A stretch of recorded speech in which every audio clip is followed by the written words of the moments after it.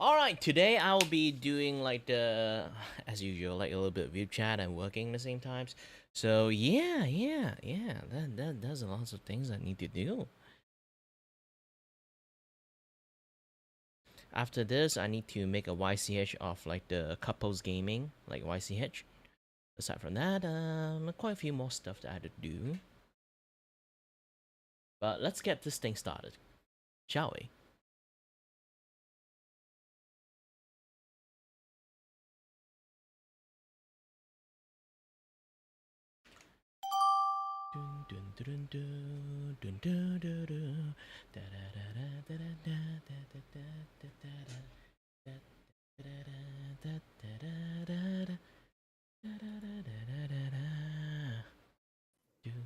Oh, hello there.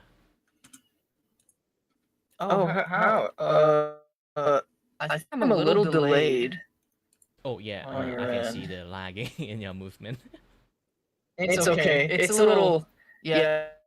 Are you live right now? Yeah. Why is not saying I'm live? Like usually auto detect. Sorry there. Just I just want to make sure that like I don't say something. Obviously, like not like obviously bad stuff, but like personal stuff. Well, Or if you whatever. just behave like normally, would be fine. Sorry, I'm a little nervous. I've never done this today. It's fine. Yeah. It's fine.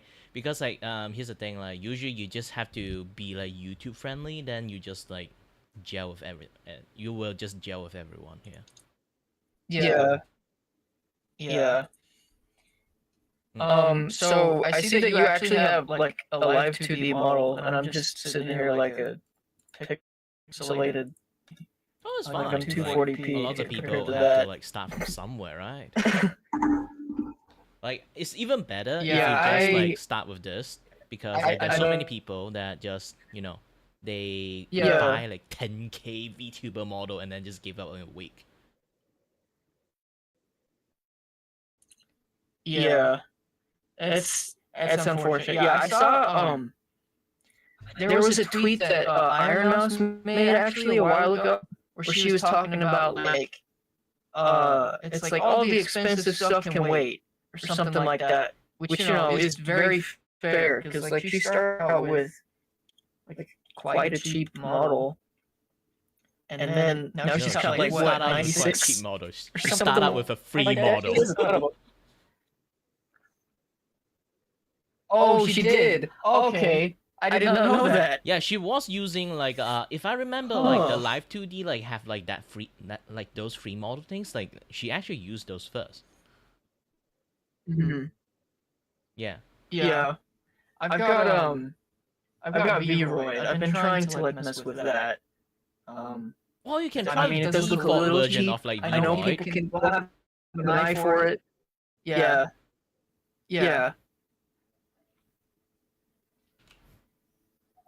I have also like I saw Zek causes. He's like a guy. He's like a guy who helps VTubers like with advice and stuff on YouTube.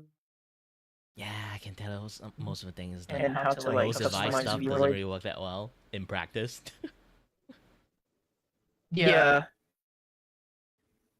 And like I've got some stuff off a booth because it's really cheap. Like what, like 500 yen for some stuff, and that's like less than $3 for Yeah, if you like an really item. need. Just like Oh, by the way, if you want to try it out, I do have like this tryout sections in my VGen. If you really want, I can do like PNG tuber for you for cheap. It's literally oh, $8. I have been looking for VGen. I was looking at VGen stuff recently, just to I guess look into the window and dream. I don't know, because I don't really I can have draw like the funds right something. now. Here's the thing, I usually Yeah. love to give people not free stuff, but at least have some profit from it. But Right, for right, eight right. dollars, I think I can work with you some things that. Let me pull something out from my ass. Okay. Do you This one. have anything that's like what I would kind of look like? Oh. I mean, like this kind of art style. I did this with like $8. I have like a tryout sections that I usually Oh, just like. oh, like a commission, like just a regular art. Yep. I can just do like a PNG tuber for you, just like Okay. something like that. And obviously that's a higher rank version one, but if you want to like start with cheap one, like that one I just showed is much more easier. I have like an $8 tryout. You guys can just. If that's only $8, I feel like you're kind of underselling yourself a little bit. That looked great. I don't know if it's the camera quality that I'm looking at right now or not. I don't know. Oh, I'd is say it that's blurry? like, I don't know. It is. It's really pixely on my end, and I can't really see very well. Then don't worry about it. You see my the thingy. Oh, Oh boy, like hold on. All right. You see my like icon in the upper left corner. You click it, you can actually go to my VJ and take a look at the scene Yeah. I made.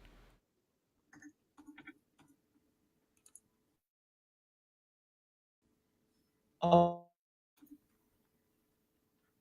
Oh, there we go. There it is. Mm. Yeah, I've just been like looking around, adding stuff to like a wish list, just to put them somewhere, just to look at. I mean, these look really good. These look great. So if you need something like an anime-ish style, then I'll yeah, follow it's you there. on there. It's not that I do it for cheap. It's more like if you look into the commission sections, I have this tryout sessions that every single skill I have, like I just like do it for cheap as a tryout because not a lot of people I know. I know well not lots of people have lots of budgets, and also sometimes like if you want to pay for like a $60 image or like $100 image, and then you'll be like, I'm iffy about it. This I never heard about this guy before, like something like that. So I create the trial sections that I do something at my minimum skill, and then provide service to them. And then if they like it, they can like come back next time. I mean, even for minimum skill, that's great.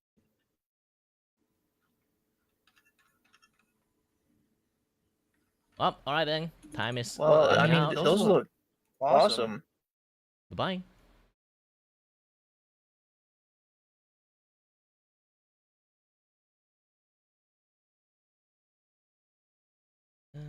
Let's go for. Yep. Orange is a little bit too bright. Let me go for a little bit purple. Yeah, purple outline is best.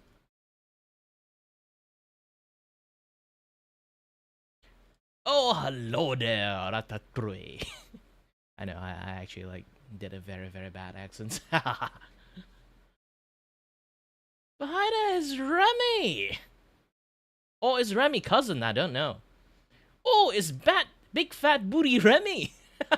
You ate a little bit too much. Well, technically, if you keep cooking human food, even you just do the food taste, is kind of a little bit too much too. But man, you should go on a treadmill sometimes. I think you stay in the inside. Shit, I suddenly forgot his name. Oh my gosh, can you type out his name? I think you stay in his hat a little bit too much. You should get out more and exercise. Yeah.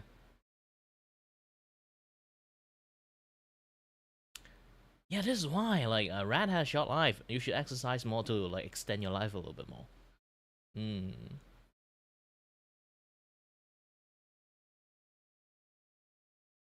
Oh, by the way, your soup is on fire.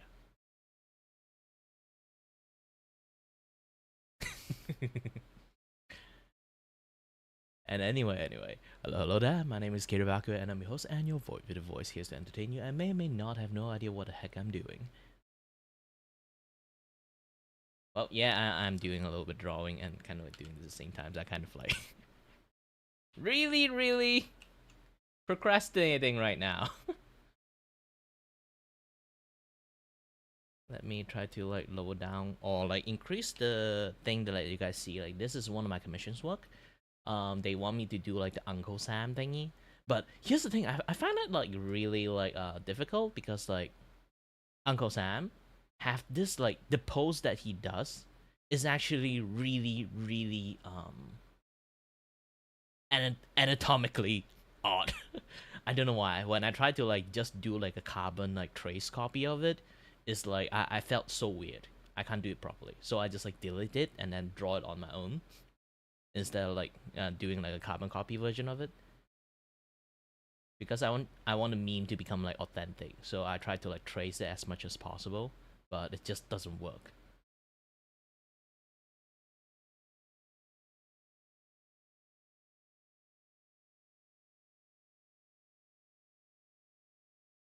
Um, yeah, I guess I should actually move on and let you like shock other people. You can like prep up first, lower stuff down before I do the skip, and then shock everyone again. Oh, you know what? Next time you should add a little bit treadmill, like treadmill kind of like behind the scene, like tiny ass treadmill. People will like see a treadmill and be like, why there's a treadmill inside the kitchen? And then you raise up. That would be funny. And then they see it, they'll be, oh, that's why there's a treadmill there.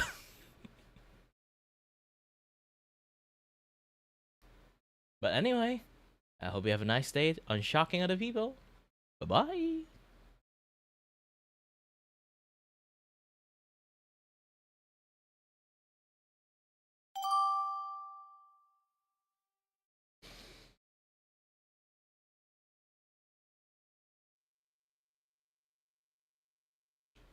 Well, hello there. Hello. It's been ages for me to immediately connect to people. Back in the days, I just like stayed here for hours and ends. Oh yeah. Yeah, I mean, I'm just doing the thing for the event, so yeah. And I've run into a couple of people and also got skipped. So yeah, they usually like that because like yeah. As I won't really say I'm a long time user of Vtuber. It's more like long enough. There's like yeah. I mean, I've used it for like at least consistently, probably about like maybe less than that because I tried it a couple of times before and it kind of stuffed up either because it was so laggy on the show. So this is about the best situation I've got, which is just using it on my new tablet and doing these event ones. Yeah, the lag is actually like I guess it's just the server itself because like we do come in from multiple different regions. Like I'm from Malaysia, so usually there might be like a connection issues there. Yeah. Yeah, on my on this tablet though, I move pretty well, so it's not too bad. It's more on my PC where it lagged a show. Well, you do have to like run something like a VTube Studio inside the website. So if your computer doesn't have enough RAM, which is a sad thing to say, yep, you will have a lot. Yeah, if it's a potato, yeah, it's gonna, yeah. At least it didn't catch on fire. Yeah, no, that's actually nearly happened to my brother's piece that's playing Baldur's Gate. It nearly blew up. The reason for it is basically is he might actually overclock his graphic card a little bit on the wrong way. because nowadays people overclock it in a different way. Yeah. If he is like a person who used to do overclock back in the days, nowadays the overclock method have changed because most chip already came out overclocked. So if they do like overclock again, it's Yeah. like double the overclock, which might cause fire or melting in some degree. What they have to do actually in reality is like Blew underclock. up, like, They have to reduce the power draw rate of the Yeah. of the thing, so like it will the like internal overclocking itself already have will try to boost the chip that way. Yeah, fair enough. Yeah, you have to do the reverse now, which is like still a little bit like bizarre concept to me for a very old like Yeah. PC user. Yeah. So how long have you been like trying to be a VTuber?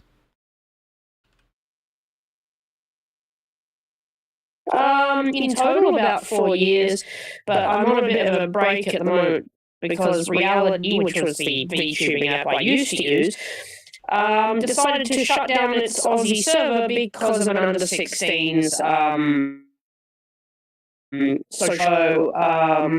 I ended up getting this model, and once I import it, which I need to get a data cave one, then I'll start streaming again. But yeah, at the moment I'm on a wee bit of a break. Yeah. Sometimes the internet stuff does happen like that way, but I do admit internet sometimes do have a little bit too much of a brat issues, so it becomes like the government have to take drastic issues that way. Yeah. Yeah, I know. My brother's account, with his gaming things, because he used to make 12-year-olds cry on Xbox Live. So yeah, like I say again, like there's too many kids in the internet for some reasons. Too many. It's like there's a few that is kind of fine, but like every kid is on the internet, and then you understand internet is kind of not the best place for kids actually. Yeah. Oh, either way, time is running out.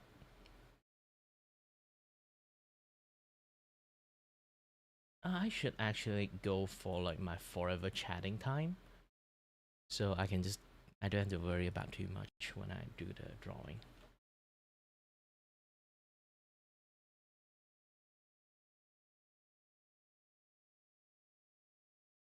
Don't think I need to multiply. Either way, like hello everyone, I'm here. Ooh, there's a guest here.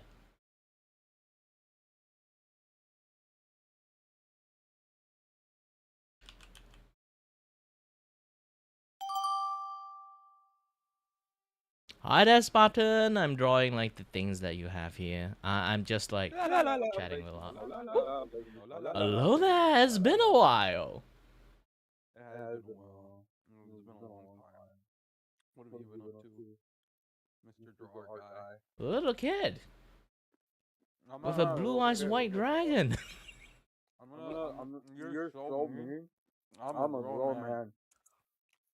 Oh, you are a very very tall grown man here. I didn't say tall. I just said I'm a grown man. So my officer same. Do you need a booster seat?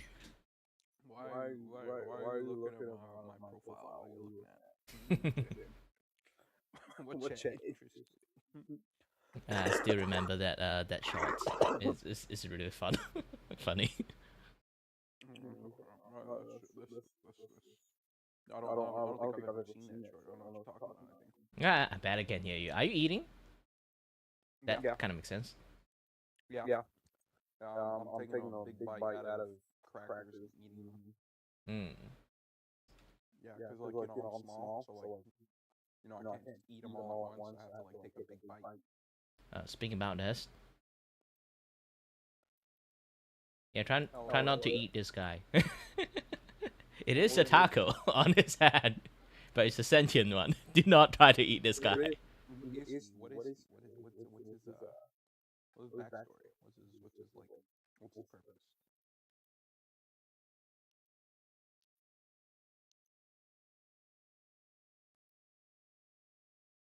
Yeah, currently just doing my thing, a little bit drawing, a No, little bit chatting. I asked what's his purpose. What's his purpose? What's the purpose of the taco? I can't really hear you that well. It's like Oh, 200%. I still can't hear you that well.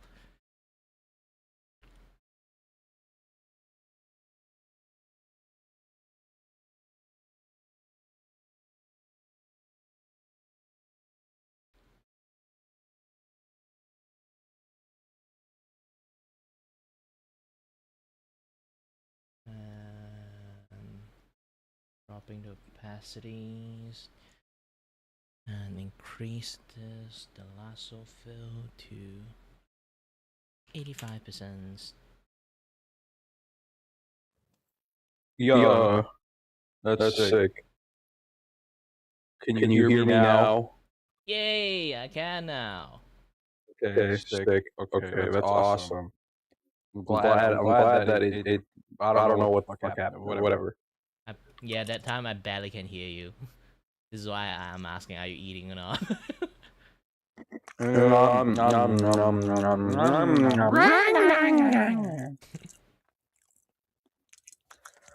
I'll eat that taco. Oh no. I was like my whole goal as a person. I eat tacos. Yeah, currently I'm doing this like drawing that is like commissions that he Mhm. wants a poster like drawing that is doing like the Uncle Sam post. Mm. But the problem is like this is the thing, I do like a meme drawing service, is like replace the meme as like your characters. But when I try to do, usually because I need to be like as close as possible to the meme, I usually traced it somewhat, at least the physical posing form.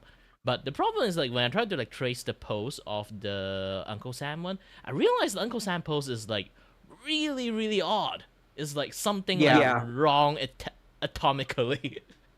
Yeah, it's not a good pose. I think it was like it was made really quickly. So like there wasn't really any type of like Yeah, the correction. neck, I think the head position I is think there wrong. was like a The shoulder is like wrong. It's like both shoulder a like, lot of you know? anatomically with anatomy, like you can definitely like pretty much just tell it's this motherfucker is not like atomically correct.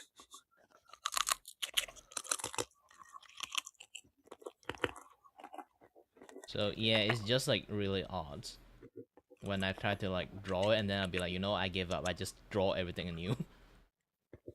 I'm gonna be honest, when I do memes, I just kind of like color like outline the entire character, and I fill it in, and then I just like after I fill it in, I just fill it in with like color.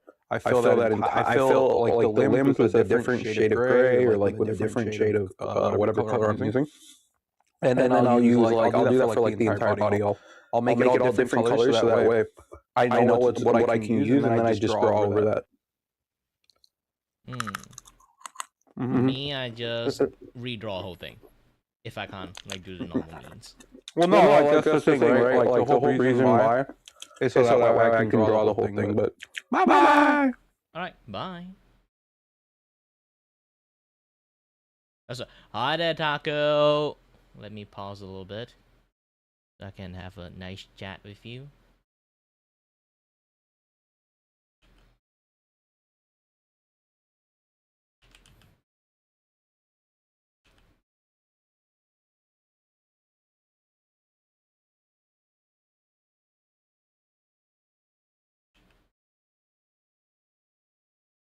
We want you to stop eating tacos.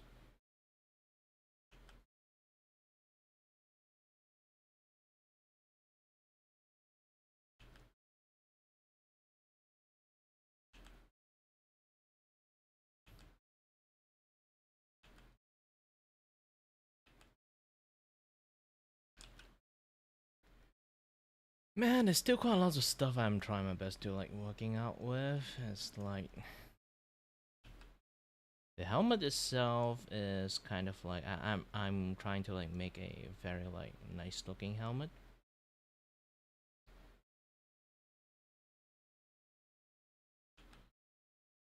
let's make a shape first, and then slowly I'll try my best to like form it as best as I can. The shape itself.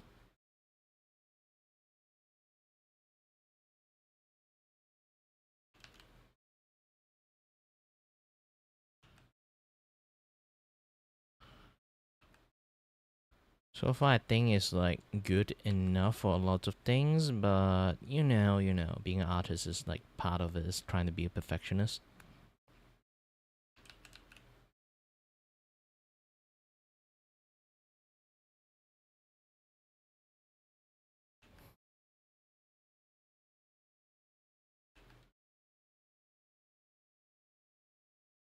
I need to carve out a proper shape in order for me to be able to like, start this thing in the first place.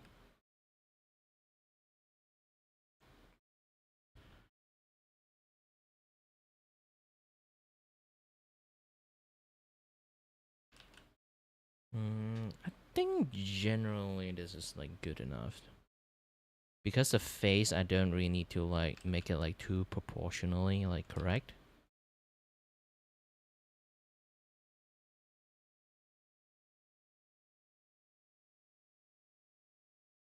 Should I do this? Yeah, I should.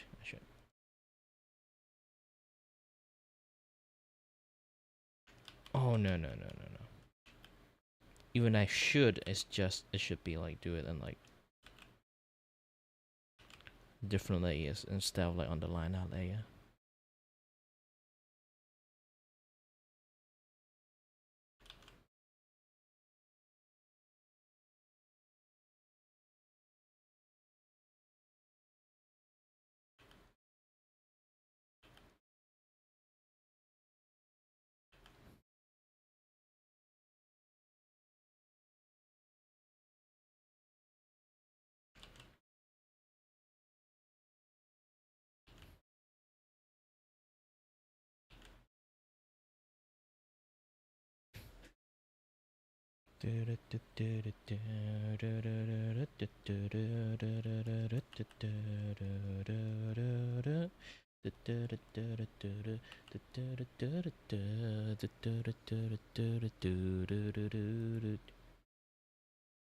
Alright, let's continue, see like any other guests dropping in.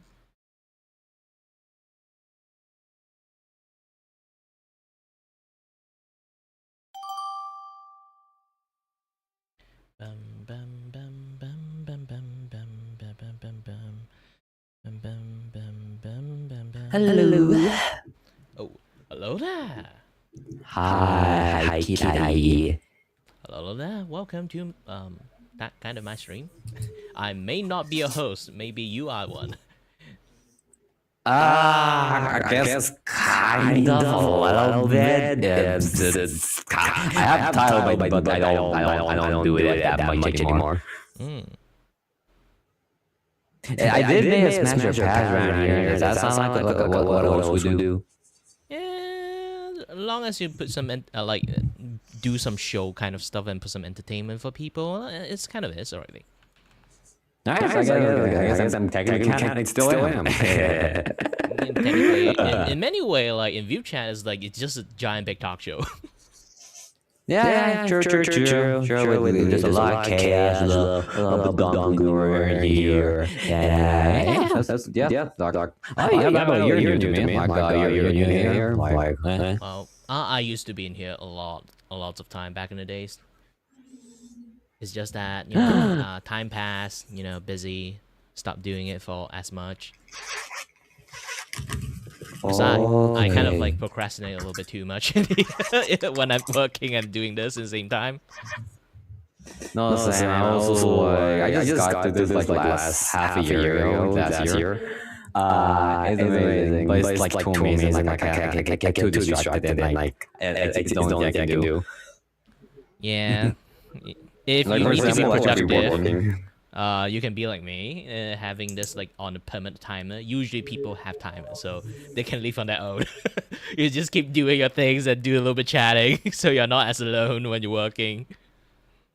No, yeah. With me, like I have to like. It's like whatever. Like I could technically also work right now, but at the same time, I'm afraid my computer will just explode on me. Right now, I'm just hanging. For me, I usually just like doing some drawing, chatting at the same time, this and that. Awesome. I also do.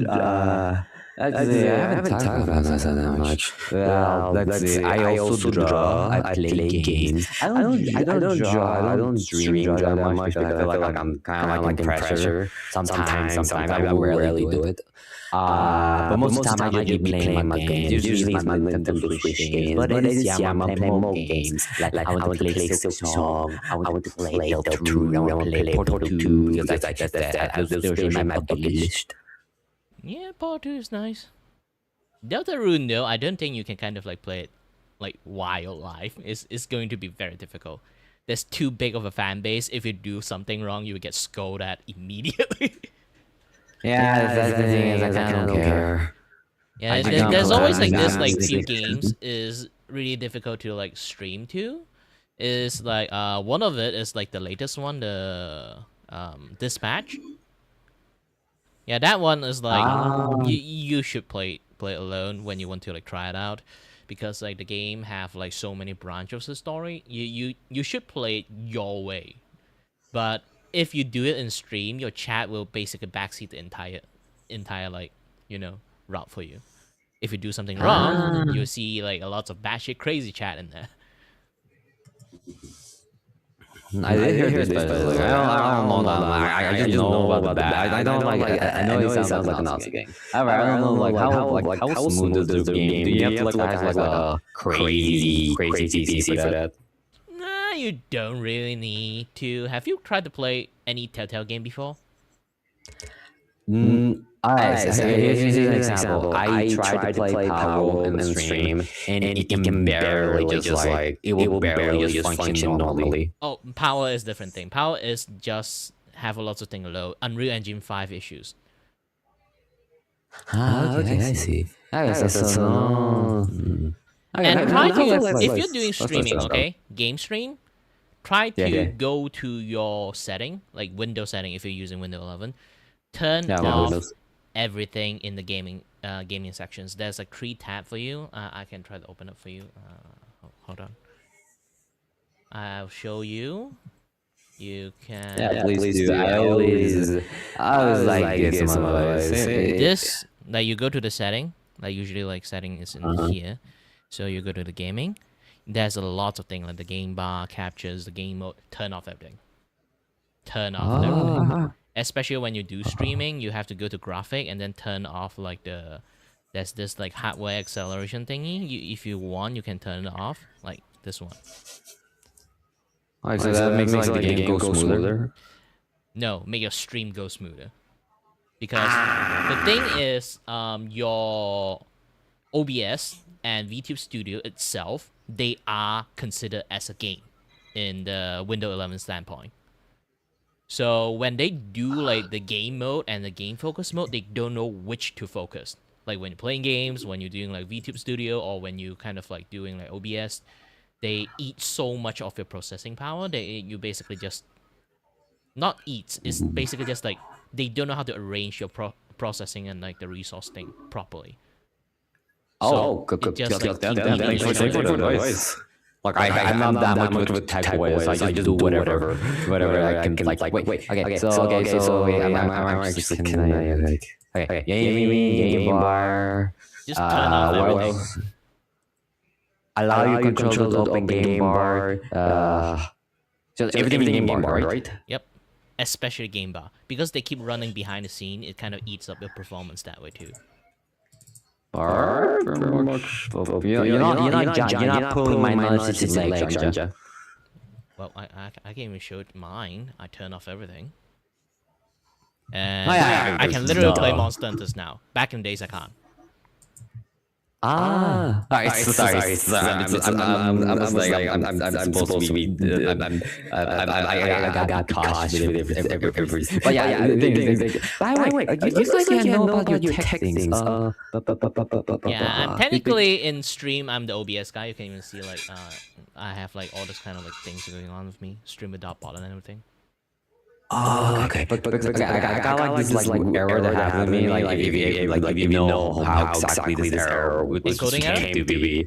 No. I got to tell you about this error. Okay. So this error for some reason. I actually know the specific name. It's called. It's called like C00000. Like 6 zeros and 1 5. It's pretty much just like it's something we say Windows violation or whatever, which pretty much just causes like my fucking camera to just not. For example, OBS. Like when I try to get the camera, like connect to any camera, will like crash. Vtuber Studio will also crash because of the camera. And also browser will like, are we supposed to have a camera option? No, we don't have a camera option. But it usually does have a camera option. So adding me like depends on what camera you're using. No. Okay. So any camera device, either like the camera I'm using right now for my shit or my capture card device, which I can connect.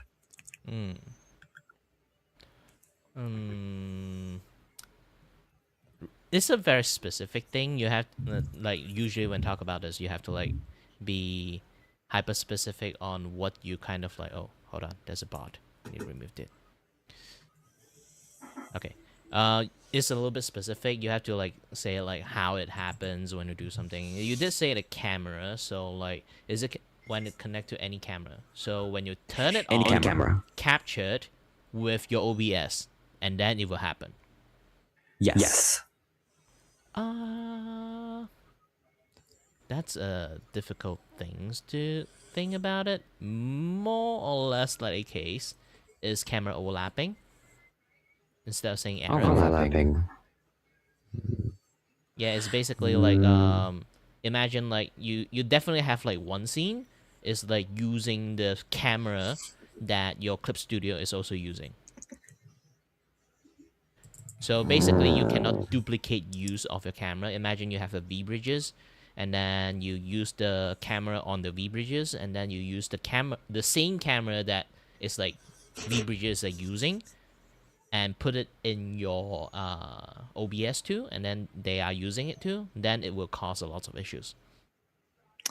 I didn't do any of that. I don't use VBreader because it's kind of like... Also, when I looked online, VBreader can also cause that error or so. So that's why I did it. This happened to me 3 times, and the way I fixed it was that's just an example. It's just a camera overlapping issues. You have like you have to go and check it. Do you have like multiple like same source file that is like you managed to duplicate like 2 like same things at the same time? You have to go and check it. Like each like in OBS you have it. Yep. In OBS, it's basically you have 2 sources using the same camera. Two sources. I don't know. Like it says, like the only specific it says like Windows. It's like something Windows related that will not give access to the cameras, and pretty much meaning it will crash. Just be crashing OBS and it's a very complicated shit. Like it's pretty hard to explain. It's more or less a very specific things. You might have to like find like something else, like admin the shit out of the things that you're doing. Yeah, just that. Like, if it's like window preventing it from connecting, usually it's like that kind of issues or driver issues itself, because the window doesn't recognize it. You have to do some firmware update, this and that stuff. But firmware update always the last thing you have to try out, because like sometimes firmware update can like screw up a lot more stuff than you think. And you can't roll back. Well, the way I ended up fixing this, just like I had to restart my entire computer, like factory reset, and it just fixed itself. So I'm pretty sure it's not the drivers. It's just really weird. It's cool if you don't know how to fix it. It's just like I legit like ask everyone, and everybody like, what the fuck happened to your computer? Yeah, that thing, like I say again, is a very specific kind of issues you might have to like just the only way you can have is like find anyone with similar issues and then they talk about it in Reddit and then you can find some solution from that. I tried. Yeah, I could probably do a pose or whatever. But I feel like very specific. Very specific. Yeah, because it's specific, it's harder to fix than most things. Like even the most like techiest person will have the hard times, unless they are like a full-fledged like window programmer or something like that. And besides, like Windows nowadays, like no matter how much like savvy you know Windows, it still have like some sort of issues. Oh, I guess I'm the Yep. Like me, I was the first one. Have a nice one. Bye. Ada, Mary. I'll keep on doing a little bit of drawing, this and that, other stuff. Hello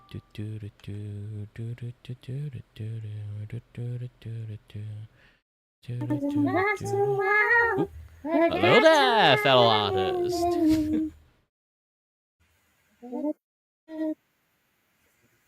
Hi there. Hello there. Lagging because of group chat. Do you still recognize me? Requested to be the city of this. Thank you. Hello there. I've been calling you. What do you? I don't recognize.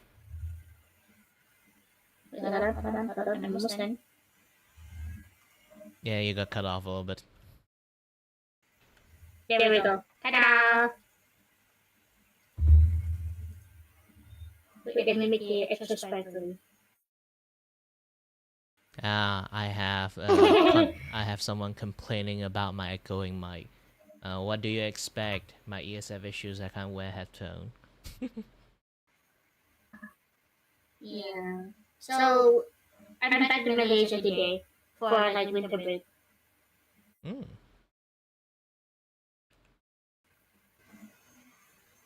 Are you west or east side? I'm Malaysians. I know. Wait, jeez. West. I'm from KL. I know. You can just come up to Sabah. Come on, let's hang out. It's really hard for me Let's to come fly out. here. I can't even go out of my Let's house fly that here. properly. Bruh. Please.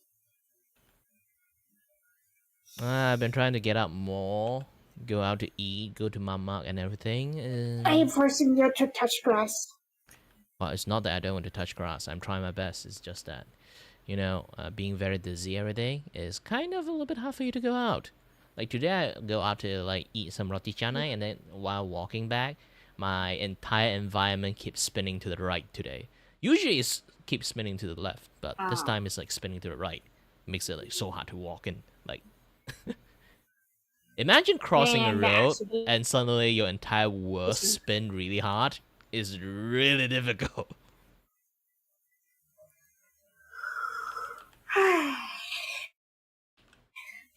I guess so.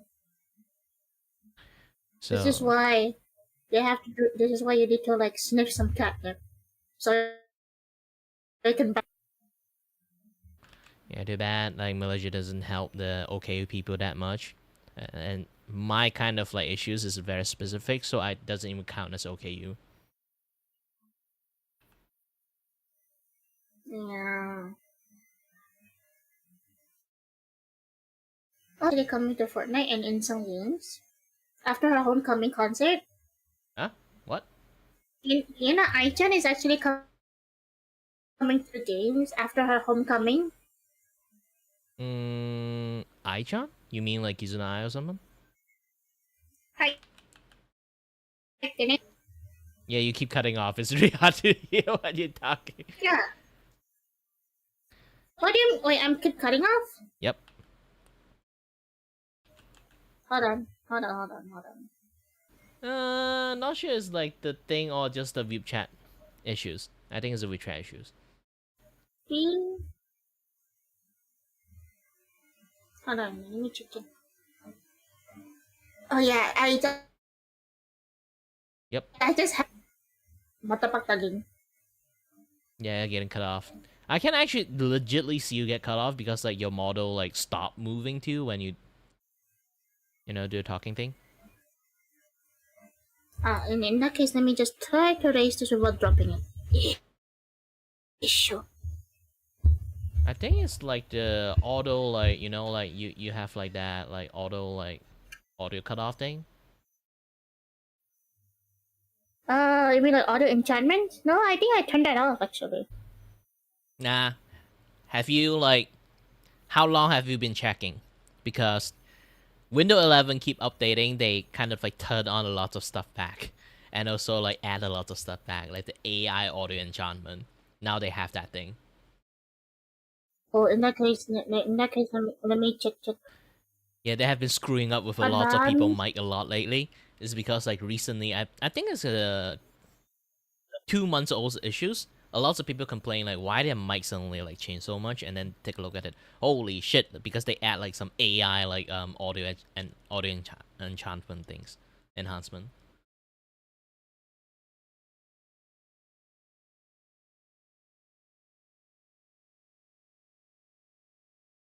I think you turn off like mid talk right now completely. Is because you turn off the audio enchantment.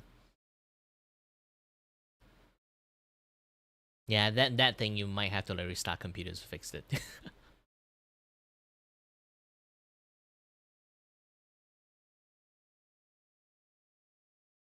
I completely cannot hear you right now. You have to turn it back on. Whatever you just turn off.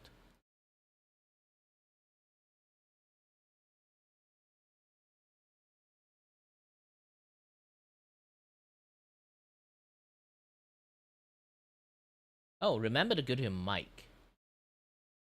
On your bottom right. And reselect that mic afterward. Else like it's just not going to work. This is bullshit. Yep, and now it's working. Hold on, let me disable it.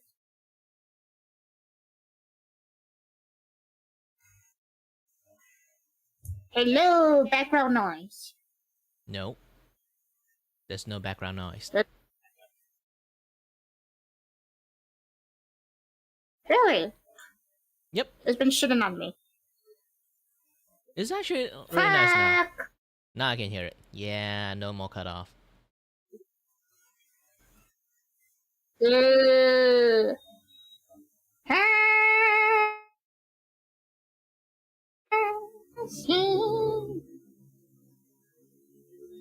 Yep, aside from lag, there's no more cut off.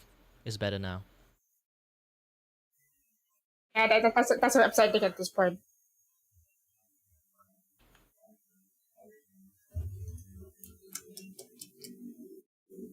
Man, dude is not coming over to visit. How crazy.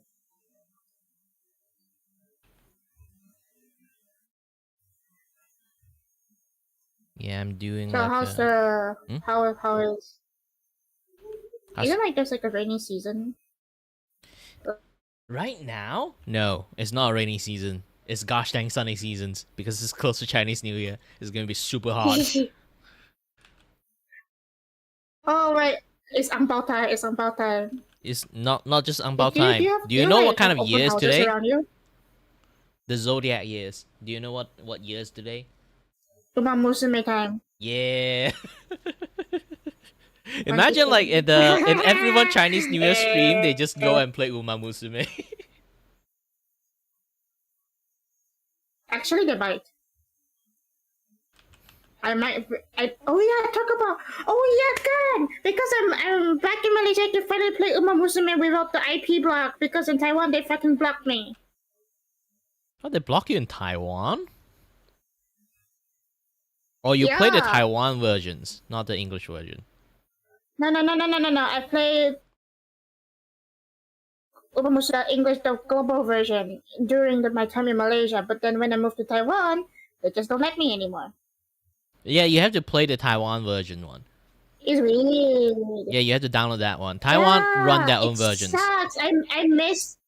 I missed every event. Upper version, including the JP one. I cry. Man, like I have like really good torture.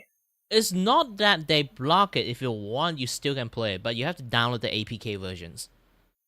Yeah. And then you have to manually like update yourself every single time they have like a big update. Yeah. This is how most of my friends like play Monster Strike, because they play the Taiwan version one. So because Taiwan version one is like IP lock, they only can be played in Taiwan. So like they have to download the APK for it, so they can play it. It's basically like going over the wall. Yeah, the fact that you just can't download it only. All you need to do is just download APK version and then you're fine. True.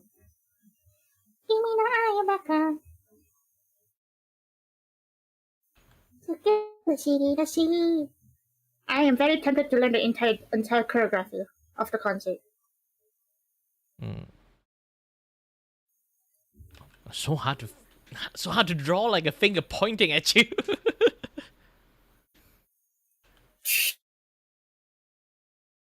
How do people draw a finger pointing in the front? Camera. Use your camera.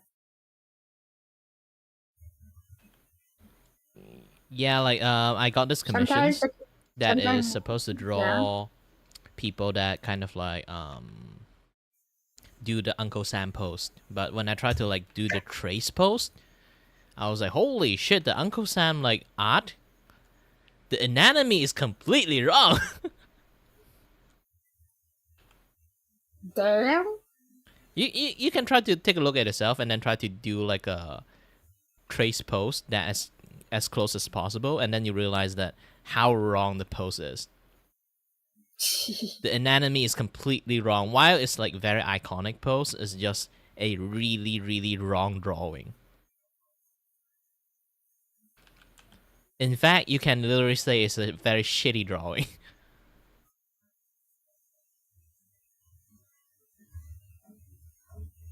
Why is there a ping for? Oh. Twitter has finally returned to us. Ah.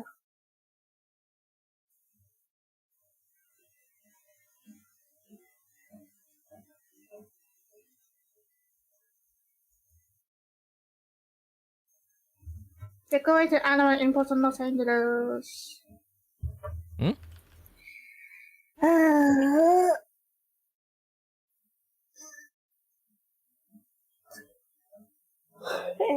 Okay, now the hand is too small. I imagine draw.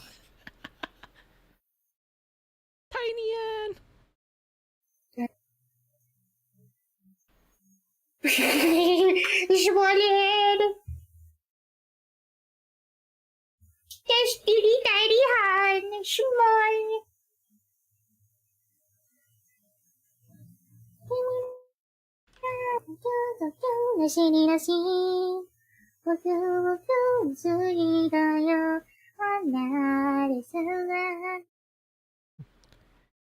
I do think in the futures I might name my art style a different name. I keep calling it carving style, but nobody actually know what the heck is it. Until they take a look at how I'm kind of like do my work, and then they'll be like, oh, that's why I'm calling it carving style. Because you're actually carving shit. Yep, I'm literally chipping things in shape, but for lots of people, just see the final result only, right? So they have no idea what the fuck I'm talking about. True. Oh wait, hold on. I think it can re-download Uma Musume on my phone. Yeah, you sang it too much. Like Bixby hurt you, and then say download Uma Musume right now.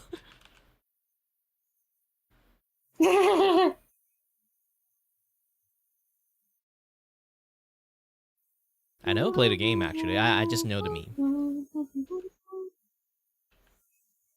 the meme of like the Gugu Gaga meme. That one I don't know. You want me to send it to you? Yeah, if you want, you can. I mean, you could just search in Google is it super quick Gugu Gaga on Google right now? And then you'll see the comic version. Have you ever Gugu Gaga with your life on the line? You might have to type it out for me so I can search it myself.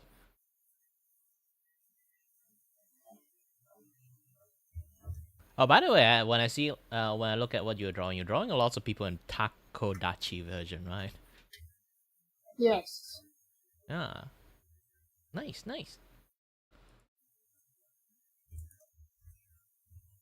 It's like basically everybody I meet, and then like if they give like the consent for the they will give me 15 minutes of your time.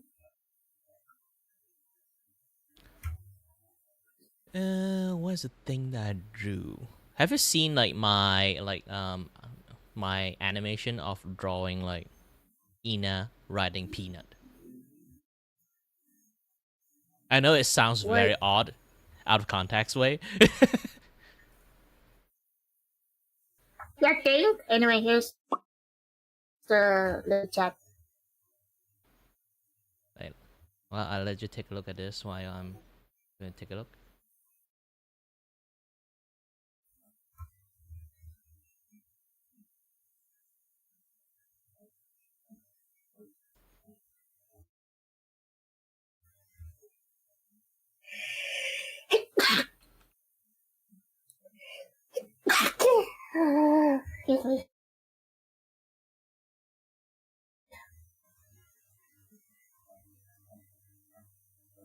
Oh, right now you kind of like live in Taiwan at the moment?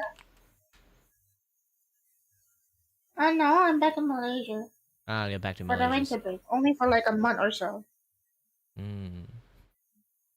But there's a solid reason I don't really want to get back. At the same time, there is some parts I need to get back because like chatting like this without like bother, and then like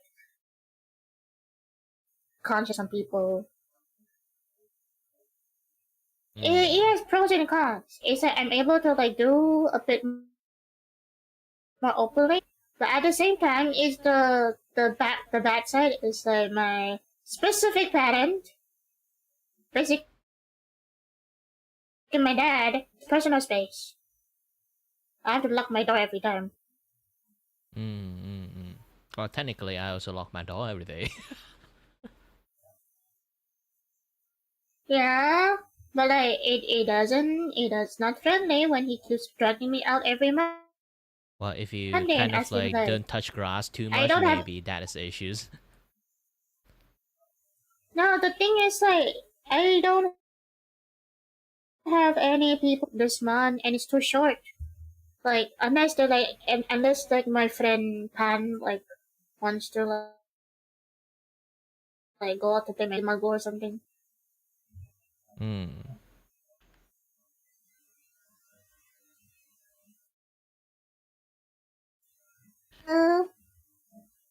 But sometimes I don't really want to touch grass because there's no friends to touch grass with. For me, it's just that, well, like I say, my issues. I usually lock into my room. It's not a choice, by the way.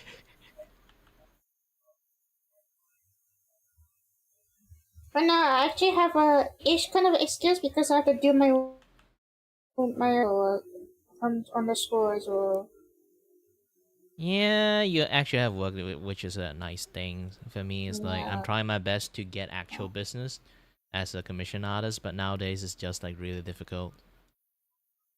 Yeah, especially with like especially YCH, more of like customizable models came out. No, I realized this one thing is like people actually like YCH more than customized one.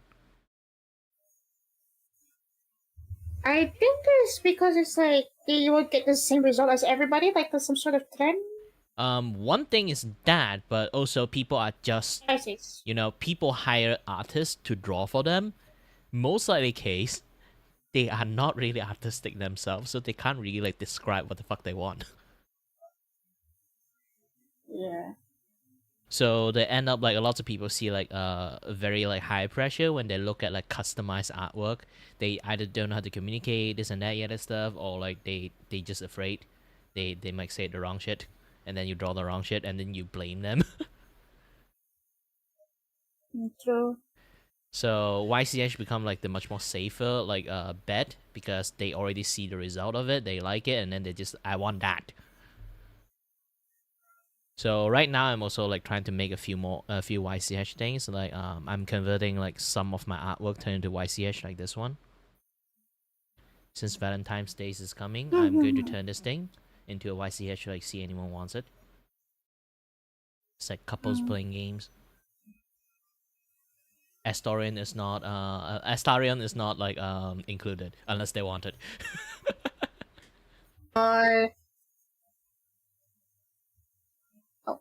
Imagine the entire YCH is just playing game with Astarion, and then everyone just wanted men, women.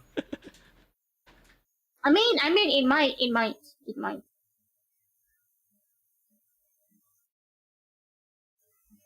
But yeah, I had to reconvert them into a much more like YCH model thing. Originally, I was trying to make the Lunar New Year one, and I found out it's not really good. There's a lot of things that I have to like do a drawing on. Originally, it's supposed to be like animations, you know, a little bit like moving, you know, like shifting, those kind of things, a little bit Live 2D like. Yeah.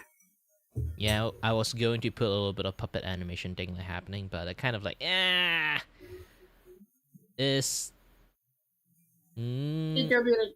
it's going to be difficult when I actually like need to do it as like a YCH for people.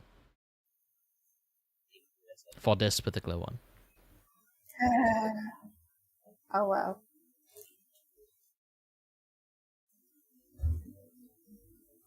Oh well.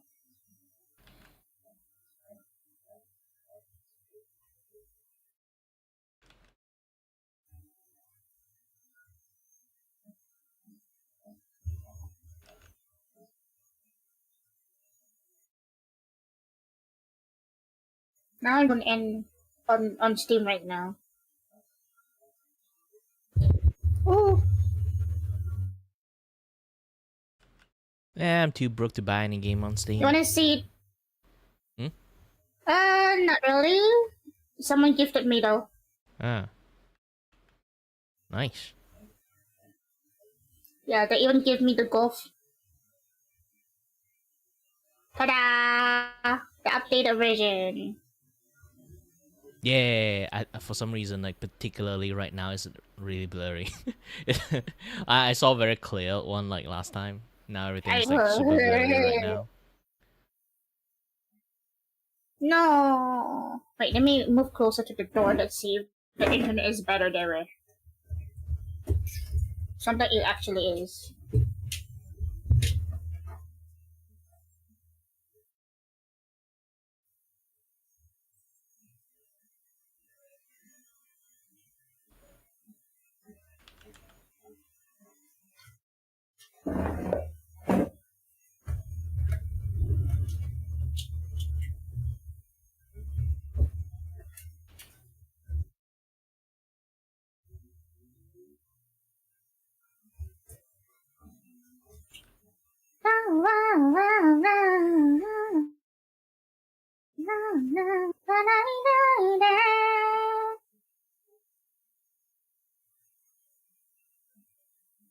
Yeah, I'm currently making another animation. This one I need to put in VGen Shop.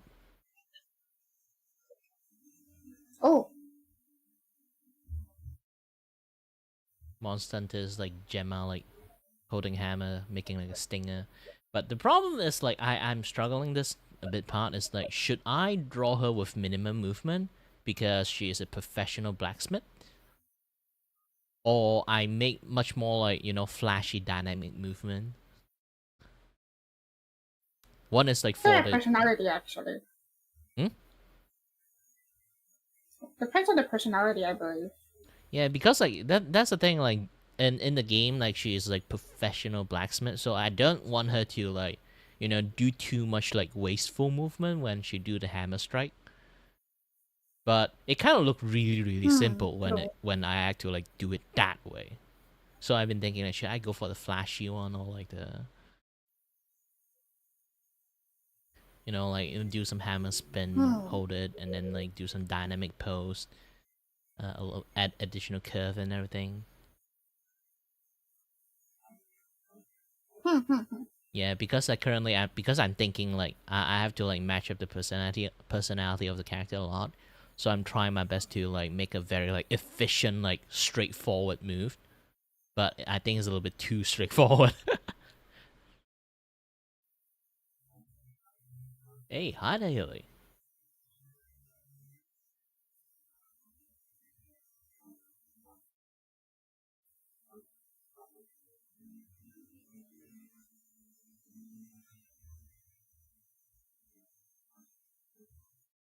Yeah, but originally it's working on this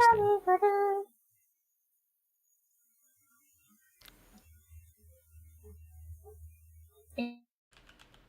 You see, like, there's a V20. Yeah, this guy is a VTubers. Oh?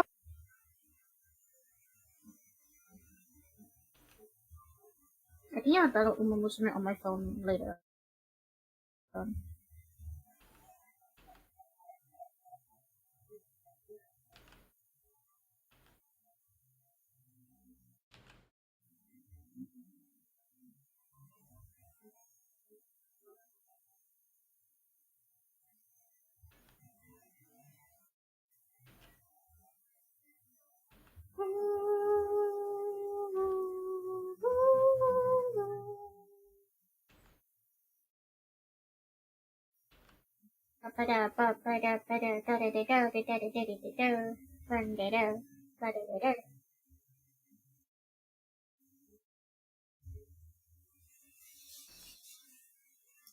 I'm so sleepy.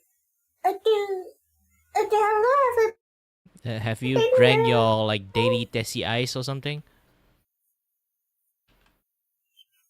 I drink Vico. They replaced my Milo with Vico. Drink that. And you know what my mom said? He said that I've been drinking Vico from. They actually. They changed Milo to Vico, and I've been drinking that for my whole high school thinking it was Milo. I've been lied to. Then you actually like go to like usually like I'm still mad. A lot of school like sometimes Vico would like come in and do some like Vico truck thing. I only remember Vico does that. I don't remember any other brand actually does that. Yeah. Yeah. It tastes like a bit more milky than Milo. I mean, definitely they have it tastes like a distinct taste. It actually tastes almost exactly like Milo, so it's like a drinkable Nestor. It's a drinkable Nestor. Wait, hold on. Have you ever tried Anlin? Yeah, have you ever tried the Anlin? Nope. You know the milk powder brand for like old people. Yeah, Anlin. My mom's drink it. I don't. You wanna try it? You know it's good fiber for the bones. I'm not that old. I'm 30 years old, but not that old. Listen, you're now like. listen. The moment you pass 25, you're already old. I haven't reached 35. Okay. Wait until that then. You sure about that? Sure about that, Grandpa? Yeah, sure. I'm just 31. And I haven't passed my birthday yet, so technically I'm 30. I'm 30. Yep. I mean, people are ready to. I'm already like, I back pain. Sore. Bad posture. I get. Oh, speaking about like Yeah. talking young or Yeah. old, it's really funny that Asian people always have like that quote like we will be forever 18. The funny Or things like that we Sweet always 16. do when we post it out when we are on birthday, and then that's a very famous like YouTubers, technically streamers too. It's called Asmongo. Do you know that guy? Oh, Asmongo. I think I heard about. I think yes, I heard about Asmongo before. Yeah, like because like he did like a collab stream with a girl a few times, and then like the girl is obviously is an Asian girl, and then like on her birthday, I think it's like a few like a month ago, like the girls like on birthday say like, hey, I'm finally 18, like as a joke, like usually our forever 18 jokes. And then because of that, like he got like shit on so much that he's a pedophile and everything. I mean, like Like that the girl culture was trending. known to be way older than that a long time ago, but idiots in the internet, idiots in the internet. It'll be like that. It'll be like that. It'll be like that. They, It's just that people like just believe anything. yeah, we can very easily gaslight the fucking internet these days. They're just so stupid. Very confident of regular temperature. Every keyboard typing here is all bullshitting type. Yeah, this is why I say like I think those people are kids or something like that. Like too many brats in the internet. Just believe anything everyone Sometimes says. it's not even kids. Yeah, they don't even get the skit or like the joke sometimes. They're just like really, really stupid. And speaking about that, like Australia actually like have that like thing like lockdown for kids now. Mm-hmm. Kids cannot use social media now in Australia.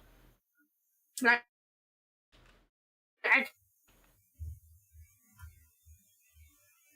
Yeah, you have to like registers and everything to kind of like get things work. It might take some months though because like they suddenly implement those kind of things. Malaysia's actually also planning to do that shit too. so actually, it's kind of good though, in a sense. Really depends. If Australia did it, I still kind of like see like maybe they'll do diligence work because they kind of have like those kind of pro-consumer side of things. But when Malaysia doing it, and I look at the government of Malaysia, and I'd be like, they will not do a good job of it. And because like if they do a very bad job of it, they just basically flat out censoring people out anywhere they want. Really depends the context.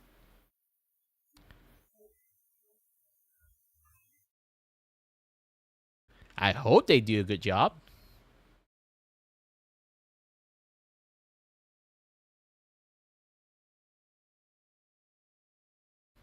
Ooh, disconnected a bit there.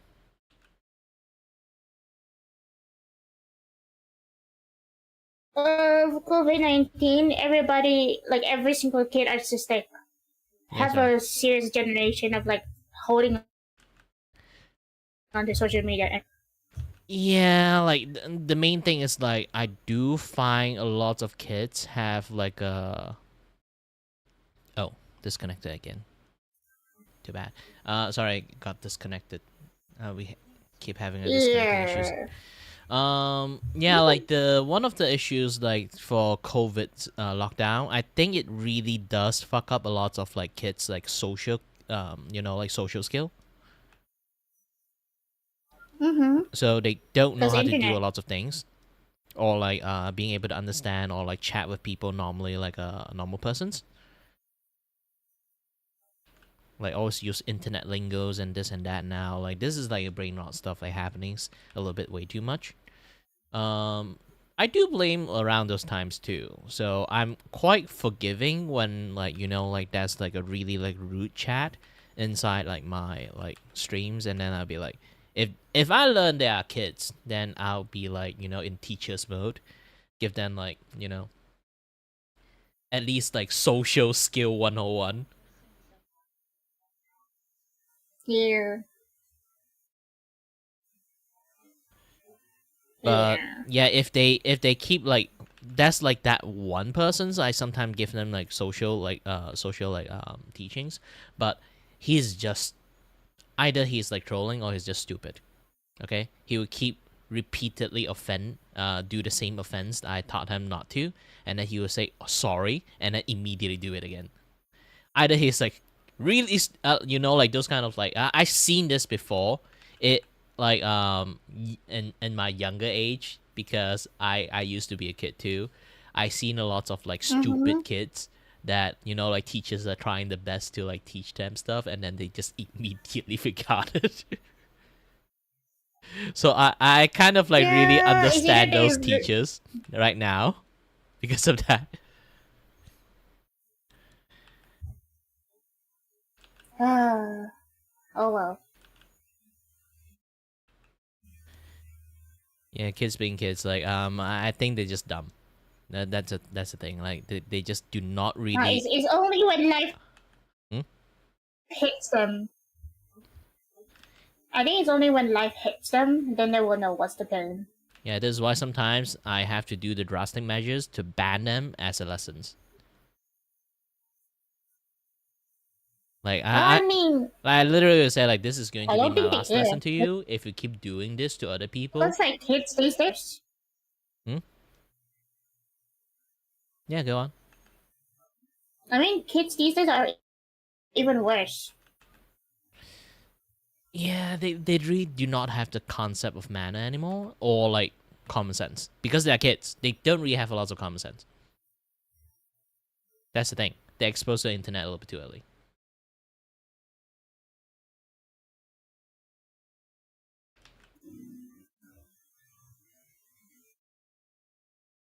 Oh, too bad. Is the timer run out? So, what can we do? We're just being like, oh, the generation's fucked up, but what can we really bring? Environment plays a huge part. Yeah, that is like the only thing that can kind of help children's right now is school systems, but school system have failing us for ages, Yeah. so I can't really even like rely on them at all. Mm-hmm. Especially like wow. government school, the hierarchy system they're putting in there still intact. I really fucking hate the hierarchy systems of like school system back in the days. It's like, oh, you do a little bit good. We are going to put you this class, and then you're a medium class. You in the beyond help class. There's no even like weak like need help class. It's just the beyond help class. And then everyone just bonding.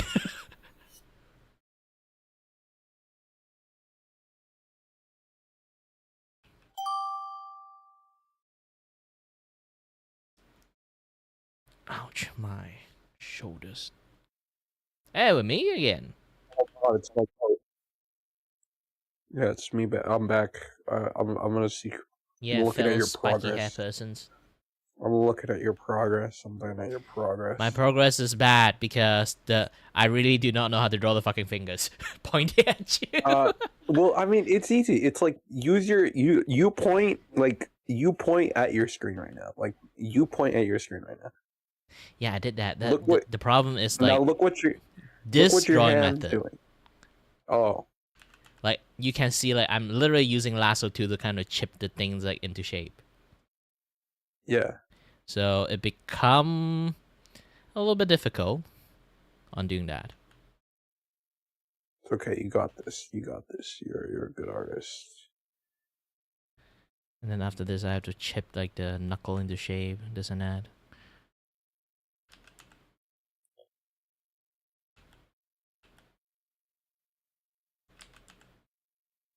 And then I can't like put too heavy on the inking side, else people would like see like those kind of you've seen a lot of those kind of like bot like GFX bot, right? Yeah. So if I kind of like a little bit too heavy handed on like the shading sometimes, people would just like assume that there's like that kind of like GFX like bot image. I'm also trying to prevent that too. Well, I think you're doing a pretty good job right now, especially with the line art.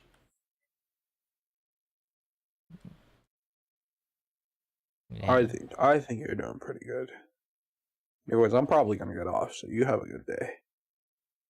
All right. Yeah, bye.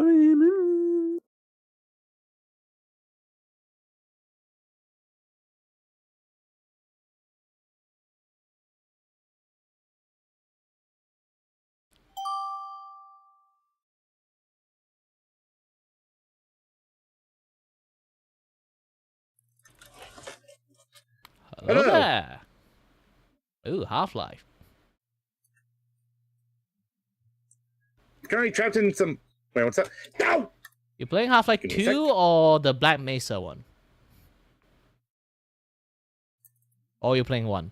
No, the first one, mod. Oh, just the 1, not the Black Give me a Mesa. second. It's mine. I hope to God you get this reference. Once I encounter one of those things. Ordered frame of the internet intergalactic house of pancakes, and you will listen to me! Yeah, you just waste a bunch of bullets. Just crowbar everything. You can do it.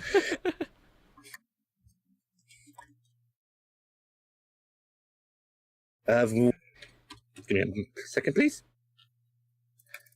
Eat this, shock face! You know, funny, back in the days, I actually like found out a way Water to guards. contain them within a bucket. Hey, look, there's a guy. Like some barrel actually have like holes Well, you don't in have it, to now. so you can actually use the barrel to kind of like grab them into the barrel and then toss them. So you're not gonna question the fact I murdered a man in broad daylight with a loaded gun. Just like, I'm Well, gonna stay here. Okay. well, it's Half-Life. He's already half dead. Makes sense, That is buddy. just a mercy cure at that point. I mean, he was hiding in a. You know he can't survive. Okay, don't know why I'm dealing with the vagina ceilings, but I am.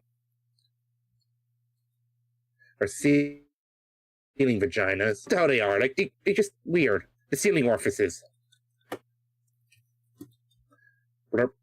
Neat.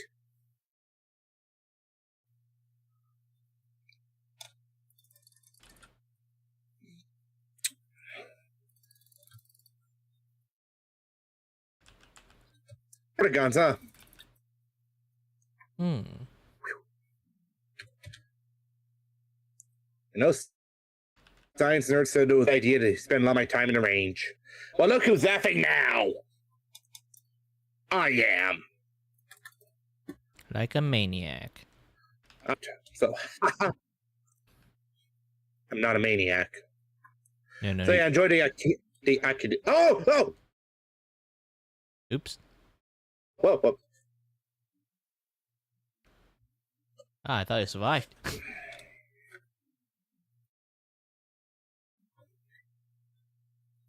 You got that armor from Timu.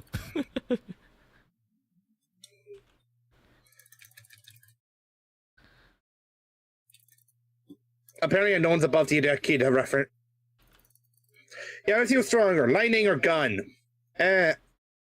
Technically, lightning. Lightning is. Lightning is faster than a gun. The problem is like Well, how gun you is used it. Oh, God damn it.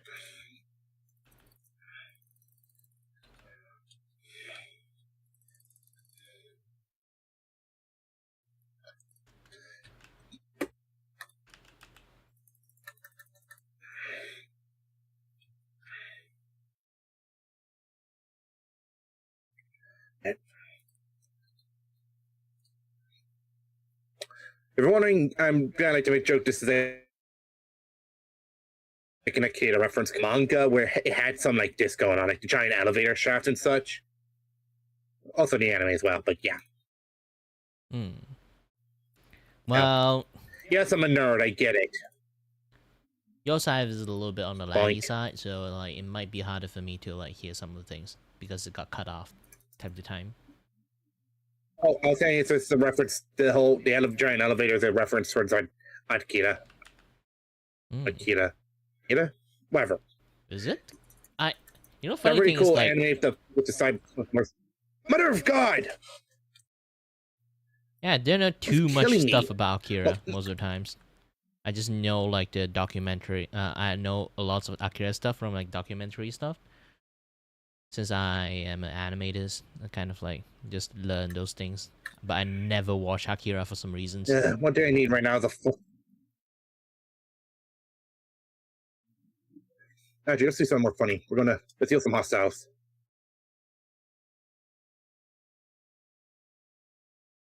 Yeah, it is like really hilarious that as a streamers and also animators, I never watch Akira. Oh, hello there. Hi, General Kenobi.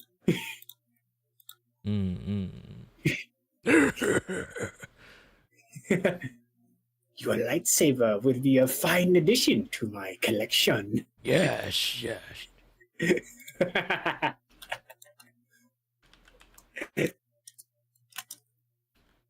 You know, back then I actually do not How's it know the going? meme. That is literally how I usually like greet people. Until people keep replying me General Kenobi, and I have like no idea. Oh, hold on, there's a bot in my stream. I have to like nuke it. Ooh. Ah, damn view. I mean, it's one of those Twitch view bots. Go to this link. Like Twitch one It's is one of those, right? Twitch one is some things that I don't need to be afraid of. I don't give a shit about my Twitch. I'm just there as an advertisement. I mainly stream on YouTube. The problem is the YouTube bot gets those as well? No, YouTube have it, but it's really rare. But the one I have coming up from is actually from Kick. You're not the first person I've heard who streams on Kick. Yeah, again, like my main streaming channel is like on YouTube, but the rest of the stuff is like, it's just there. It's multi-streaming. Yeah. Multi-streaming. And what my you drawing? camera got disconnected. I'm back. What you drawing? Our commission stuff. Someone want me to draw them in like an Uncle Sam pose.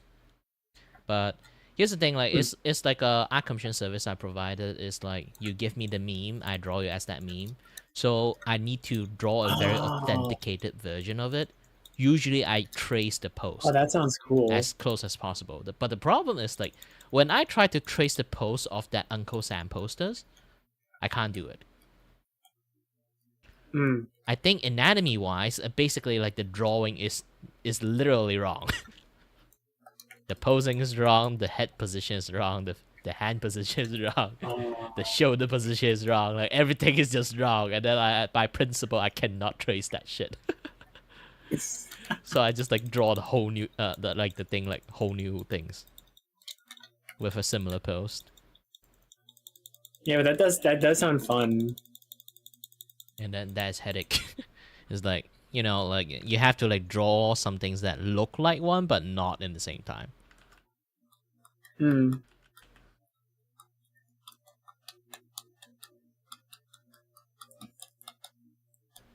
And with this particular art style I'm using, it's a little bit on the difficult side because I also have to like try my best not to look like those kind of like GFX bot kind of like art. Oh, just art bots in general, or like those kind of like Twitter spot that you'll be, I am a GFX artist, and then you look at all the logo they made, like have this like very like heavy like border, like very like illustrations thingy. Not really. I don't use Twitter, so I don't really know what you mean. Oh, well, lucky you. I only used it back when I was like playing Clash Royale for balance updates and stuff. For me, I'm using it like Clash Royale, I've never really touched it. Mine is just using is just the fact that I'm a VTubers and then some of my friends is in there, and then I'm just using it that way only. Generally, I don't even touch like social media. I see. And I have to do more nowadays is because I'm a commission artist, so I have to do that. Like at least there will be like some chance that I can get some customer from there. Good chance, yeah. Yeah, because like no matter how much you don't like a thing, it's like you have to like scale it like business wise. Is it a wise choice to not touch it? Something like that. Same with like me doing like multi-stream things. It's like, yeah, personally I don't like Twitch. Why I'm still streaming on Twitch?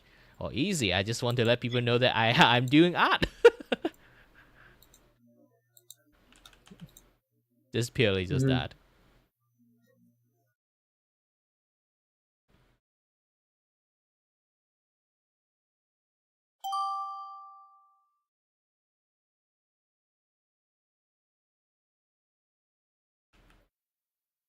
Well, hello there. Hello there. Hello. Are you still working? Because usually when I see you, you normally are halfway in your work. Yeah, I am. Yes, I am.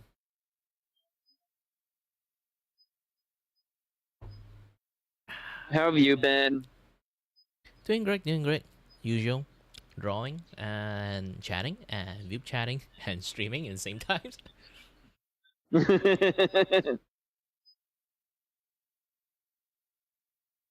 Yeah, I just met two pre-debuters today. Ah. So that was Wait, really nice. They debut in view chat? Yeah. That's yeah, odd. they pre-debuted here. Yeah, it's amazing. I think it's just like some people are not really used to talking with lots of people. This is a good place for people to train to talk with. Yeah, it really is a great way to learn, like, networking. I feel. Not sure about networking, but at least I know it's a good way to train people that if they are kind of like a little bit introvert, they don't know how to talk to people like live or online. This is a very good place for them to start with. Because most people here, they already are kind of like a streamer themselves. Most. Yeah, I do see like a lot of people that is like not streamer still like in here sometimes. Yeah. But still, it's like generally, it's people in here is quite friendly, so it's kind of like a good place for them to like train up to socialize with people. Yeah.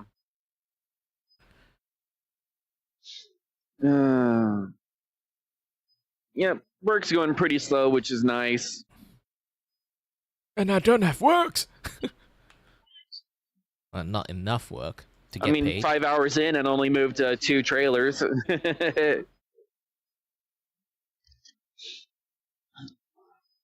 So you also do maintenance on the trailer itself, or just refueling the trailer? No, I moved the trailers in and out of the docks. Huh. Oh. Yes, I pulled them.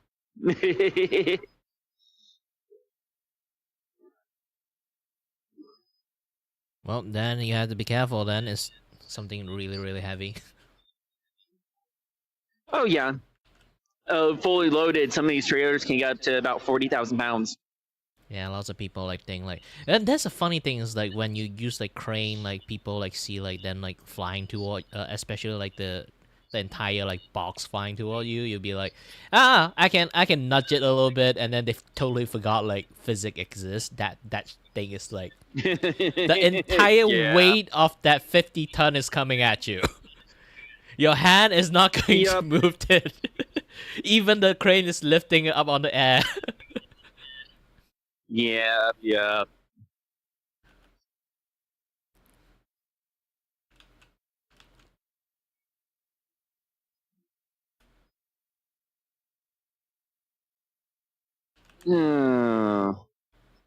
Oh, you're drawing a Spartan? Yep, working on our commissions. he wants me to draw like the meme for like the Uncle Sam meme. Okay. And then I did talk about this a few times. Again, since this particular like commission is like draw that person as like the meme, so I will try to be authenticated by draw as close as possible to the real thing. So I pull out the Uncle Sam kind of like pictures to try to like draw the pose, like trace the pose out. But I found out the Uncle Sam image, in drawing standpoint and artist standpoint, the anatomy and everything for it is completely fucking wrong. I'm not even kidding about it. It's like the shoulders in the wrong positions, the head is in the wrong size, the hand is in the wrong pose. and I can't do it. I just can't do it. And then I have to redraw everything myself. Yeah, despite art being what 20 billion year thing, we still don't know how to draw anatomy. Like back then, it was supposed to be a time that is like really, really good. A lot of people already like get a hang of drawing. So I'm surprised at how iconic this thing is, and then how fucking wrong the image is.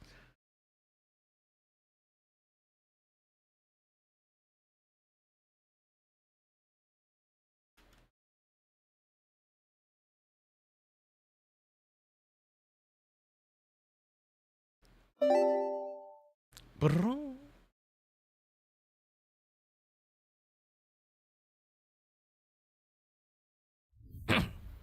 Hello there.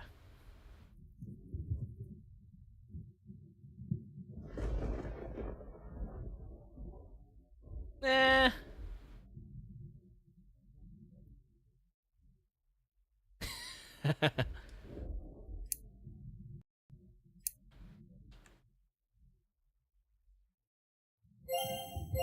Alright. Don't worry. I'm actually really bad at this game.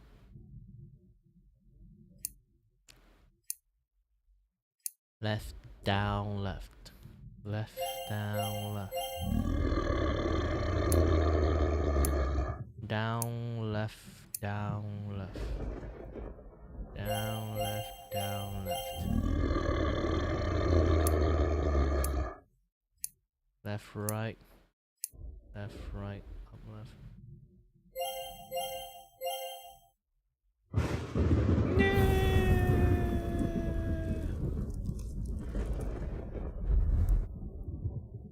Yeah, let's try again. Yeah, doing some fun stuff. Left, right. Oh, I do everything again? Ah. Down, left, left. Like, the thing is, like, for me, it's like... The issues is not, like, from... Like, I can't remember. It's the lag.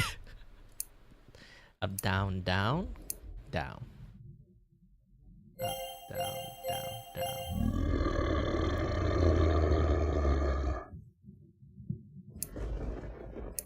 Left, left, down, left, up.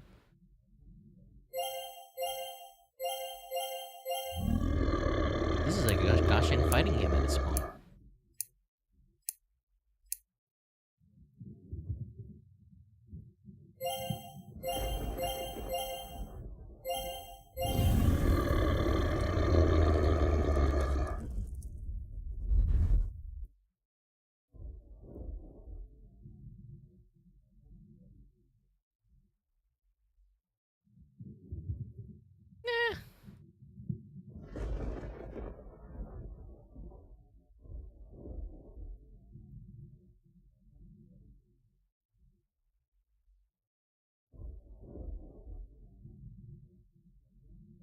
And back in the days, there's like a lot less mini game. They have like mini game nowadays. That's weird.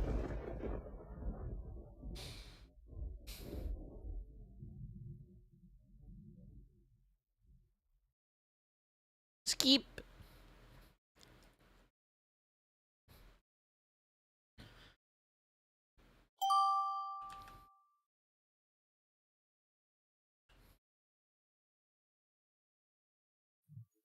And we meet again. Yeah, hey Ray. I should go. I should be working, but I got addicted again. Yeah.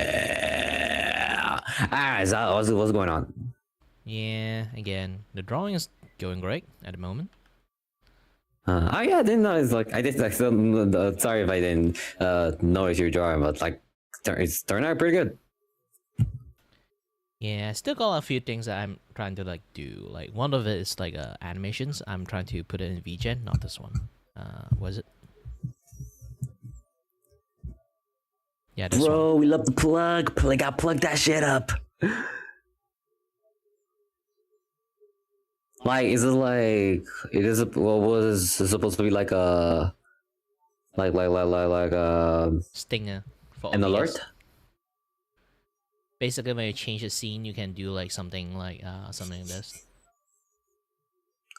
Okay, yeah, I know. Okay, because I was like, I don't know which one, Yeah, this which is one you can, but Gemma yeah, it from looks Monster good. Hunters. But I'm struggling at this one.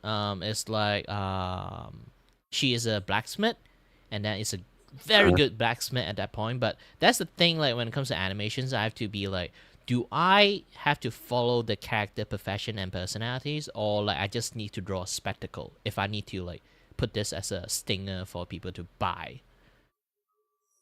Well, let's see. I'm pretty good at animations. I know what you should. So, well, I feel like it's since are you getting? I'm guessing you're like trying to like A very be, like, straightforward, efficient movement. But because it's straightforward, the entire animation becomes very bland. But if I do like she pull out like flashy movement, means like it's a little bit out of her characters. If I do like flashy like spinning hammer, doing like lots of dynamic move, because blacksmith when it comes to those kind of things, what you have to do when you do the hammer down movement is like a really like efficient strike, you know, precise efficient strike. Let's see. Well, to be fair, it would be funny if it was like it has like a little sway to it. However, pretty much this one works too, but I feel like personality wise, I think I will go give it more personality because this one is good. Don't get me wrong, it looks good, but pretty much having a little more sway, a little bit more, showing more movement. Yeah, this is why I can't like animate more movement. The reason like originally it looks like this is because I want her to have like a very stable, rigid movement, because when it comes to like hammering a sword, it's like really like, I mean like the form itself is like when you do exercise, your form need to be really well. Like those kind of things. Okay, yeah. If you want to be really realistic, yeah, go with it. If you want to be really realistic, like we're in the like virtual world, so pretty much you can just be as as exaggerated as possible. Like if you I tend to follow like more cartoon rules, so my movements will be more sillier and more like illogical, like it would. But if you want to go with realistic, like be like, oh, okay, yeah, this is heavy. That's if you want to go with that, pretty much like it's fine. Yeah, this is why I kind of struggle with. Like, I think like if I need to turn this into a shop item, I might actually have to make it more flashier than usual. I would suggest like a flasher. Yeah, I wanted to do like the hammer spin, also like a little bit come from the angle, have like the. I actually like made something like this similarly before. It's a different one. That one is an emote. Let me try to pull that thing out. Oh wait, are you using X Pen? Yep. Do you have like an X Pen tablet? I am using one, 15-inch. That one. Yo, I also, because when I saw the little buttons, I was like, I know that, and it legit like is. I'm literally cross-racing with mines. Because I am using that one. I've been using it for years, and this thing hasn't failed me yet. I heard so many people like starting to have like Huion or like some other like Wacom, those things. Like the tab is already like breaking apart, and then I'll be like, I'm using my XP pen. Nothing happens to it yet. No, yeah, like it's a great tablet. Like I have like one of those, like I got one big one, so like like I need big. Like I got like, because everyone is like small. Like I get like everything together. It works well. Or like big is like a little bit more support, much more plus. It's a very sturdy tablet. All I can say, because I travel with this thing too. It's 15-inch tablet. I've been holding this like hunk of slab like everywhere back in the days in my uni time. No, I still have mine. It's like when I have to like, well, don't go out that often. But if I need something small to use, so I just bring it. Oh, yo, bro, that's awesome. Yeah, this I is love like that. I love that. the sway that I have back in the days. This was like 2 years ago animation I made. So it's not I can't do it. I know how to do it. It's just that I think like I go for this one with a little bit more exaggeration movement.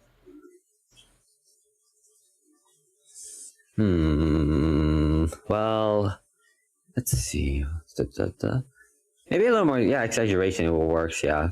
Yeah, I think like doing it like this is way more better if I need a spectacle for people to have it.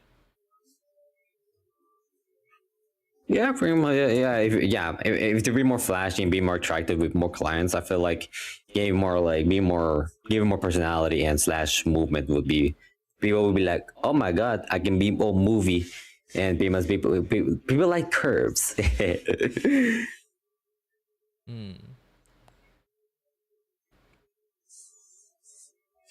Like I wish I could show you my stuff, but right now I don't have like OBS stuff like that. So like, well, I have it, but pretty much just change it up as like be wonk.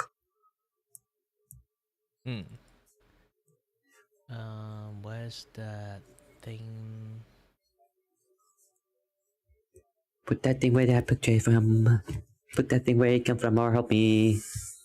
You want to show me something else? Oh, okay. Oh, I love that. Yeah, I have like a lot of the animation and I'm trying to. I'm currently in my animation phase. Doing a lot of animation things. I also have like, sometimes I do have like, I want to animate and I do it. Yeah, currently my. No, it looks good. It looks good. Like I just went. It's just there. But I kind of like, I don't want to call myself like an expert. But for me, like I tend to, when it comes to my own animations, I try to make it as smooth as possible, as a butter. Like yours, like already gives off like it shows like what he wants. It works well.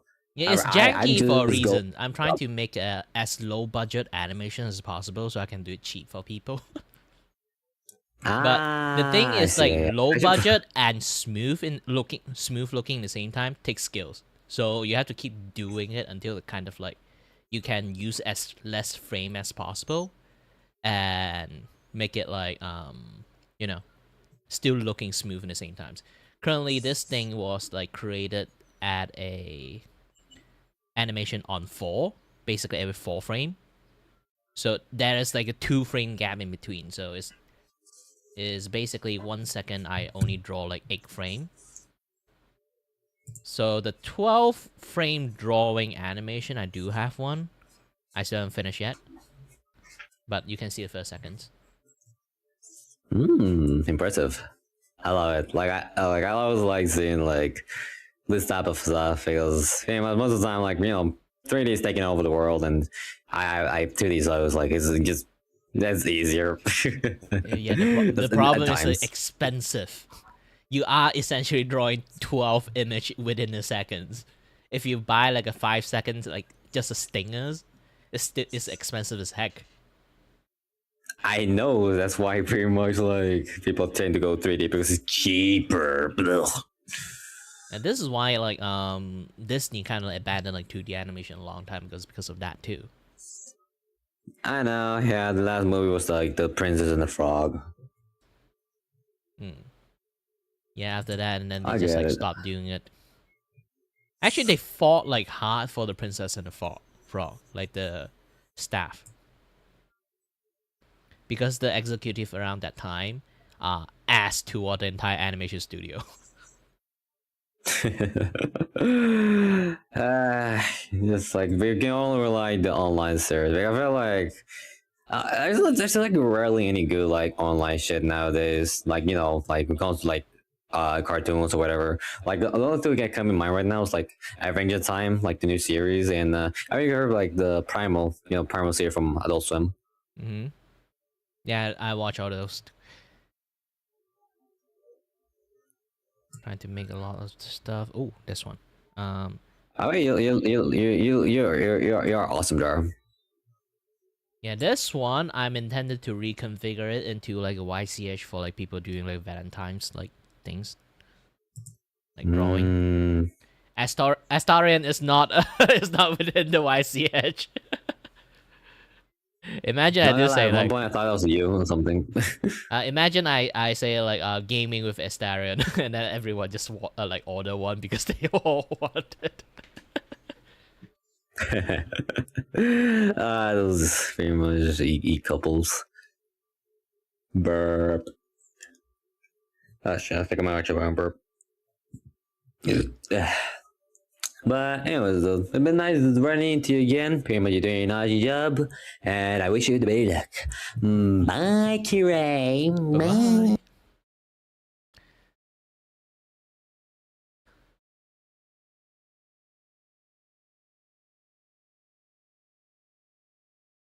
Speaking about 36-degree pen spin.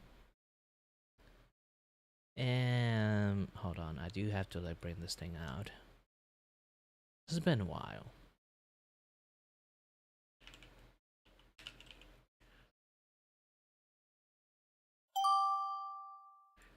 Oop.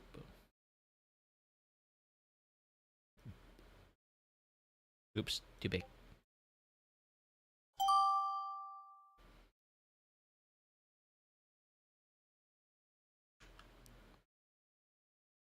Ta-da! And if I right-click, yeah, this happens.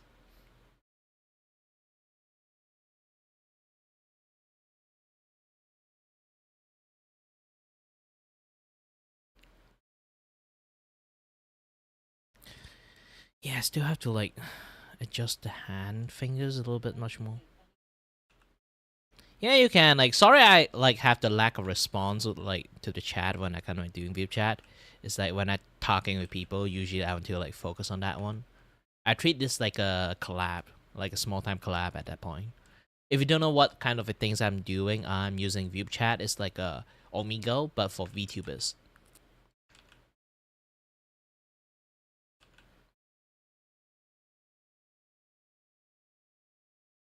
If you really like love to like chat with a lot of people, I think like doing this is like using like view chat is like one of the good way for you to meet a lot of people that way, socializing, this and that other stuff. You can try it out since you kind of have a digital model too.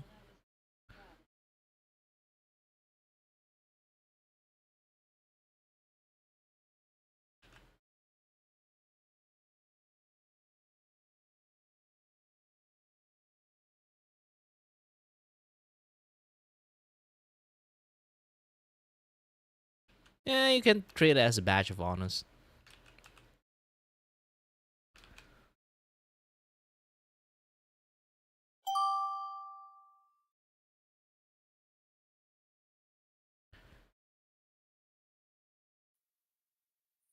Hello there. Yeah, what's up, gang? Oh my god, I see that looks so good.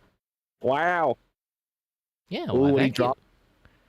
It's like a special style I kind of do it. Like this. There's one of it. Was it? Damn. Oh.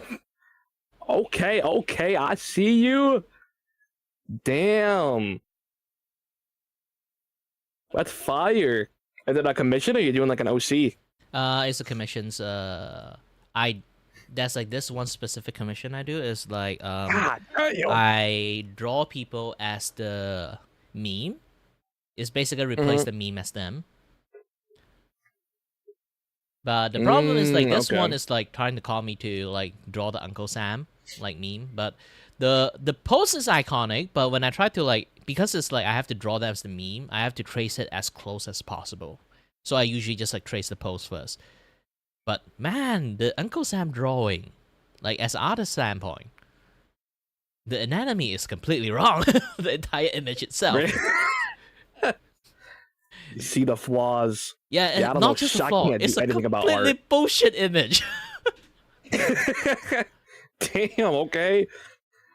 Yeah, like the drawing may be iconic, but the actual like anatomy posing is completely shit. Mhm.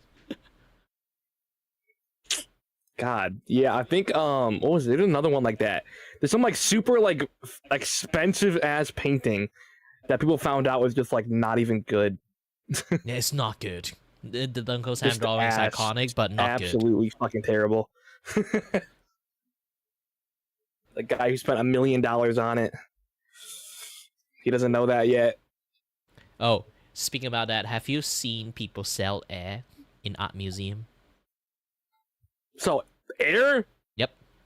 They actually tape a square on the ground and say it's invisible sculptures, and it's sold for 15 million. What the fuck? Oh hell no! You try to go and search it in the internet. It's a very funny thing. I think rich people themselves are just like they're funny guys. No. I think that Yeah, that is I the don't- best way to do money laundering. Shit, dude, I'm selling a fucking invisible like statue right now. I have It's like- multiple. It's like people can't really judge the value, right? It's your imagination. So an when invisible the house police next. like came raid your house and then you just have a bunch of tape on the ground, and like, what the fuck is this? Oh, it's a 15 million, 15,000 like invisible sculpture I just bought. And then all your money went to that? Yes. Motherfucker, that's scotch tape. It's not even a gorilla tape. The fuck is that? Oh, you're seeing it right now? That's crazy. Yeah, and then they have to like the spectacle of it is like when they're moving it into the museum, they hire like 5 fucking people holding an empty air, like go into the building like holding something Hold fucking on. heavy, and then put it in there. There's actually no way. Why am I naked? Oh, there we go. There's actually no way. Oh my god, invisible sculpture for $18,000. It's literally made of nothing. Dude, what a genius, man. Holy shit. I should do that next. Yeah, if you It manage to has get some people profit, like building it? share some to me. Hey, yeah, I got you. Don't worry. Dude, they literally has them building it. What the fuck? Holy, I found my new way to get rich. Wow. Yeah, just mark yourself as an artist. Go to like an art museum. I have sculptures here. And then the guy say, "What? This thing? What? This thing on my hand? What? Can't you see it?" It's heavy as hell. Look at it already. Shit. Like, so your hands are holding nothing. The fuck? What are you doing? No. You just have to do like the most Karen stuff is your own imagination. Your lack of it, boy. You have to like go full Edna mode on that person's like. Jeez, boy, you just lack of imagination. And then you I have to don't see walk, the like, true a- beauty. I see. Oh, I forgot to put the banana picture too. Oh my god. The There's no banana one, way. at least you can Anyways. eat the fucking banana when you buy it, okay? It was good meeting you. I'll talk to you later. Alright, see you next Later, time. game.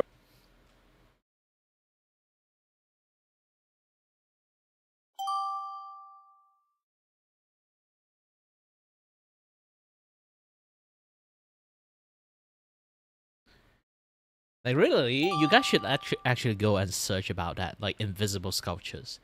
Like, holy shit, it's sold for so much. Hello there. Wow. Do you know this guy who's a fox that has an egg on his head? It depends, like, have you seen them, like, in... I forgot, is it, like, Flash Kits? What the first flash kit? Oh, you didn't know about that, like, the Space Marine? You know that, you should try to find it next time. It's in the internet, YouTube. Space Marines. Okay, Space okay. Marine versus furry. That one is really hilarious. That one. Oh my god. Ugh. But yeah, I'm trying to find this one guy. He was a fox. He had an egg on his head. He had a fox on his shoulder with a flower crown. He was the first guy I saw on this thing. I'm trying to find him right now. Also, your drawing looks fire. Well, thank you. I'm still trying to like. Of course. I'm still trying to like haven't finished yet, but this is supposed to something like style like this. Ooh la la! Like heavy inking. I'm actually trying to like, convert this thing into a YCH in the futures too. Astorian is not is not included unless you want it. Wow. Okay, I'm gonna have to let you go because I'm on a death mission to find this guy and like live my life, you know, in peace, finding this guy. So enjoy drawing. I love your drawings. Keep it up, man. Have a great day. Have a great day for you too. Good luck.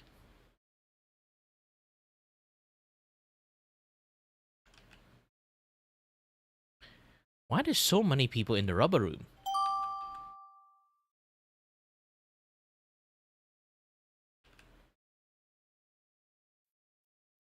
Hello there. Hello. Hello there. What? I see myself. Hello? Yeah. Oh, you're doing drawings. Yeah, a little bit drawing, a little bit streaming, a little bit view chapping at the same time. Multitasker king. I see how it is. Yeah. How's your day? Doing great. I also like same time I'm trying my best not to make this thing look like those kind of GFX art. The post kind of look like one. If you don't know, like if you use like Twitters, they will always like have those kind of bot that will be like, "Hey, I'm an artist," and then you look into it, it's just like those kind of like really like like massive manufacture like illustration. I see. Like those kind of things, because I do have a very like heavy inking process like this, because this is how I do my line art and everything. Oh, sorry. Supposed to be look like this one, kind of, like the type of art. Oh. Okay. Yeah. Okay. So, by the way. So how is your day in here? All right. I ordered myself a pizza, and I forgot to tell them no chili, so now I have chili on my pizza, and I'm in pain. Ah.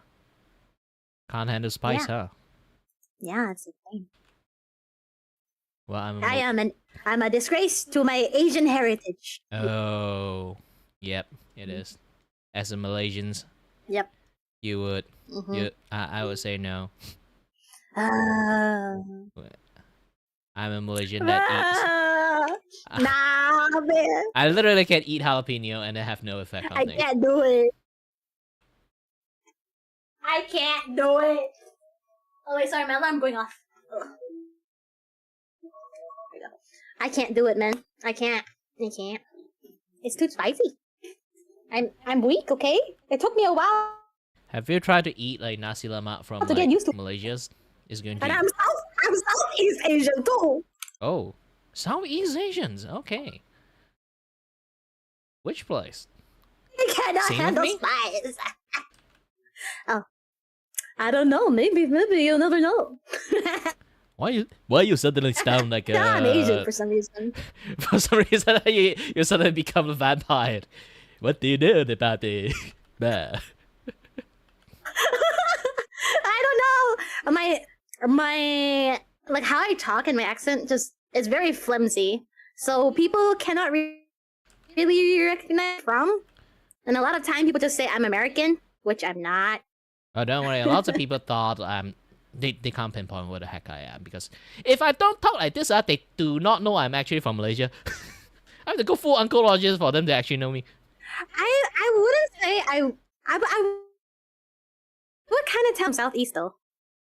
Yeah, I do have that My kind of... my first Hmm? my first guess was like either Indonesia at first. I was thinking.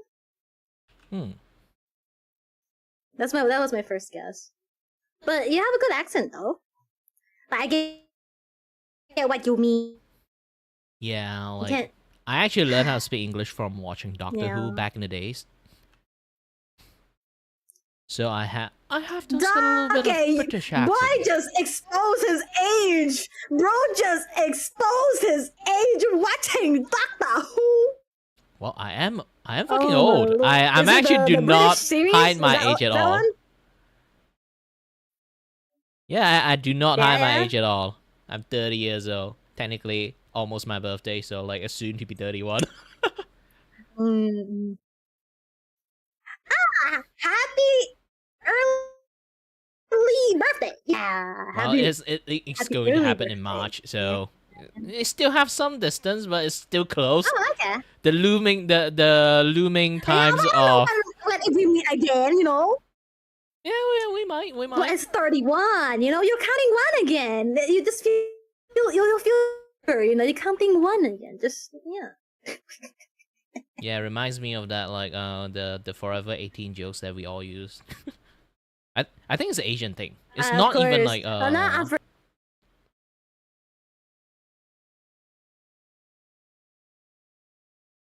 yeah, I only got a few topics to talk with people. Okay, I'm just going to repeat them times.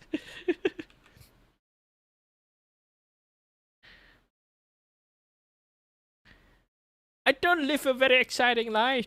Besides, they haven't heard it. You guys will keep hearing me repeatedly like say a few things. That's just how things works in View Chat. Okay? At this point, you just repeat the same story again and again.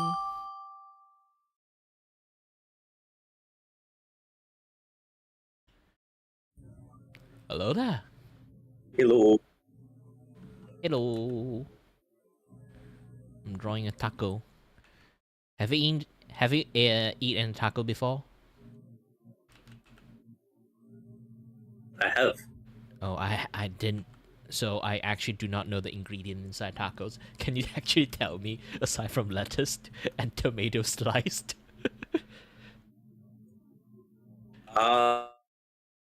Normally there would be ground mince or chili beans. Oh, chili beans. So there's supposed to be some brown stuff like underneath, huh? Okay. So that's and sometimes cheese, depending on who you're asking. Ah. Because this is like a sentient taco. Oh. Ah. It's come from a client. He calls Spartan Taco, so yeah. Mm-hmm. How you like your taco? I never ate a taco in my life. Do you like shell or soft? Yeah, the thing is that Never? I never have one in my life. I live in Southeast Asia. Taco is not a thing here. You can call. Ever had a wrap? If going to say some things with a tortilla wrap, I do ate it, something like that. It's like naan wrap with like something else, like those kind of things. Yep. Because technically you could call it a taco if it's not, like, wrapped up. Yeah, lots of things wrapped up. Like It's just I do eat shawarma. That is the like, let's closest thing say that's you wrapped up put. stuff. Mm-hmm. That's the closest thing. Yep. You could technically call that a taco, a soft taco. There's a taco with a lot of meat. Ironically, like burgers is a fast food that a lot of people say is like really bad for health, but for some reason when I look at shawarma or shawarma, like depends on how you're going to like pronounce it, it's one of the most healthiest food you can ever see actually. 50% or more meat. Yeah, it does have a lot of meat, but there's also a lot of like veggie inside it, and the sauce is also veggie sauce, so it's kind of like strangely healthy. And the meat itself is whole meat, and they roasted it instead of like fried it or anything like that. So it's like a whole stack of meat doing it. So, ironically, it's really healthy food. It sounds like what is it? A kebab, but it's more less oily, to be honest. Like kebab have like they on purpose they do have some like the skin with the most oily part like that stack up with it, similar with like satay. Yep. So it does a little bit more oily than usual, but for like I say again, like for the shawarma is actually like way more better in many if compared with like every single like fast food. Yeah. Well, maybe not every single fast food, but close to.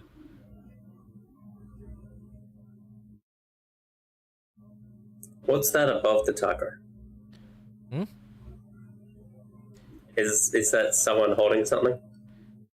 Well, the taco is perching on the arms of this guy. Like originally, like he commissioned me to draw him as like doing like the, like the Uncle Sam pose. But the problem is I'm trying to. This is like a commission like specifically like draw people like in the meme, like replacing them as the meme. So I need to like draw them like traced it as close as possible. But gosh dang it, Uncle Sam, like the drawing might be iconic, but when you try to like make the pose out of it, holy shit, everything's wrong. That guy did not know how to draw. What's next? A Dio pose? Yeah. A Joe.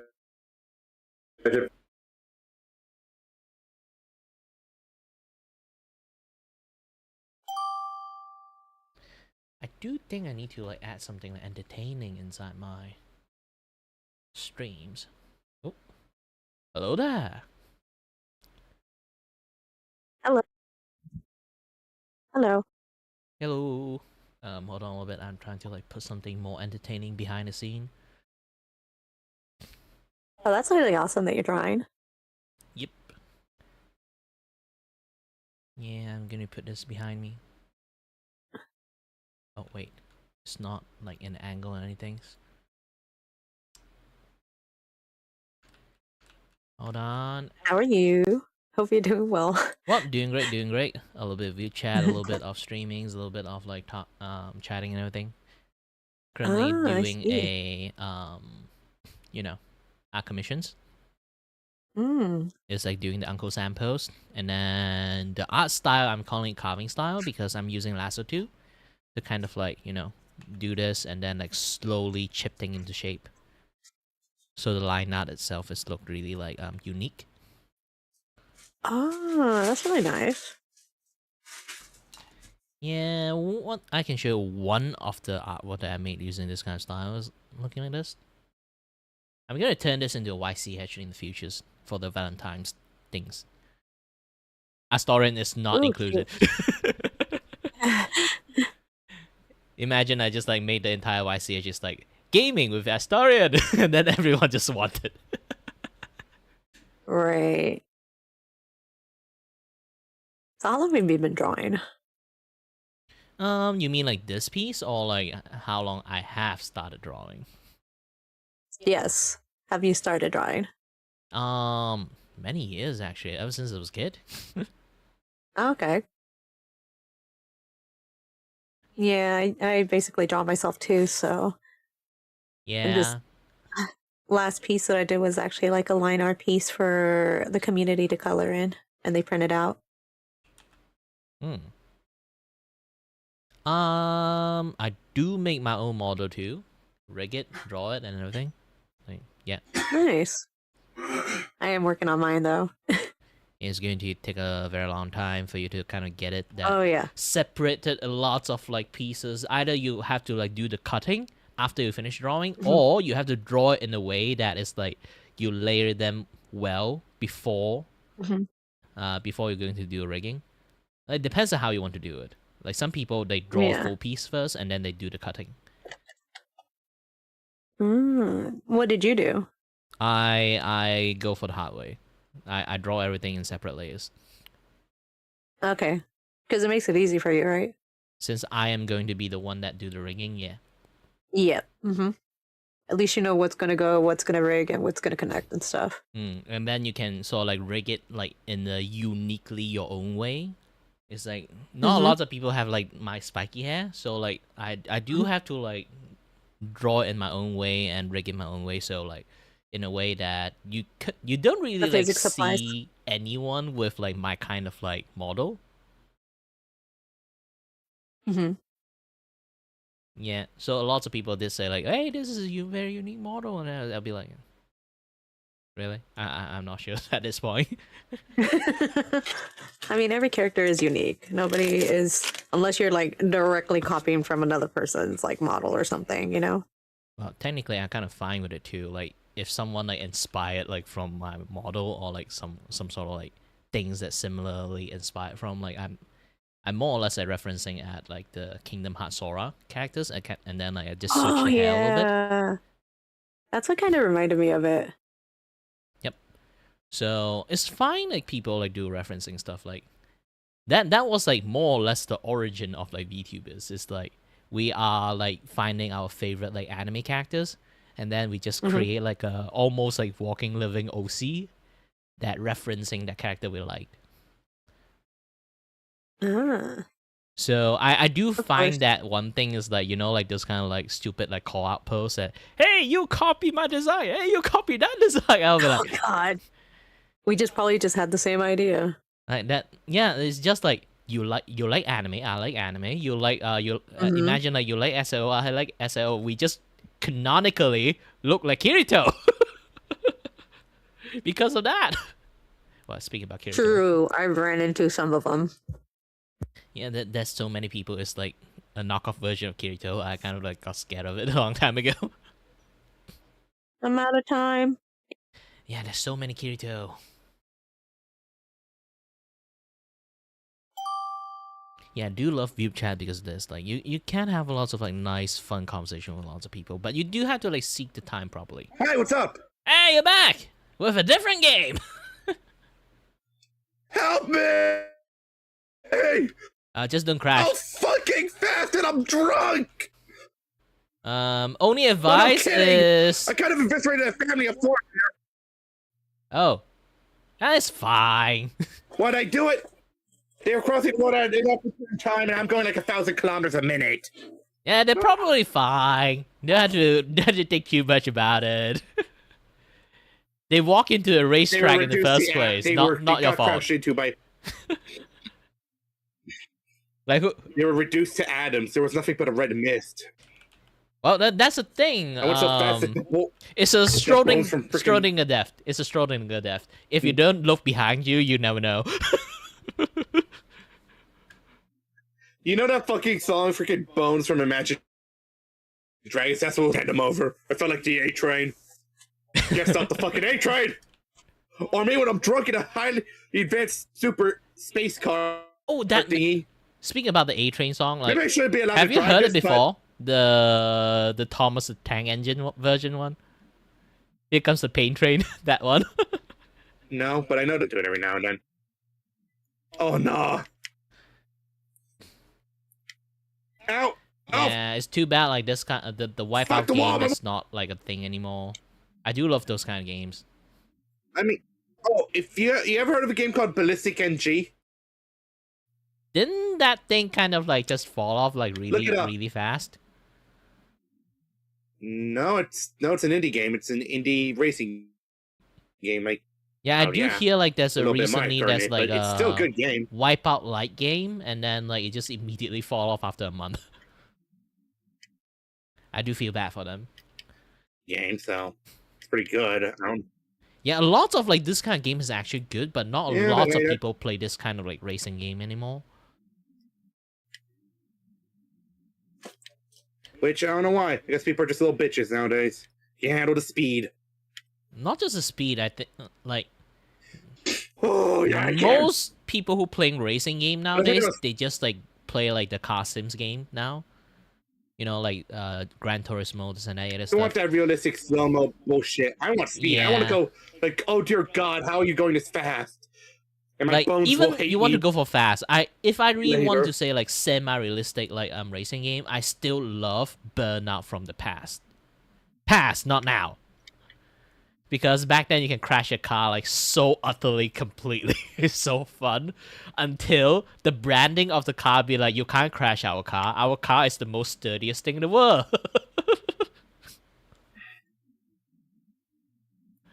And then... Jeez, what's fucking... And then they have to like stop... I say that. It's like, yeah, they have to like stop like the car crashing things, like mechanic. Afterward, there's lots of like big like car brand that sponsor them, like tell them not to. So like, I mean, if I ever sponsored a racing game and I made cars, you know what I'd say? If my car explodes or gets into a crash, I want to be of coolness. I want this shit to be like a mini nuke from Fallout. yeah, because again, like It's you know, like- they can't have fun. Yeah, they'll be like, our car is the world most sturdiest car in the world. I Like, wanna not have everything is a fire Volvo, okay? explosion. I mean, it's a game about. I mean, I want my fuck. Because I want epic explosion. Yeah. I want cool ass destructive physics. I'll give them schematics and everything. I'll make my cars explode. Yeah, one of the thing is like they Now they- actually try their best to design their own car to do the crashing on like the few other series, but at the end they still got sued because it's like the lightness of the car, they can't even do it. So they just eventually give up and then make like the Burnout Paradise thing, and then like, and that one was like the last car that have like crashing mechanic, and then like, yeah. I mean, why not just do what Nintendo did? Make like cool futures like explode and blow up and cool shit. Yeah, they I mean, can't that'd be even cool. remotely look Imagine- like them. That's the thing. No, not like no, like F-Zero. Imagine that Burnout Paradise crashing. Well, maybe they can try it, but they want to make cars, not like, you know, wipe out. It's like a strange thing for them.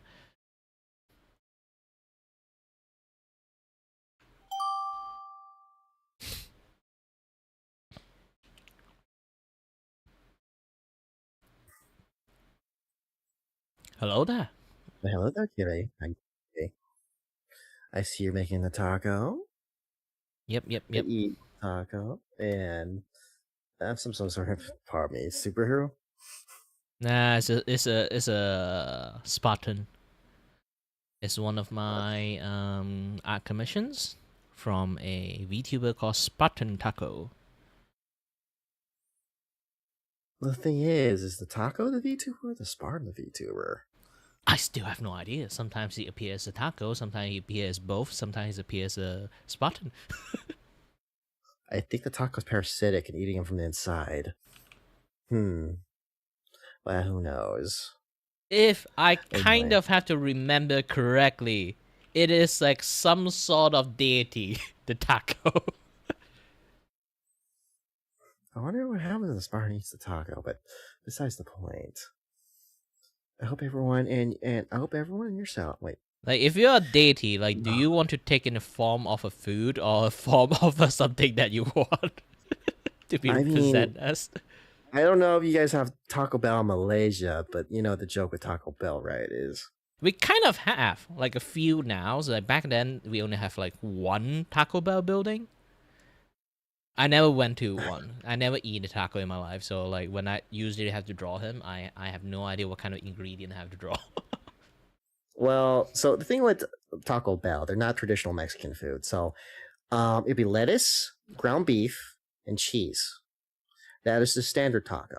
The supreme taco from Taco Bell is tomatoes, lettuce, cheese, and ground beef with sour cream. But I don't know what's Taco Spartan's ref is, so it's kind of hard to say if he's referencing a taco from Taco Bell or taco from an actual Mexican place. Yeah, I do kind of like give him like next time you should like send me the ingredient list. That would be having easier time to draw. You should actually ask him next time you send a update. Hey, what's your ingredients in your taco head? Yeah, is your taco vegan taco or like just normal taco or like a Chinese taco with God. rice instead of beans? Oh my god. Oh my god. Well, I do recommend you at least try Taco Bell. I don't know if you guys have Army Navy, which is more of a Pacific Filipino place. Oh yeah, don't you? I'm not gonna ask that, but I hope everything's okay over there because if you know what I'm talking about. Mm-hmm. So have at the border. I'll specifically just say that only, okay? But I hope everything's okay. Technically, military things is like there's no country without navy unless they're in the mainland, you know, like center of the mainland. Yes. Malaysia do have coast, so we do have it, kind of. I'm just making sure because I might be confusing two other countries, but yeah, some things going on in Malaysia I think right now, but I'm not gonna ask. Nah, I don't look at my Malaysian news that much because it's too chaotic in there. Too many dumb people. Oh, I know how it goes. Your intelligence would drop watching the parliament argue with each other. Oh my god. Like every South American country, there's always corruption, of course. Especially in the Philippines as well. We had a lot of fun this rainy season. Well, technically, like a lot of Southeast Asia right now having lots of issues. Oh, I know. Like Indonesia just like recently, like few months ago, have like that big riot thing, right? Yeah, I was talking to my artist friend about that earlier, and I told him just hunker down, buy a lot of food, and don't go outside. Yeah, I basically made them into a prepper.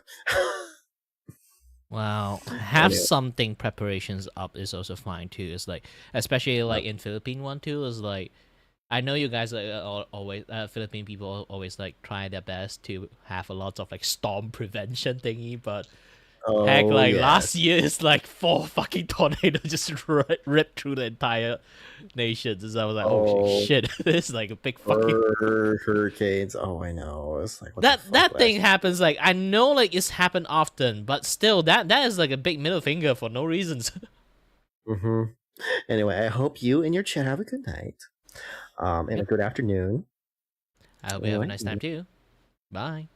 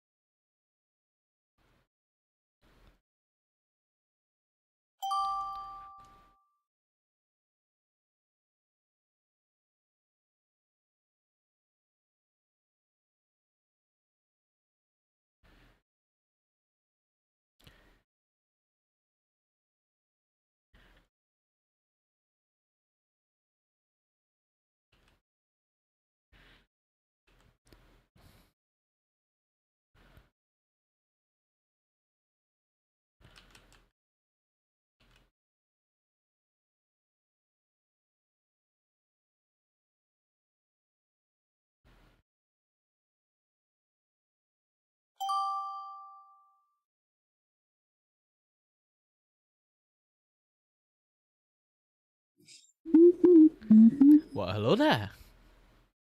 Hello, artist. Hi. Nice to be another one just draw. I'm seeing myself in the background. That's Yeah, I'm doing lots of like stuff.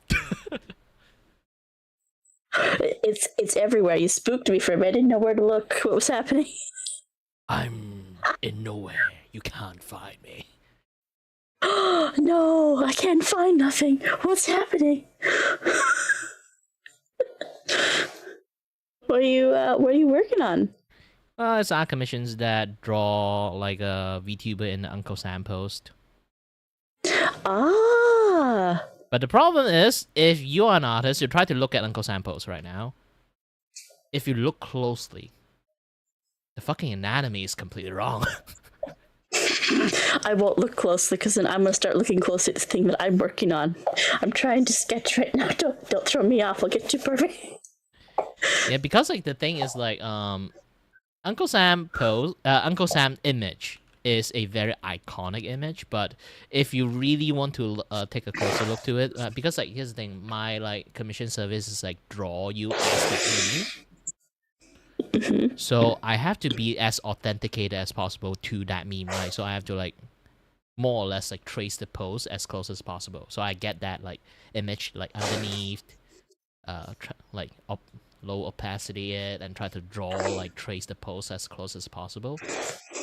And then I realized, like, oh no, the shoulder is wrong, the head position is wrong. Where's the fucking neck? where's the chest is? Where's the body is? Why both shoulders in the front instead of like one in the back, one in the front? Now, don't freak out. It's just a drawing. I cannot draw it because I have to be authenticated as possible. So I end up you know what? I'm just going to redraw everything. I'm just going to draw something similar. Well, that works. You just do that. Like, man, like it is an iconic pose, but problem is like it is not a very good drawing. It really isn't. Yeah, it's a very shitty drawing.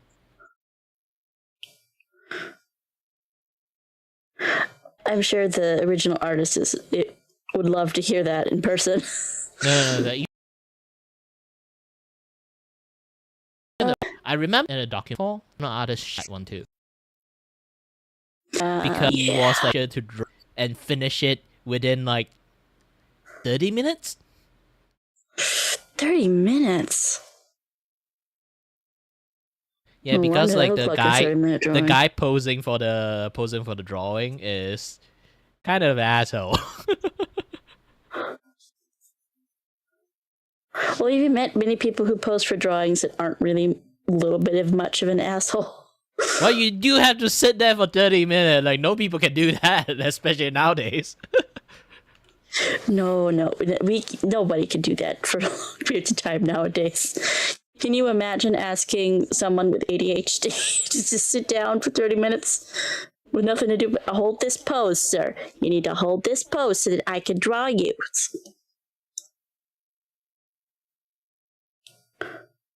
So yeah, it's not really good artwork around that time. Well, it might look better on your end. You just gotta. I'm trying to fix it around that time, but it's really unfixable. That thing is like really bad. It really is. Oh well. I'll be like, oh well, let's draw a whole new thing instead. Hey, this is what I draw so far. Ooh.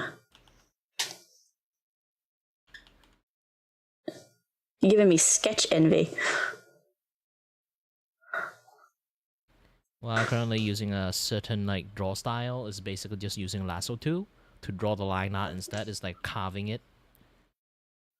Put an ink blob there and then use like lasso tool to like chip it off like this. So I'm just going to make like a general shape. And then just chip up the line weight. I don't think I've ever seen the lasso tool used this way. This is interesting. Yeah, I can do quite lots of different kind of artwork. Something like this. Ah. I can also post some of my older artwork out. This is like the quick art I made on the daily. Ta-da. Ooh. Oh, I love that pose.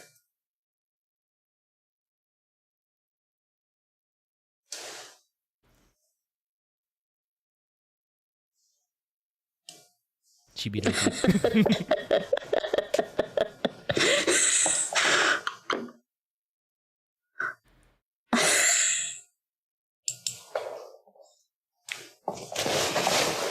Actually, I found out like it's low key a very good coloring page too.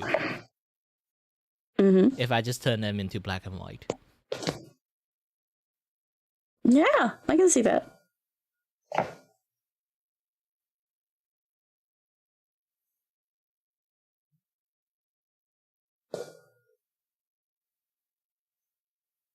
Mm-hmm. How long have you been drawing for? Quite a long time. I draw since I was like 5. I hear that. Yeah, consider the amount of the time that I draw. I'm actually a pretty. I don't really say it's like a bad artist, but can consider a weak artist because like if anyone spend the amount of time I draw to properly train, they would do a better job. Mm-hmm. Hi, cat. Bye, cat. And one of my special event artwork, I think like the few art that I work with, like the most proud of. This one? Oh, this one with more light. I need the one that with less lighting. Ta-da. Brighter. And then one more. The Zentrea one. Ta-da.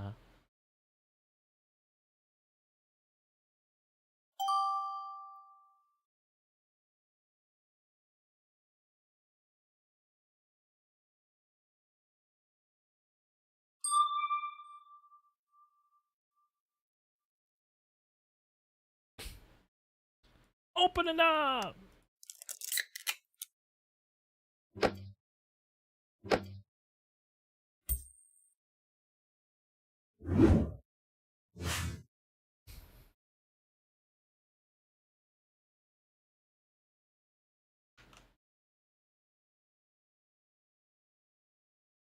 Yeah, I think I'm just gonna keep like all this thing like here. So anyone to drop in or I just show the things. Oh, hello there. Hello there. Yeah, finally there's no people like say General Kenobi to me. Really? Yeah, and here's the thing, this is my normal greeting. I heard the greeting. Just hello there. Yeah. Okay. This is my normal greetings, but there's so many people who use the General Kenobi reply. Back in the days, I have no idea the meme. And then like people keep like replying me that, and then I slowly realize that, oh, it's a meme. Well, you're in luck because I'm not a memer. My usual greeting is bonjour, pleasure to meet you. How do you like start your stream then? Mine is like super duper long. Oh, the stream greeting thing. Yeah. I always start off with like, because they can still hear my voice during like the starting soon screen. And they just hear like whatever chaos is going on of me. Like, I need to put the bottle here, snacks here. Like I'm all the rapper sounds and everything. Yeah. I'm like putting all this stuff on my table and like opening some of the other programs still. I was like, oh shoot, oh wait, I gotta test this thing. Let me see if this is working. And I'm like, boop, boop, boop, boop, boop, boop, boop, boop, go clicking on a bunch of stuff. And I'm just like, okay, am I good? Okay, we're good. We're good? We're good. Okay, our ad's playing right now. Yes. That means I did it in time. Excellent. So I would say my usual start for my stream is rather messy is the less memey way of saying it. Yeah. Mine, I have to say in a very exciting tone or like a very like announcer tone. Else, I'm just going to sound like those kind of like you went into airplane and then like they have that like pilot trying to talk to you shit. What do you mean, like the pilot when you're on a flight? Yeah, like they'll be like, oh, remember to do this, to do that. And something like that. If I am a little bit monotone that day, it's like a little bit tired, and then I will sound like that. Because I can do it for you. Hold on a bit. Good anytime zone, wherever we are, whenever we are. My name is Kirivaku, and I'm your host and your voice for the voice here to entertain you, and may or may not have no idea what I'm doing. Also, start yapping about very weird tangents. Nobody judges with the VTubing community how many tangents you go on, so that's fine. Oh, sometimes I just take a little bit challenge, add a little bit like extra length. Usually, like may or may not entertain you. Like that thing is like usually I end up in there, but sometimes I add like a few more stuff. Depends on like stuff I'm doing. And I do say it in one breath. Yes. During the beginning of the stream. Huh? During the beginning of the stream, when you're just doing the introduction, you mean? Yep. Every single stream. Okay. So how did you start off this one? Same. Same way. Ooh, Vip search. Okay. Well, see you next time. Well, nice talking with you. Alright then. 3, 2, 1. Bye-bye.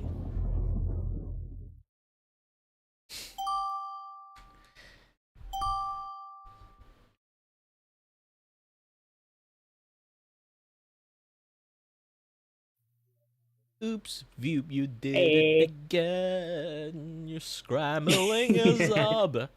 And no more friendly chatting again. Ooh. I won't be on for long. Probably gonna do a few more and I'm gonna get some sleep. Oh, and then But I see like, Taco. Vube search like awaken you. And I do see Taco. Yeah, good thing. Is that a taco? Yep. That is a Yes. kind of sentient taco that you're looking at. Hell yeah.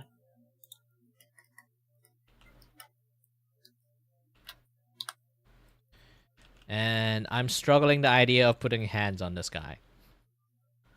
Ooh.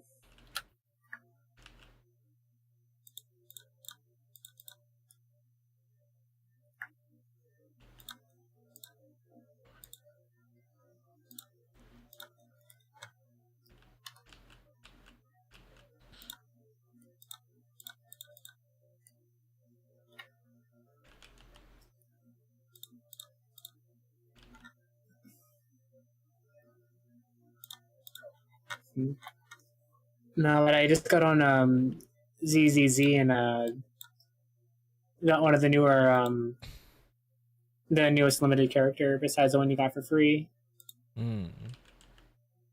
I haven't played phone game in a very long time. I think the closest one that I play for a decent amount of time is World Flipper and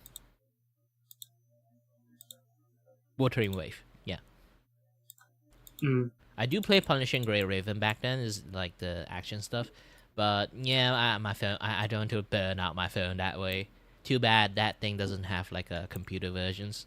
It does have, it's just that it's not really built for computers. Alright, well I'm trying to catch a couple more people before I head out. Alright. You can have Good fun. night. Bye-bye.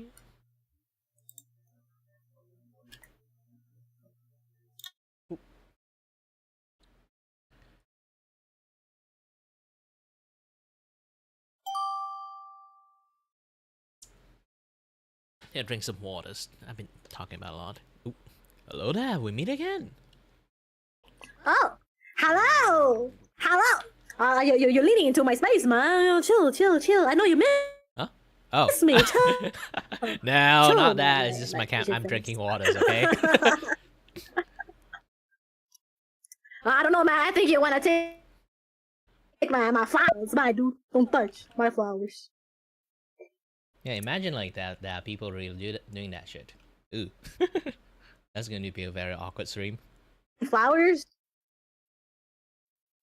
What? Stealing a flower? That's probably went out there somewhere. Yeah, imagine like people like start a stream like say in yeah. YouTube chat is like see their favorite VTuber, immediately go for confessions. Ooh, that one is like going to be sting. Confessions? What confessions? Well, You can treat, if that ever happened to you, you just have to treat it like you know, like a training in the futures when you go for meet and greet. There's definitely going to be 1 or 2 confessions.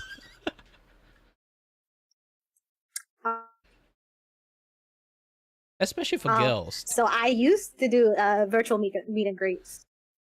I can say definitely in a corporate, meet and greets are so hard, and the confessions aren't that bad. I would say the most hardest part of meet and greets is them stalking your booth. Yeah, They won't- that tends to happen. Won't leave your booth. Yeah, this is why that time, like Nah, when dude, it's so TwitchCon- creepy. When TwitchCon happens, like when I heard Yeah? like Chibidoki is going there, she never really show her face before. I'd be like, no, don't.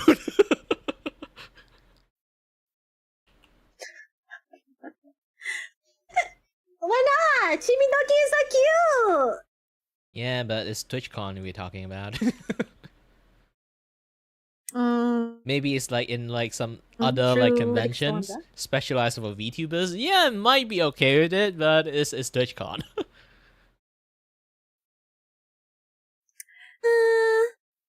And what do you know? Actually, yeah. Especially with the big thing with the Higher Mouse case currently, right?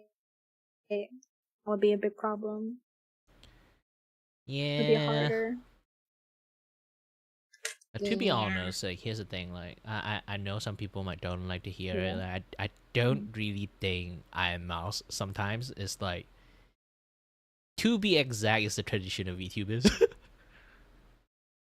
She's kind of like the icon for It's like not a the what, sorry? newer.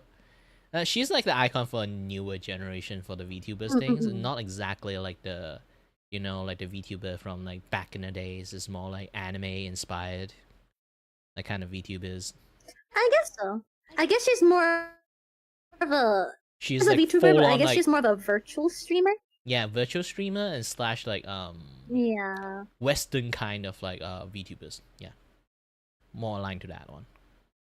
Yeah. She's not like based on the original Nihon type of VTuber, the idol VTuber. So I won't really like hold Which her I don't to think that it's high bad, of you know, it has standard their own because take. like it sounds bad, but in reality, it's just that I won't hold her as like those kind of VTuber standard when, you know, people like talk shit about her and that stuff. Like I view her as a virtual streamers rather than just a, you know, like a tradition of VTubers kind of things. Yeah. This is why I see like a lot of people shit on Yeah, her because I would like say it's harder. yeah. Mm-mm-mm. She I also do feel like bad is for like her, hmm? but at the same time, I yeah yeah. go on first. Continue. Nah, I insist. Yeah, because like for me is like I'm fine with like what she's doing because she is like a VTuber, not really by choice. Like with her conditions and everything. I guess so. If she I guess so. because like in many forms, like if she is actually like a very healthy person, so I would think like she would just be a normal streamer. Maybe like dabble with like VTubing sometimes, but just going to be like general, just a face cam streamer. I guess so. It is still a choice, right? You could be a faceless streamer. Like you don't have to have any models. Like like the full on Yeah. content. But right now, most People do faceless edit. streamer is more or less like a logo streamers, and from logo streamer to PNG tubers, from PNG tubers to a VTubers. A lot of people eventually like graduated from a logo streamer or faceless streamer, and then just turn into a VTubers because the tech these days is much more easier to That's like the thing. get into it. That's the thing for me. It's like if people make content, let's say they're playing a game, Minecraft or Valorant, and they have a quote mascot of their character just like pop up when they're like editing or something, so they visualize better. They instantly become a YouTuber, but they don't have a PNG tuber. You get what I'm saying? Yeah, sometimes I they feel don't like, even watch anime, and most of them hate anime. Yeah. No, I have someone I know who hates VTubers. Like a character representation for like their content. Mm-hmm. So they just have a mascot basically, right? But then instantly this whole him a VTuber, PNG-tuber. So at one point he's like, okay, I give up, I'll just become one, even though he hates them. The media is changing so much, man. For the better and the worse. The better and the worse. Yeah, for me it's like I always like don't have too much opinion on like people who don't like anime or like just don't like VTubers like being one, because like I'm technically in a like I know how VTuber become a thing, so I know that why personally, no matter how much I try, I might not be the popular one because I never play balls with the VTubing communities. Like if you play balls, you know like Joel or like Ulala, like those kind of people, they get like a way more like view that way.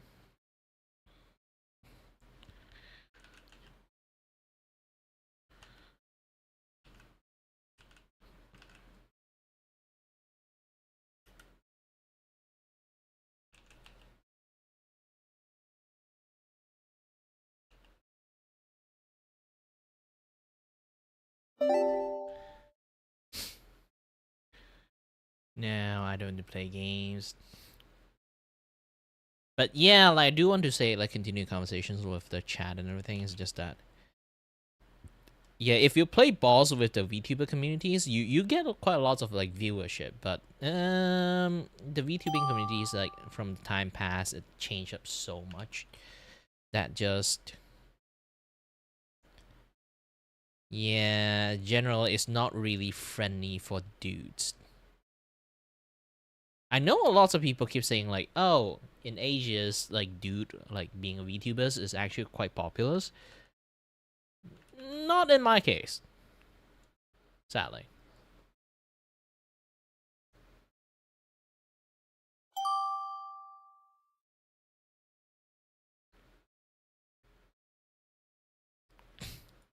Holy moly on rice. Hello. And we meet again. And I see Captain Falcon. Yeah.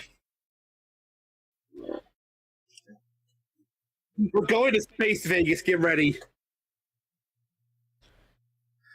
Do you like gambling? Yeah, pretty iffy about it. I never gamble. I mean, you ever want to go gambling in fucking space? Depends. If the space credit was given. Care what your, I don't know your opinion on gambling stuff, but like this looks cool as shit, though. Like if it's a Besides, digital gambling currency, with my fucking existence.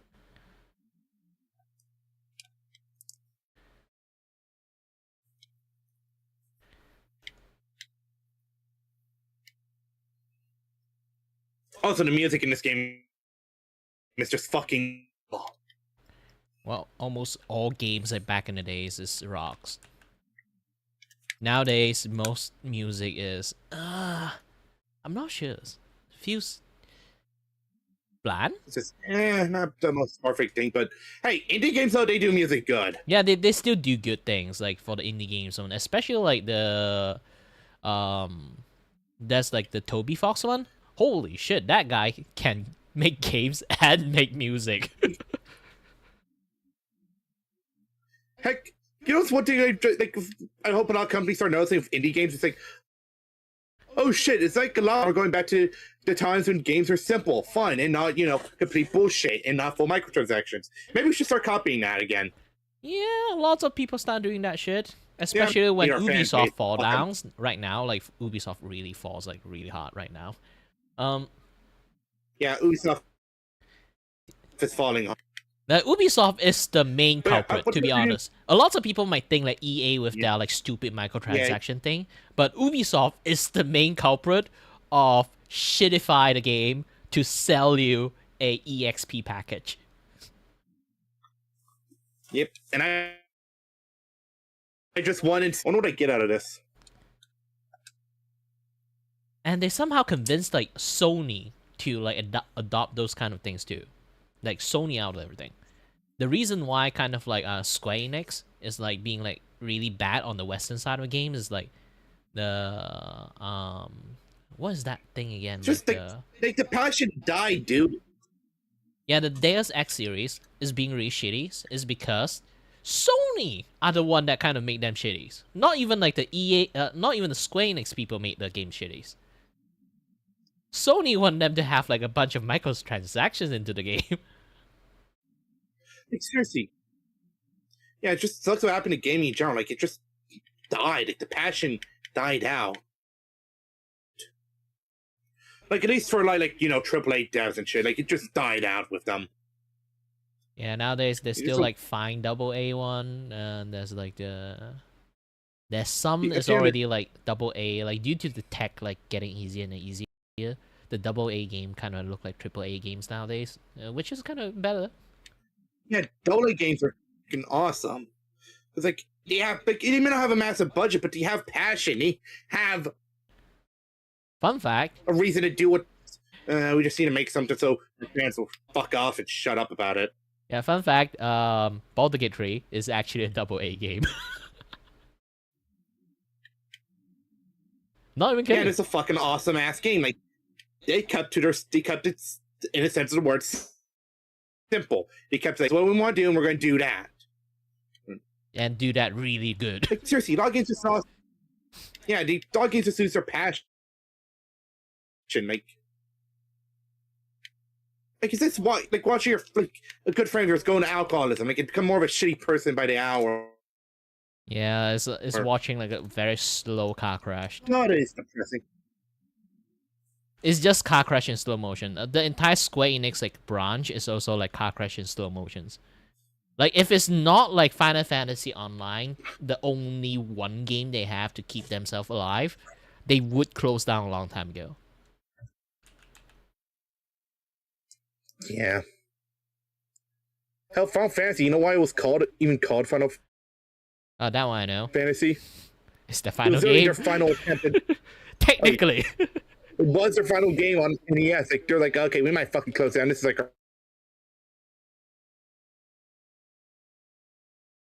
Yeah, the fun fact is like Final Fantasy is like Square Enix, not even Square Enix. Like, back then, I forgot it's called Square or just Enix. There used to be like a company called Square, another company called Enix, and then it's like one of the company is like one last hurrah. They made the game called Final Fantasies. Oh, hello there. Yeah. What's that? I was like talking about like the game, like fun fact about Final Fantasies used to be Final Fantasy, but somehow the game sold so well they just keep making it. Hi. Yeah. Hello there. Hope you have a nice time. I am new to this website, so I'm kind of seeing how things go around here, you know? If you're new to this website, there's more or less a few things you can try it out. Sometimes you can like play some game with people. If you don't know the topic, you can use this like icebreaker thingy. If you like talk to a few people, you might have this like stuff, the item you can use. For me, I can just sorry about this. I'm just testing out for you to see. You can do something like this. And if you open a bag, if you don't really use those kind of things, you can just like give it to people. Like I can give you right click, and then like you can see the trade buttons. I can like trade you this 2 can of beans. I don't really use them a long time ago. Then this makes people fart. Alright. Yeah. You use it on your own leisure time, not on me. Alright. No worries. Right now you're using infinite time, but you can have timers. If you want the timers, sometimes if you have like a very good chat with someone, okay, you can actually like set up you'll be like, oh, I'm running out of times, like only got like 5 seconds or 10 seconds left. You can click the timers, you can add 30 seconds into it.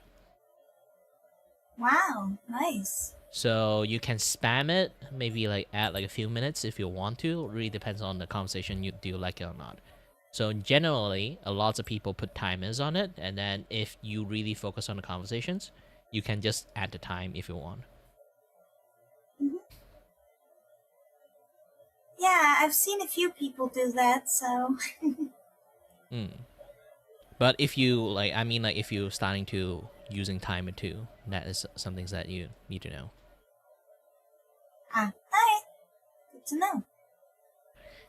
know. For me, that I'm drawing, having a little bit of like drawing, view chat, stream at the same times, all those kind of things.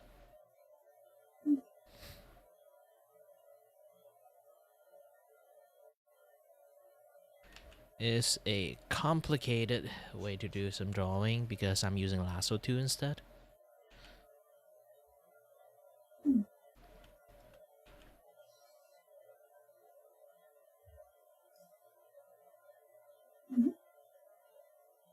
And I usually have to like focus on drawing and chatting at the same time. So if you have something you want to like talk about, like have some fun with it, like went ahead and like, talk something about it. Else I'm just more or less like focusing on a drawing. If not, I can skip out things and you can like chat with more people, because like it is like almost the end of the timing for the mixers. So I'm going to let you chat with more people instead, because I usually just like stay in here like forever. Alright then, see you next time. Bye bye. See ya.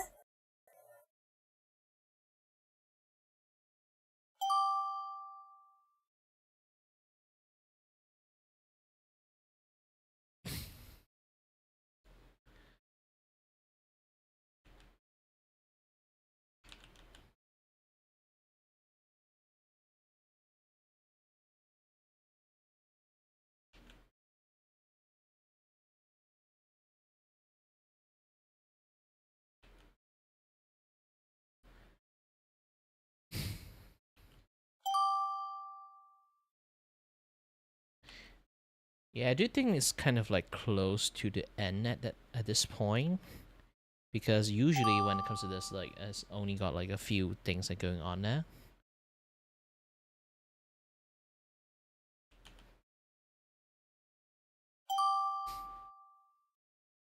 Yeah, there's no more people.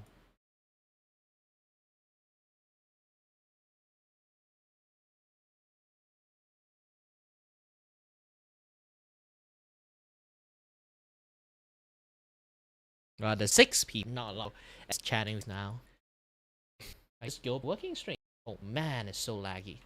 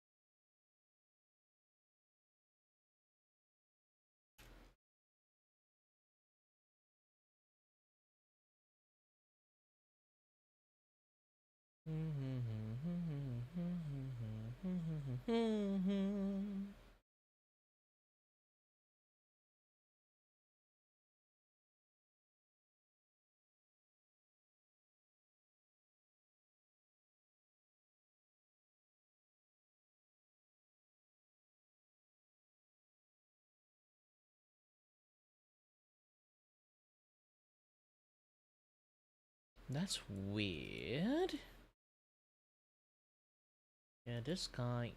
Oh, main chat, right? Main chat.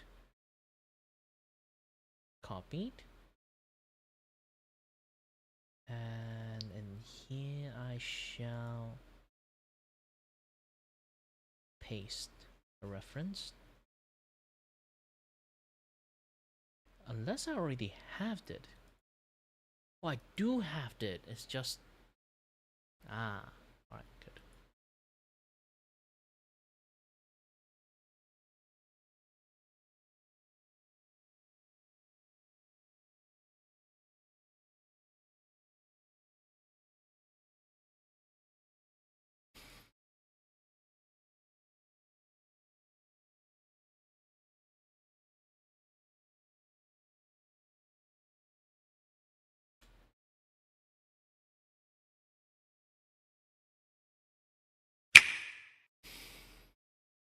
Alright, I'll be back in this scene. Having a little bit fun times. I'll be going to enjoy a little bit. Be back soon.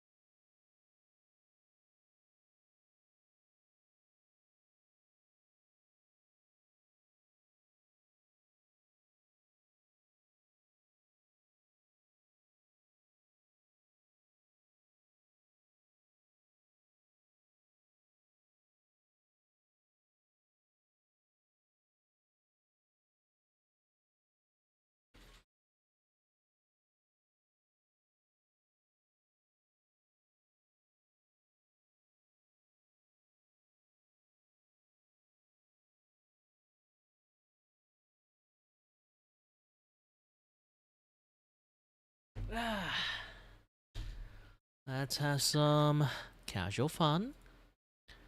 Watch some YouTube. You know, as always.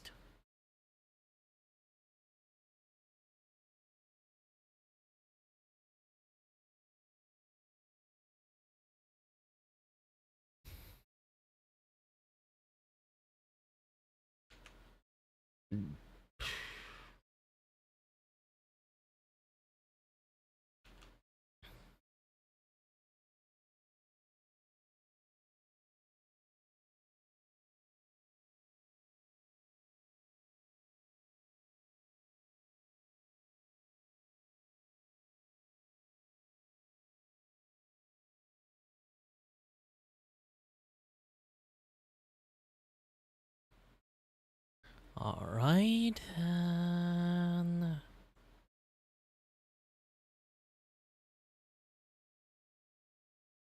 These TikTokers built a following showing off luxury renovations and custom. Okay.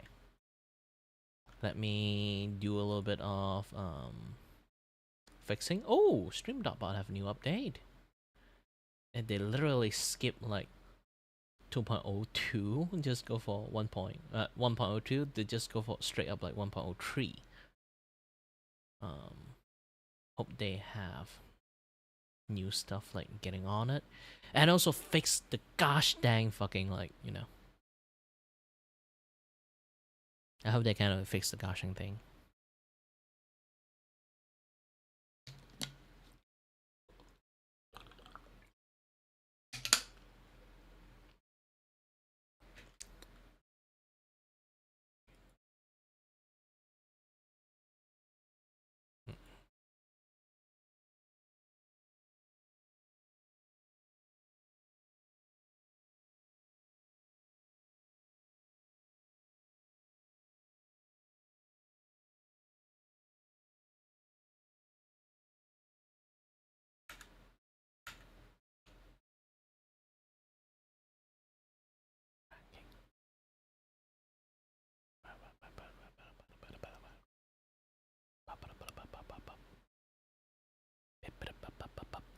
I realize the mic is picking up my mumbling.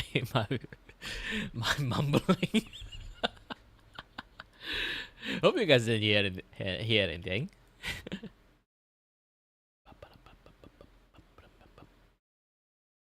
Speaking about mumbling, later on I'll play something fun for you guys.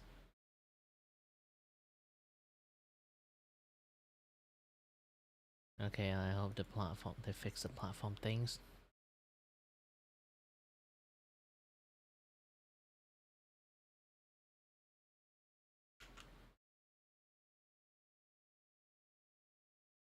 Okay, most of the things are connected.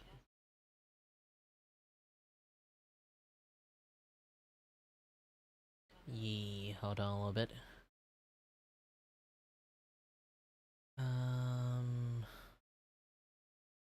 Oh my gosh, everything got disconnected. I need to fix it first.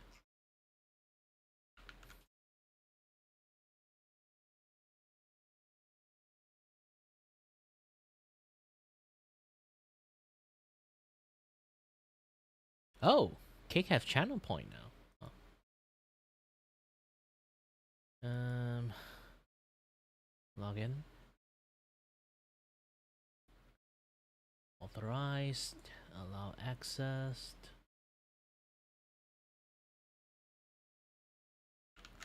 Okay, most of the things should be working properly right now.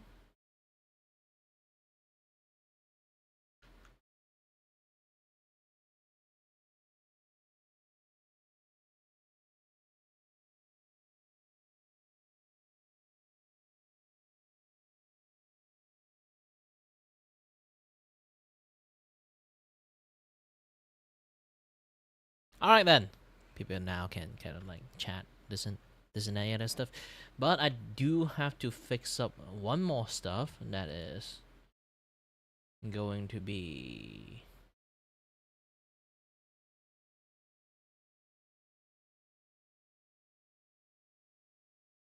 I'm going to make something similar for the YouTube televisions. Since this thing, like, yeah, this thing doesn't really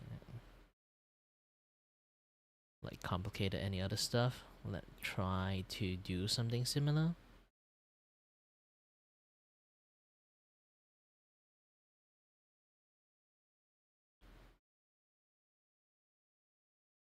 General ad, art tablet.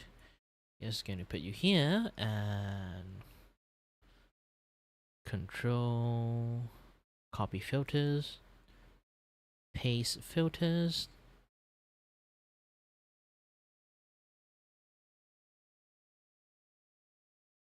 The thing is, I don't need to. Let's go to filters properties.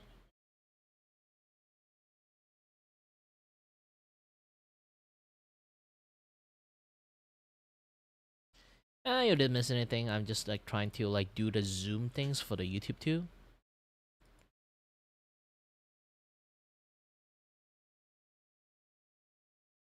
Let's get value for the setback.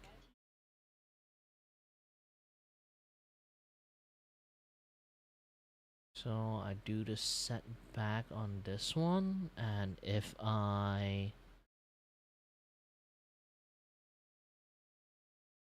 have to like delete this. Okay.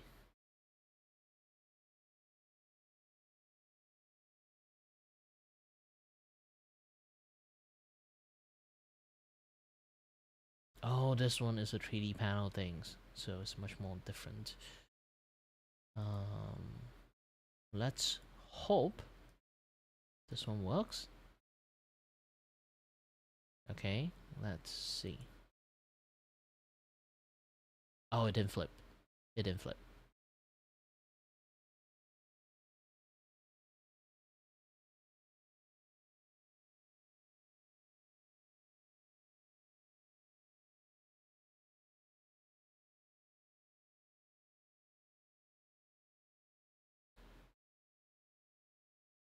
Let's see, because the zoom is not...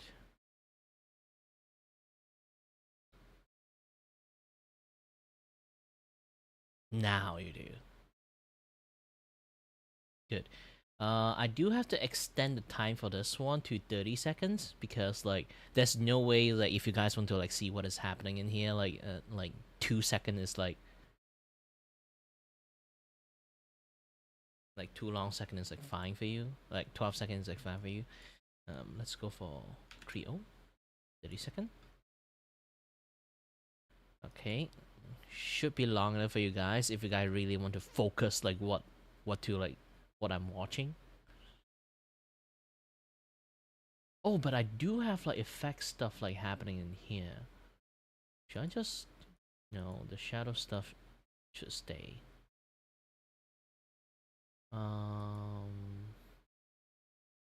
I think I put some effect on the video.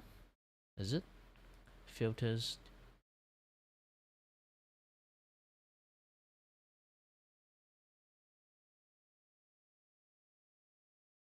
I have to take a look at the YouTube 3D, not you.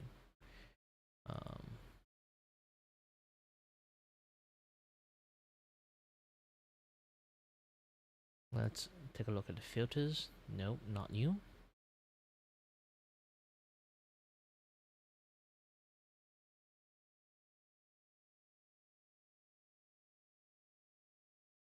YouTube TV 3D support, and then go to the filters, turn off the retro effect. Okay, close. Since like you guys can't even like see properly in the first place, so I don't need the retro effect. Kind of eats up like a lot of resource of the thingy too, so.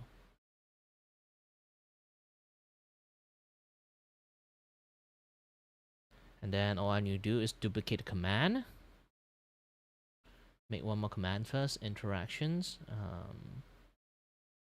Create. Add a new command. I can kind of like show it to you guys here. It's going to be TV ZOM.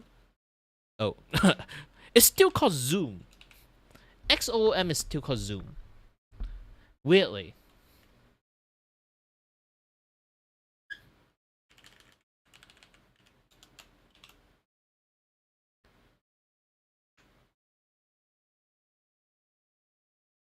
Exact, interact, cooldown source. We're going to listen in YouTube, Twitch share chat, and kick. So anyone from this scene would be able to like trigger this thing. And let's go to the action queue. Action queue. What is it? What is it? What is it? The zoom thingy. This is what counters.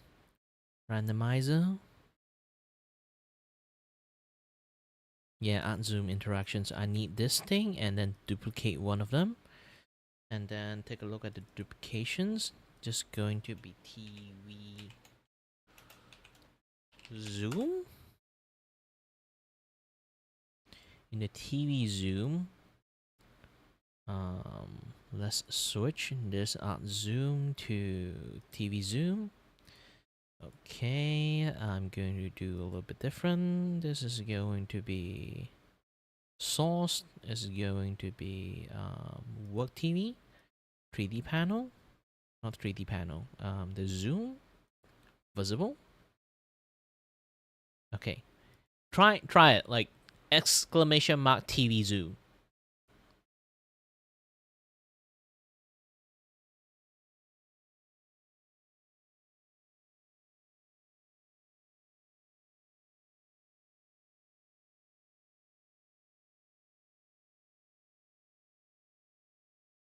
Hey, it's working, and also my pop-up thing too. It's so easy for my character to lean to the other side, actually, I just realized.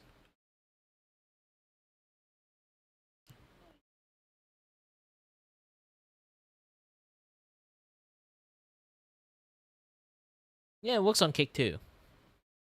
I make this thing like 30 seconds, so like if you guys like want to take a look at it, you will like stare at this thing for 30 seconds.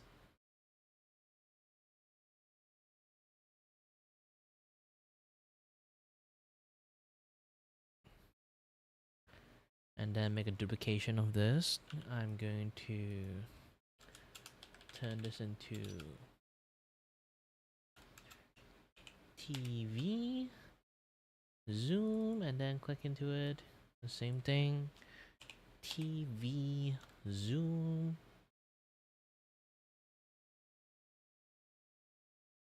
And then with this, I would want this to be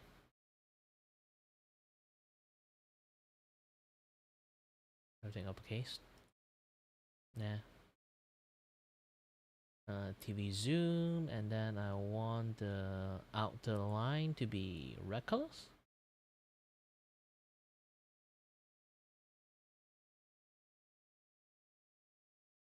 Okay, and put it in the filters.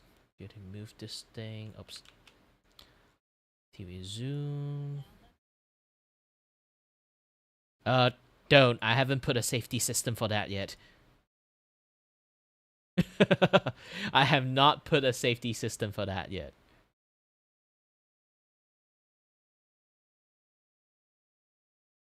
Because like in some cases I can put like, oh, when this thing is on, I can put like this state is on. Why this state is on?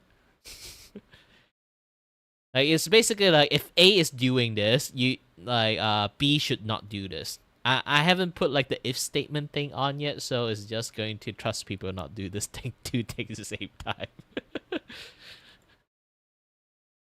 All I can do is that.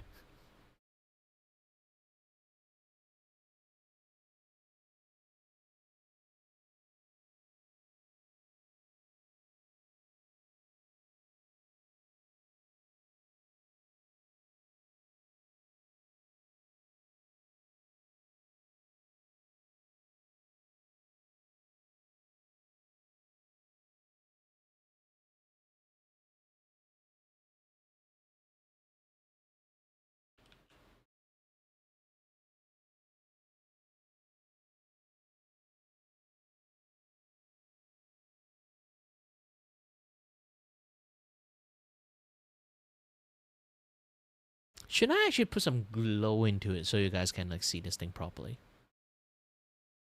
Let's go ahead and put some glow.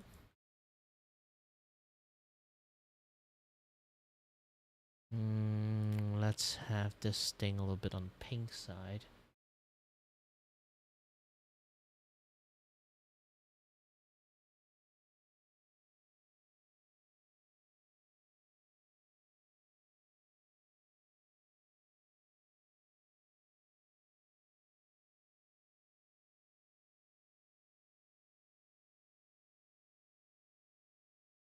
Yep, works properly. And for the art zoom, I do something like that too. Filters. Have this thing on the glow.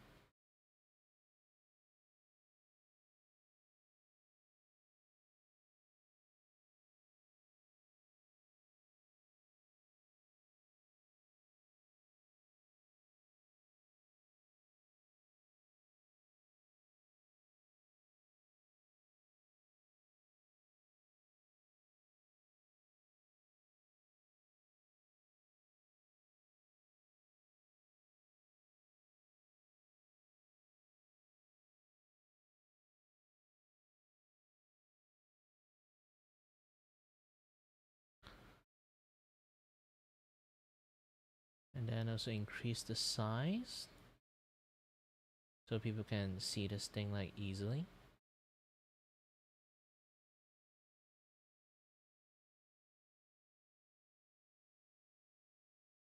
And then let's make this like 3D block thing like move way more. Let's make it like 70.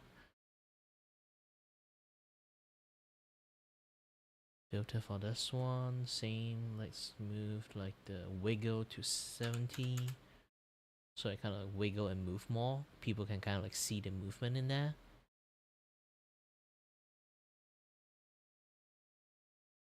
Maybe in the future, so I make like the ad screen also can do that shit too. But if that happened, I have to like move the tablet or like shrink the tablet a little bit more. So they kind of like the, you know, like the art tablet doesn't like look at it that much.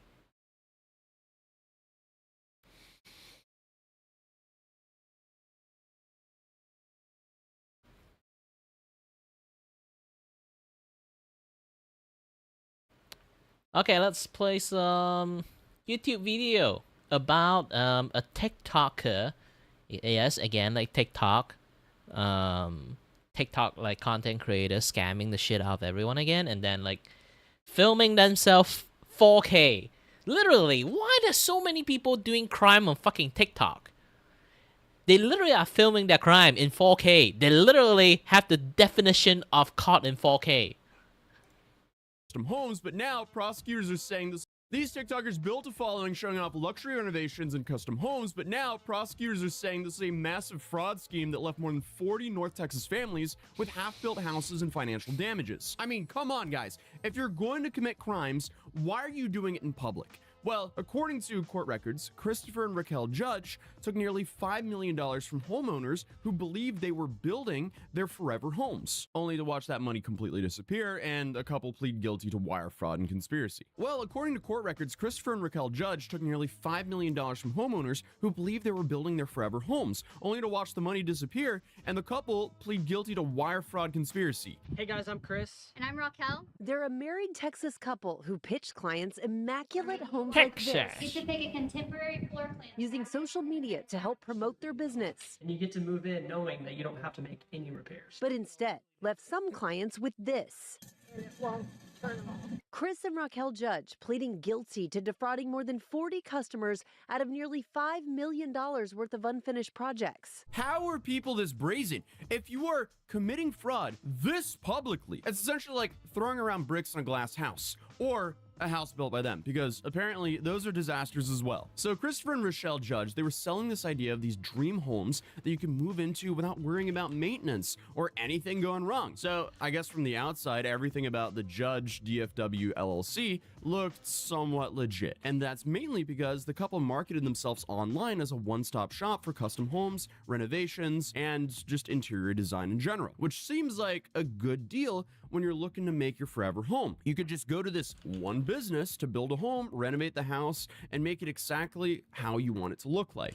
And Chris and Raquel, they would post these glossy images and videos all across TikTok, Instagram, I wanted and my Facebook, house to look and they like caught the fucking attention of a sci-fi whole bunch show. of families just scrolling on these apps. And according Can I to do the United that? States Attorney's Office in Texas, they also falsely represented that Chris And if was an I don't architect, see any which, automation spoiler, robot, you're he's fucked. not. These people literally watched HGTV home renovations and they were like, hey, I guess we can just LARP as them. What could go wrong? Well, unfortunately for them, they had no training and just kind of hinted through a lot of social media posts that Chris was an actual architect. Sadly for the homeowners though, the pitch worked. And that's the problem with a lot of these creator scams, because people see that big follower count beside their name and automatically assume that means credibility. No. Credibility is earned over a long period of time. You get credibility for doing good business, doing what you say you're going to do. Followers on social media, they just come from making engaging videos. But just because you make engaging videos does not mean you should be trusted with renovating someone's house. I mean, this is just so sad as well, because obviously most creators aren't scammers, but these people definitely were, as one of the victims, Kristen Newman, finally paying off her law school loans, believing that she was going to do everything right. I was planning on kind of growing into this house. Kristen Newman telling our affiliate WFAA she hired the young couple to build her dream home. The couple offered custom architecture, construction, and interior design services at below market rates. They started construction projects and accepted multiple installment payments from victims, but never completed those projects. Lane Simmons and his wife paid them about $200,000 to remodel their home. My house. The biggest fucking flag. Okay? The biggest fucking flag. Low market rate. Do not fucking fall for it, okay? I do make art in the big low market rate, but that one was like the quote unquote tried out sections, okay? I do have actual price. If people really like don't have money, they can go for the try out one. But if they have the money, they should pay me properly, okay?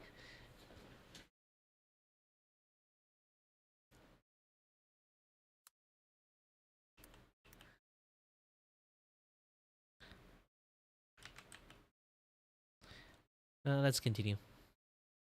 Everything that they did is wrong. We had a family friend that's also a contractor come over and look over everything, and he's like, man, there's a lot of this is unsafe. This is like the worst job I've probably ever seen. Prosecutors say the guilty couple used some of their nearly $5 million swindle on personal mortgage payments and plastic surgery. Oh man, I mean, this is just awful. Fucking According plastic to the victims, Raquel handed most of the communication, while Christopher the was fuck? You make me go introduced as Asian? the architect and builder. So I mean, I see why this seemed like a good business deal for people, because the prices were decent and the judges were actually playing up their confidence here a whole bunch. Even though it seems like they were frauds who had no idea what they were doing. Well, I guess they were just LARPing as contractors and a whole bunch of people got hurt financially. But it definitely takes a whole lot of dedication to the bit to show up and complete a bunch of awful work and then keep posting videos like you just didn't ruin someone's house. But apparently those below market bids were the core part of the scheme. Victims received low quotes, signed, design, and build contracts, and then began wiring installment payments to Judge DFW. Once construction started, the money kept flowing, and so did the excuses. So the U.S. Attorney's Office say that the defendants started construction projects and accepted multiple installment payments from victims, but never completed these projects, often leaving victims without a completed house. And obviously, home projects don't happen overnight, so it wasn't like the victims knew right off the bat that this was a scam. So what they have to go off of in the beginning is how professional the judges seemed. And according to the victims, they seemed super professional. One of the victims' names is Callie Simmons. And her mom, Shelly, said that the first day was so impressive. They came in with a full crew. They had it stripped down to the studs that first day. So, I mean, at the very least, they were really good at the destroying stuff part of everything. But looking back, maybe that's because they didn't care too much. Anyone can fucking take apart shit, okay? The problem is to build the shit, to order the item, the logistic part of the gosh thing is the issues, okay? You can pay me to take, like, you can pay me fucking $10 to tear your fucking house apart, and I have some fun out of it, too. That first day good feeling, though, didn't last for too long, apparently, for the victims. Because in Callie's case, It took about 2 months before stuff started slowing down and the quality worries started. And I guess after that initial gut-sinking feeling, stuff started to fall apart fast. There were construction delays and materials she paid for, like windows, doors, basic necessities. They never arrived. And when she finally asked for the money back for the work that hadn't been done, she says that Christopher told her that he didn't have it anymore. What do you mean you don't have the money? Like, what? Then I guess saying, yeah, I don't have the money anymore, he just stopped talking to her and never came back, which is crazy. Then it got to, hey, I think you're overcharging for this. At one point, I overpaid for something. I said, hey, can I have that money back? Because you haven't done it, and that's part of this other draw. And he said, I don't have it anymore. How do you even respond to something like that? Like, what do you mean you don't have the money I gave you for the house that isn't done? Plea documents show that more than 40 victims across 6 northern Texas counties were affected, spanning at least 24 construction projects, with losses totaling approximately $4.8 million. One couple alone paid the judges nearly $364,000. How do you get yourself into this deep of a hole? I mean, obviously, the judge's first mistake is lying about their abilities and education and setting off to build a scam in the first place. But surely, at some point, they had to know that this was going to lead to prison. Prosecutors say the money wasn't sitting untouched, waiting for materials or subcontractors. According to court records, the judges took victims as payments in a single operating account using installment payments from one family to fund unrelated projects and to support their own lifestyle. So the finances weren't managed at all. Not only could they not work on the house correctly, they had no understanding of how to manage an account. And as the project stalled and the homes were left half built, inspectors started raising alarms that the work that had been done often just was incomplete and it was completely unsafe. So by the time many families realized something was seriously wrong, the damage was financially and structurally done. And as projects dragged on with no clear answers, several homeowners brought in independent inspectors to figure out what was actually happening inside of their homes. But the problems were everywhere. Floors cracking, tile falling within weeks, unsafe framing. In the Simmons' home, inspectors found that the front and the back decks and the interior stairwell had to be torn out and rebuilt entirely. So they took a whole bunch of money from people for work that didn't get done, and then they left them with a bunch more problems that's just going to cost the victims even more money. Federal court records say the judges collected installment payments, failed to complete work, performed substandard construction, and did not pay the subcontractors. And while families were living with exposed framing, sinking floors, and homes that couldn't safely be occupied, prosecutors say the money meant to fix these problems were being spent otherwhere. Yeah, the judges used hundreds of thousands of dollars for personal expenses, including $27,000 on mortgage payments, $82,000 on Amazon purchases. Oh, don't get confused when he say the name judges, is because like the fucking name is their surname, okay? It's not the actual judge. And approximately $10,000 on plastic surgery. Imagine being a homeowner and your house is nowhere near being finished, then when the woman you paid all this money to suddenly walks in with a new nose. That is just diabolical. I don't know if that's the plastic surgery she spent the money on, but that would be crazy. Also, what were they buying on Amazon that cost almost $100,000? I would be so depressed as a victim here. Like, what do you mean? You got plastic surgery and my front door doesn't work. But CBS Texas reported that records also showed spending on rent. Oops. Tuition, and luxury items. For Kristen Newman, the financial fallout was awful. NBC DFW reported that she spent another $200,000 on top of the $200,000 she already paid to the judges just to finish and repair her home. In her case, she actually had to sell the home and move back with her parents. Dude, they are going to get what's coming for them. Making people go homeless with your scams is a special type of evil. Another victim, Jeremy Congleton, told NBC DFW that the consequences upended his family's entire life. After the judges abandoned the project, Congleton said that he was forced to file for bankruptcy. His family of 4 lived in an RV for 18 months while he finished the house himself. That is awful. How can they do this to other people? This is just so unfathomable to me. Congleton said that what he owes me and what we've paid out of pocket and credit card debt, having to file bankruptcy, and so on, was about $250,000. And Christopher and Raquel Judge used social media to get clients with these low bids and these fast turnaround promises, collected large sums of money, and then let projects stall while continuing to demand payments. And as inspectors dug into the damage, regulators started asking who exactly was allowed to be doing the work in the first place. Because as it turns out, one of the judge's biggest selling points wasn't true at all. Because I mean, at this point, a lot of contractor horror stories might sound familiar. There's the whole project stalling, money running out, homeowners cleaning up the mess, and so on and so on. But prosecutors say in this case, crossed a very specific line. And that's the line that turned this case from being civil into federal crime, because Christopher Judge wasn't just bad at his job. According to court records, he wasn't qualified to be doing it at all. What brings me back to the whole point of Chris alluding to himself as an architect when he had no qualifications at all. Epic, dude. But remember, when Kristen Newman hired the judges, Christopher was introduced as the architect and builder. And in May of 2022, the Texas Board of Architectural Examiners issued a formal warning to Christopher Judge and Judge DFW, saying that he violated the Texas Administrative Code by referring to himself as a licensed architect when he was not. Despite that warning, prosecutors say he just continued to lie. So not only was Christopher lying about his abilities, but the judges just kept marketing Judge DFW as a full-service operation after not completing dozens of projects. Meanwhile, behind the scenes, the scheme just kept growing. So from August of 2020 to January of 2023, Christopher and Raquel Judge defrauded over 40 victims across 6 counties in the Northern District of Texas. It seems like the whole period after the pandemic was just the heyday for scammery. But victims, they wired in their payments and the checks were deposited, and court records show that the money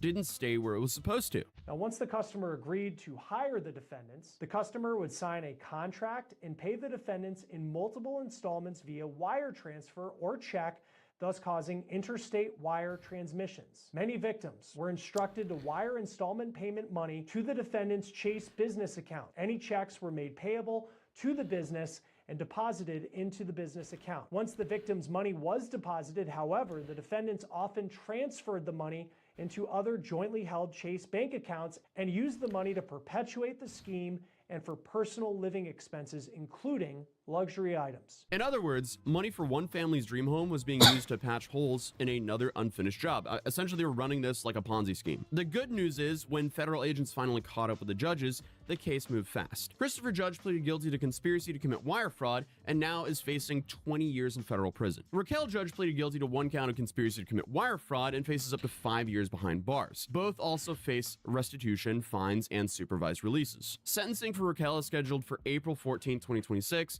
and Christopher is set for May 12, 2026. And by the time this case reached federal court, many of the families affected by Judge DFW had already spent years trying to pick up the pieces on their own. All the victims who spoke to news networks have said they believe most of their money is gone for good. Restitution has been ordered, but recovering obviously, like, the amount of money that guy already been, this couple already been used, cannot come back. Like, you expect the fucking government give you back the money? It has been taken, it has been used. You don't have the money anymore. And the scale of the scam is there's so many victims. Like, even you bankrupt the shit out of the people to do it, the bank is not going to give you the money they kind of like bankrupt like that person's, you know? Like, once they like get like judge in, like actually judges, like guilties and everything, and then like went into prison for that, there's no other way they can actually earn the money to give back to people money. Like, the scale is too much. Even they like work like $2,000 per month, and then they have to give back the victims monthly. There's not enough penny to actually like spare to other people. So sometimes even like scammer get caught, the victim doesn't really recover at all. Basically zero recovery. hundreds of thousands of dollars from defendants facing prison time, unfortunately, is not very likely. What they do have now is knowing that the couple won't be able to take on new clients. But the main thing I'm sitting here with is, what was the plan here? Like, did they really think they could just keep taking on projects, keep collecting payments, and never finish them? Did they not think they were going to go to prison? Where is the logic here, guys? Did they watch HGTV and be like, honestly, we could do that. Let's just LARP as them? Because this wasn't just one bad renovation or one job that went sideways. No, this is like the whole thing was just fraud. But hey, at least no one can get scammed by them again, hopefully. But other than that, if you're new here, feel free to subscribe, drop a like if you enjoyed the video, and I'll see you guys in the next one. Peace. This is just stupid. Like, do not take on any business in TikTok except it's from me, okay? Except it's from me, okay?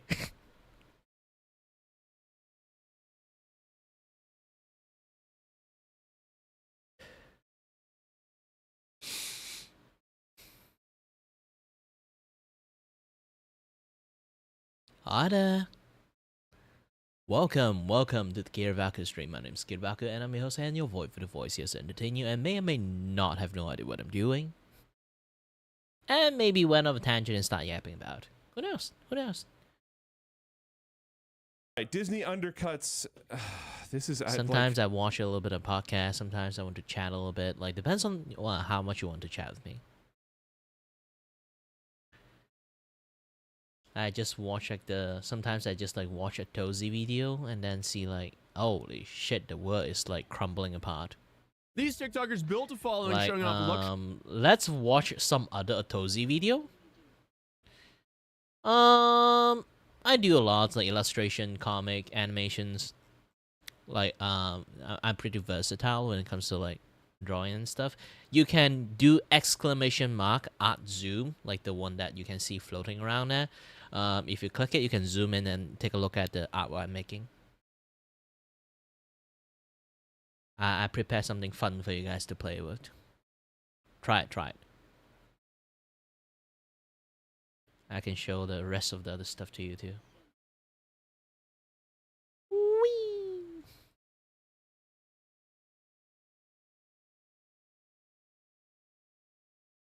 Ta-da!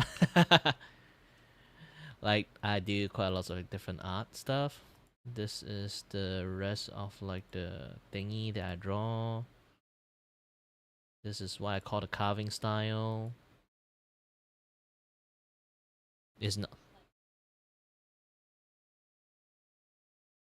Yeah, it is. I am using XP Pen 15-inch Pro.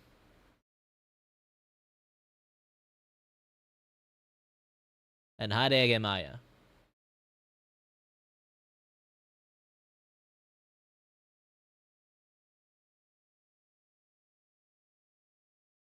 Using other stuff. I'm using 15-inch. Around the time it's like having like a discount.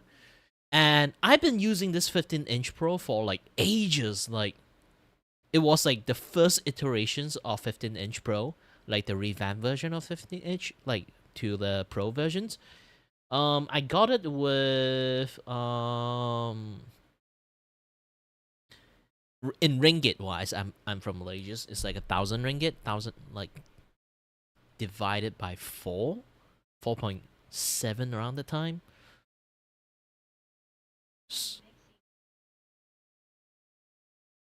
Yeah, do those things too, but it's a little bit janky. I'm trying to improve my like stinger animations capability of doing that.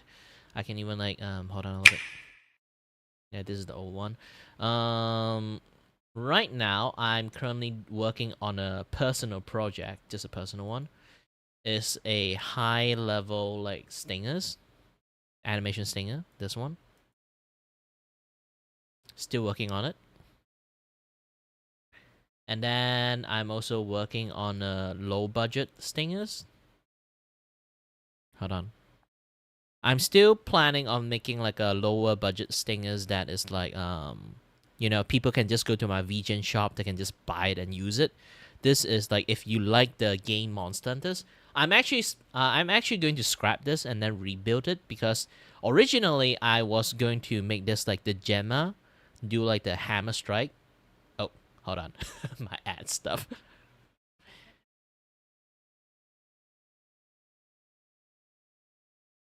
Hold on a little bit.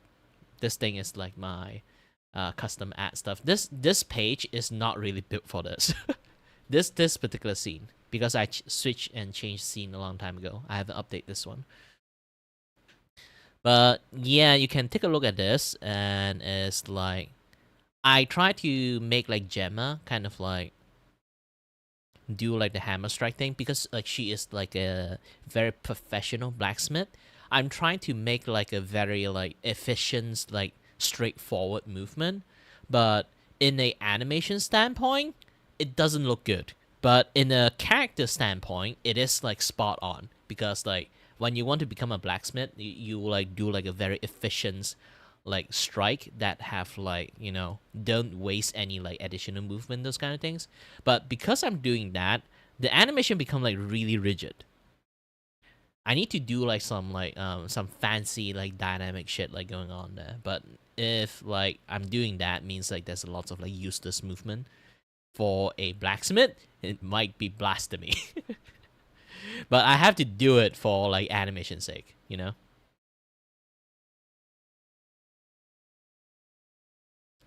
So it depends like how much like of a budget of a scene transition you want. A 3 seconds can like cost around like, imagine like just the most basic, it would around be like even I literally like make like stupidly basic. It's still going to be costing maybe like 65 per seconds. Because it's going to look a little bit janky like this one. I will like clean it up as much like this is like the you know. Yeah, animation is expensive. Like try to think about this, okay? You look at this, it's like every single second is 26 frame, okay? I can even like show you like my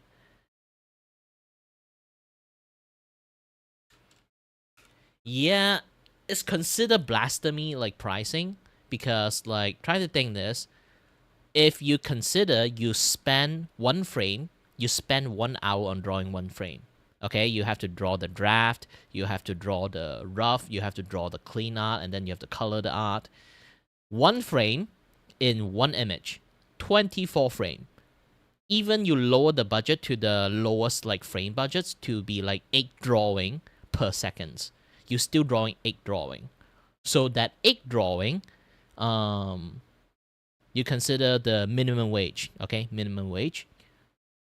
$7 per hours. But if you're going to use it for monetizations, usually people times like 50% or like maximum like double the prices, okay? So if I just go for generosities, okay, it would be $10 per pictures, okay? $10 per drawing in frame. So if you times 60, it would be like $60. That is like the generous one. Not like 60. If you times like let's say 8 drawing, $10 times 8 drawing, supposed to be, well, it's the easiest math, you know. 10 times 8, how much? 80s. So even the cheapest animations, yes, cheapest animations, supposed to be $80 per second. And then I haven't calculated expensive one. Expensive one is the times 2 version of it because you have to draw 12 drawing per second. Like this thing, you can see in the, if I move this thing up and then increase the thumbnail size to the biggest, okay, and then boop, boop, boop, boop, boop, boop, boop. Unless it's puppet animations, this is frame by frame animation. So you can see that's like every third frame. So there's like one gap of difference in here. They will switch to another drawing, switch to another drawing, switch to another drawing. Every 2 frames they switch to another drawing. This is the high budget animations. And I can lower the frame a little bit to kind of save up a little bit budget if I can. But the animation will look janky. If you want an animation that looks smooth, yeah, like that, but stop motions, everything have like a certain budget, especially like when you do drawing, you really like drawing everything frame by frame. So if you want a very, very like smooth animation like this, like first second animate, I did it in like 12 drawing within 1 second. This one spam in there is like, holy shit, I spent so much time just drawing the line art itself. And I kind of stopped because like, you know, I need to work on something else to actually earn money from this. So animation is like stupidly expensive.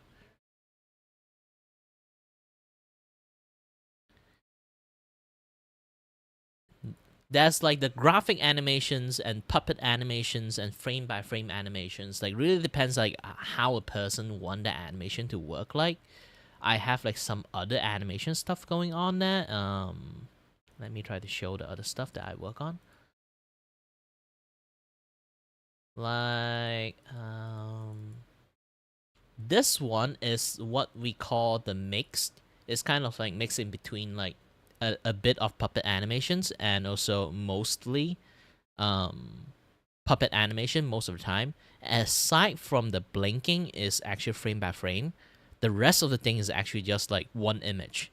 And then I just like move them, shift them around, and then they look like they're moving.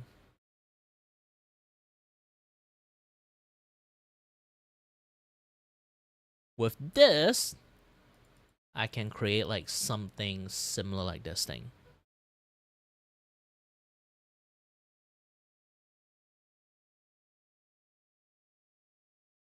It is like one image, aside from the lips and the eye, like blinking.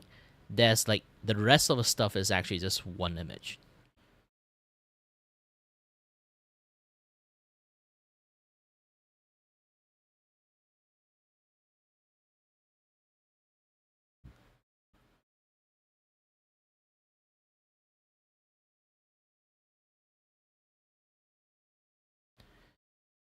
Yeah, I don't have the conventional like software to like do those kind of things like properly.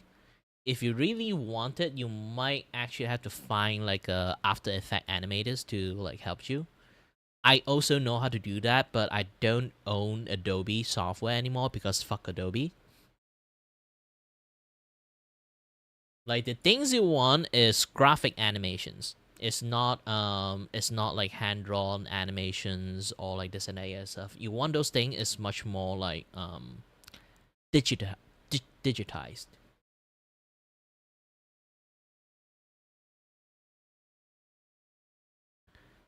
So basically, it's like you have to use illustrations to make like three different vectors, like three different vectors: the iris, the uplit, and then the lower lid.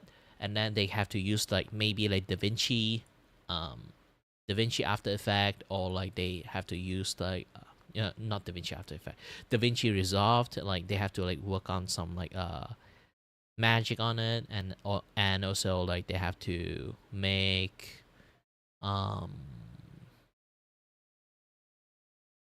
using After Effect on work on some stuff. I have some really old thing.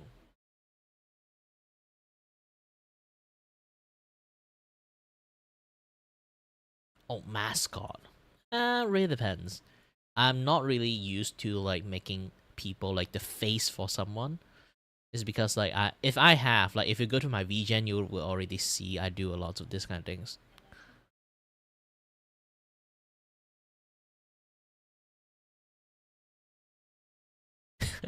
It's a very like standard stuff, I also took a break like around the time, like also like around 2 years for the COVID lockdown. I came back with no one anymore. No one watched me anymore.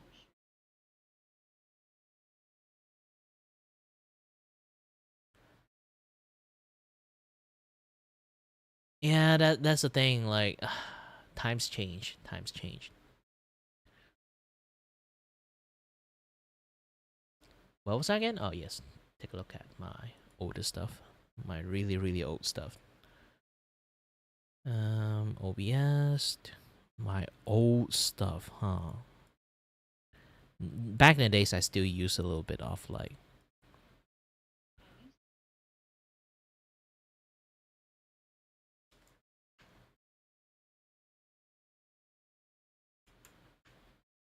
Yeah, times change a lot. Like the stingers that you just see, like the clapper one is actually made with like After Effect. And let's take a look.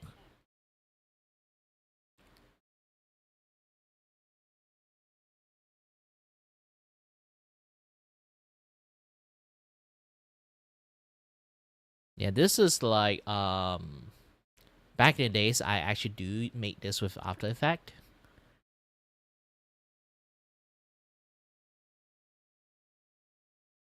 And this is like my ending streams stuff. And then my opening stream. Oh, the opening one is like super duper old. I don't even know I can find it or not.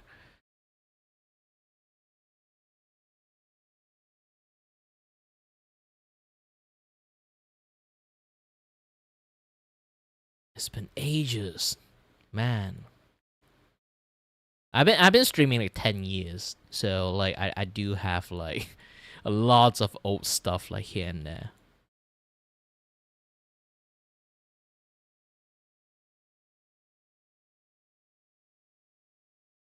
Is it this one? Right now, I'm just like using Clip Studio Paint only because again, fuck Adobe.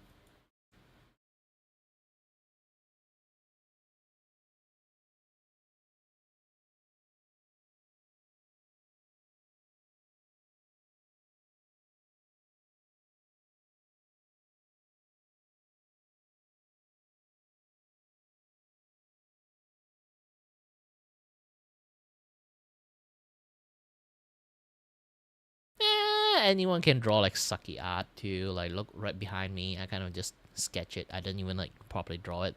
I'm using different kind of tool. You can see like the 3D model thingy. Like because I'm a 3D animator, so I know more about like 3D stuff than actually 2D drawing. But I'm using my 3D skill as an advantage to kind of like, you know, use the 3D model to post it properly and then like just trace on top of it. Like you don't really like you might think of it as like cheating, but it is like I'm utilizing my skill to the maximum. Because I do have like 3D like spacing, like understanding this and that other stuff. So I can like work things out that way because of it.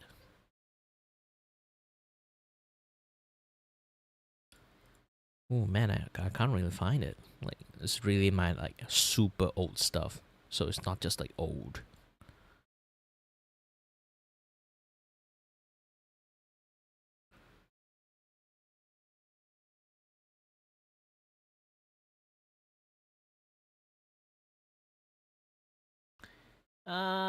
No.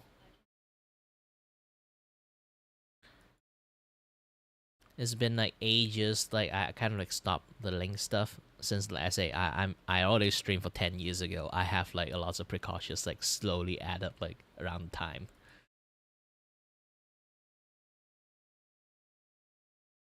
Kind of locked down lots of stuff because of it. Because of like, you know, shitty people in the internet. Blame them.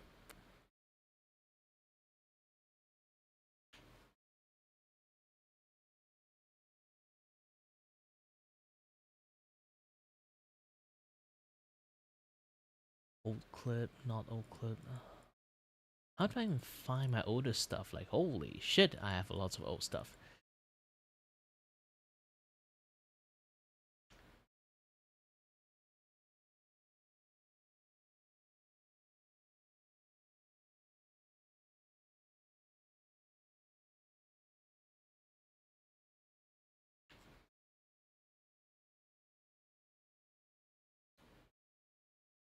And staring at the stupid like Windows 11 doesn't really help. It confuses the shit out of me so much.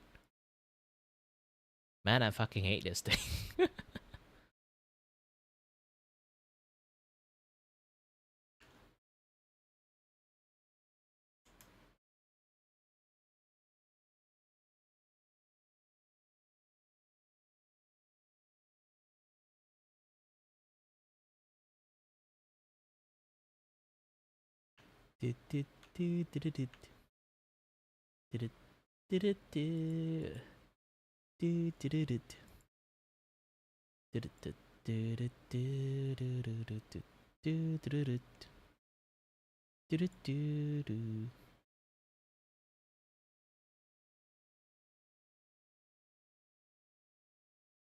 I don't have any other like older video stuff. But yeah, I do quite a lot of like things like back in the days. It's just like all the time. I'm using way more After Effects back then because I was still like a uni student. So I kind of like forced to use a lot of Adobe stuff. But I end up like kind of like just abandon Adobe fully because Adobe is just shitty thing overall. Like generally, if I say fuck Adobe, like a lot of people would like unanimously like agree with me. Like yes, fuck Adobe.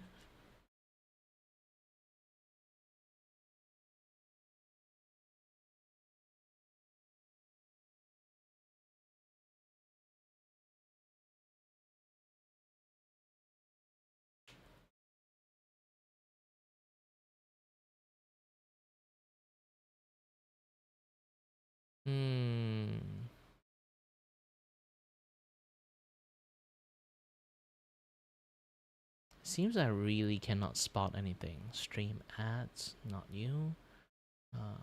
VP stuff, not you. Thumbnail, not you. YCH, not you.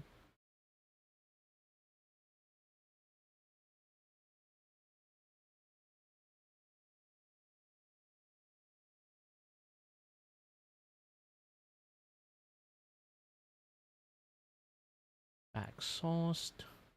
Nope. Vertical art, com file, quick sketch. New photos? Nah. Name bar. Nope.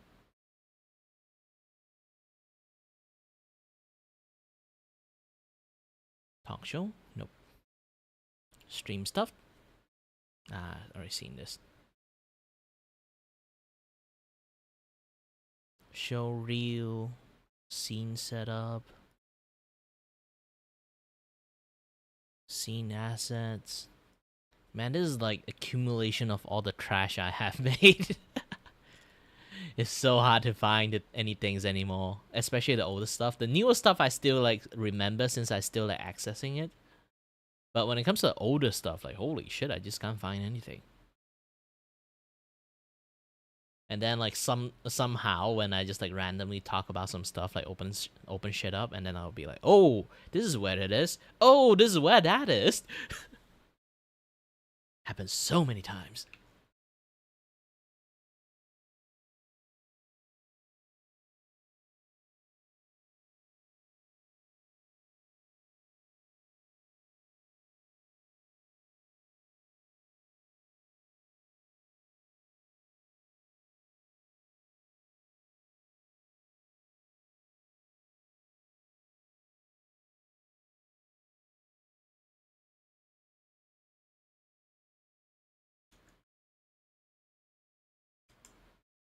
Oh, oh, oh.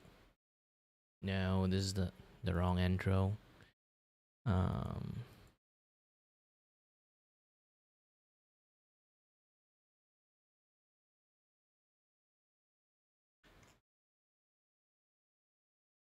Nope, this is like seriously old stuff. Don't worry if you manage to see my face, it's just that something I kind of like fine with it. I used to be a facecam streamer before, so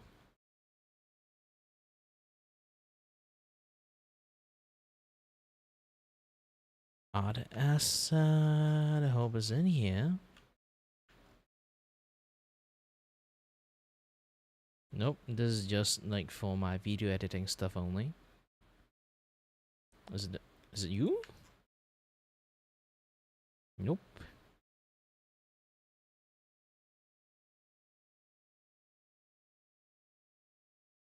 But this file actually have some decent stuff I can use.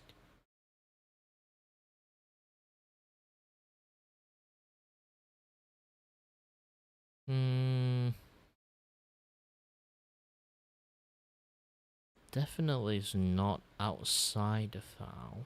So let's go back into OBS asset.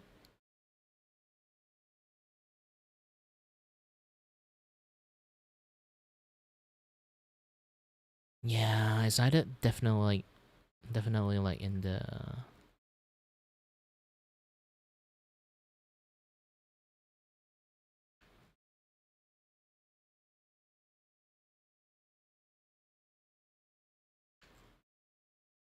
Is this like the only one that I kind of have? Oh man, I only have like a few surviving things like at this point. Talk show stuff? Nope. Quick sketch. What? Machine. Background. Name bar. Emote file, not here. Comp file, not this one. Setup, seen it already. Show reel. Vertigo show. The overlay is in the overlay.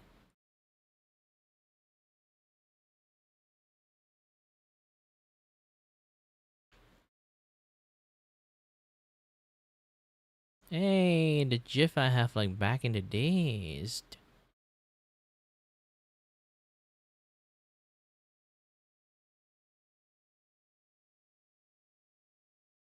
Yeah, everything here is such a blast of the past.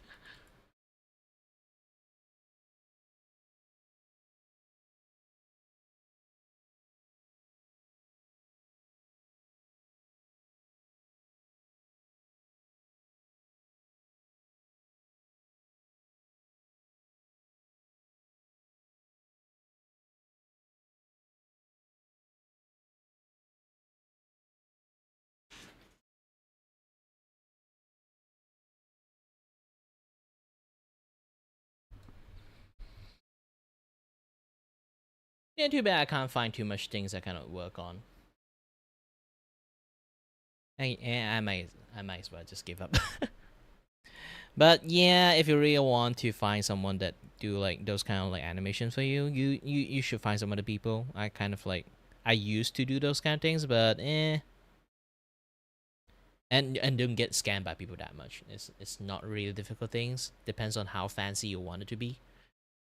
If you really want it to be like super fucking fancy, then it's going to cost you. But if you want like something simple, it doesn't really cost you that much.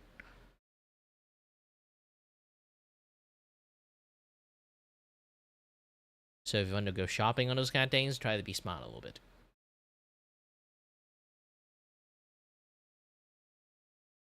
Unless you want this kind of like frame-to-frame animations, holy shit, then this is like super duper expensive. Because you are drawing like frame by frame.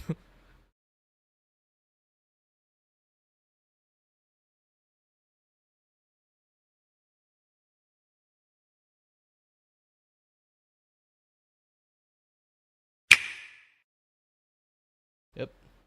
Went in the wrong scene again. Go back to my work scene, and then I need to get to the toilet a little bit. You know, stomach ache and everything. So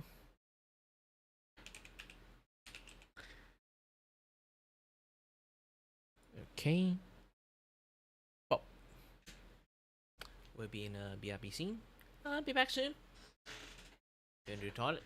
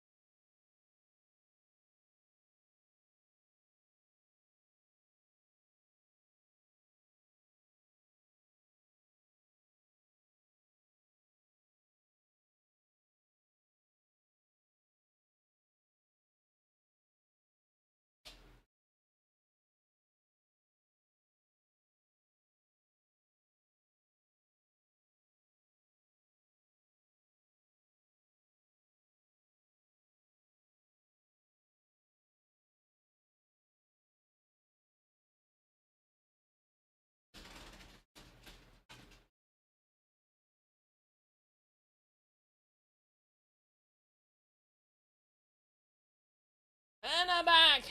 Ah! It's going to take a little bit of time for me to properly recalibrate myself again.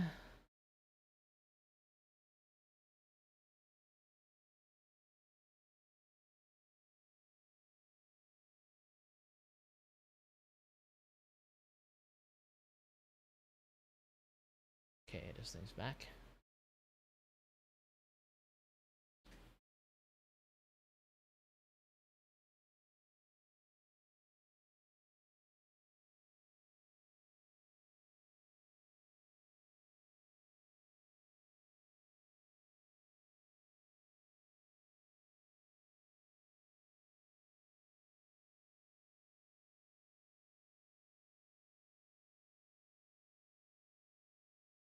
Nah, not too much of Tozy stuff, sadly.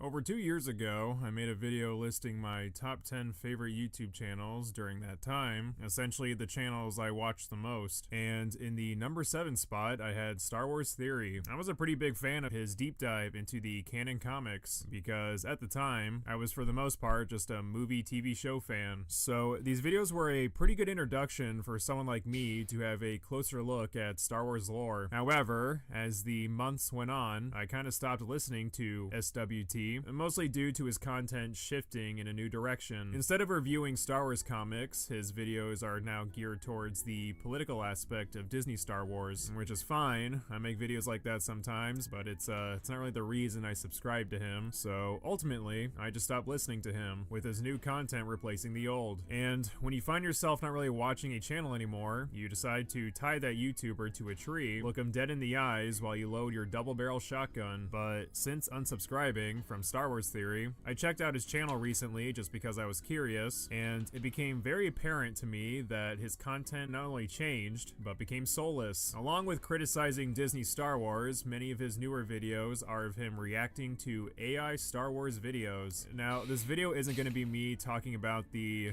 ethics of AI, but what I am doing here is showing you why people are turned off by this channel's new content, because Star Wars Theory is under the impression that his channel is experiencing a heavy subscriber loss due to being blacklisted by a certain company that aims to destroy his YouTube channel. Now, to bring it to another topic, something that I've suppressed for years and I haven't talked about, and it's a conspiracy theory.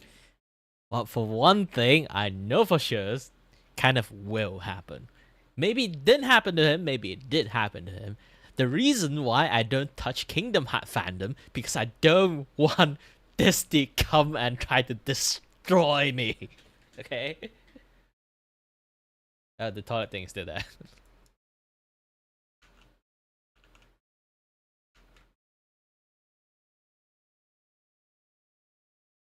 It's a theory, I can't prove it, but there's a lot of good evidence behind it that would support and substantiate this theory. I think that a certain company is blacklisting and shadow banning my YouTube channel and trying to destroy my YouTube channel. Now, I've been on YouTube almost 10 years. My channel's almost 10 years old. Don't worry, Like, YouTube actually does that thing. and it's the Any largest big Star Wars company channel in the asks world, them to thanks do it, you they will guys, actually, and I've like, always bend over for it. continued to gain subscribers. Now, the last 2.5 or so years, I remember being at 3.3 million subs, and the official Star Wars channel, YouTube channel, was at 3.6. I was about 300,000 subs or so behind. And I was gaining fast. I was catching up fast. And I remember a lot of my peers, a lot of other YouTubers were starting to talk about this. Posting on X, posting Twitter, posting on YouTube, being like, holy shit, he is almost going to surpass the official Star Wars channel.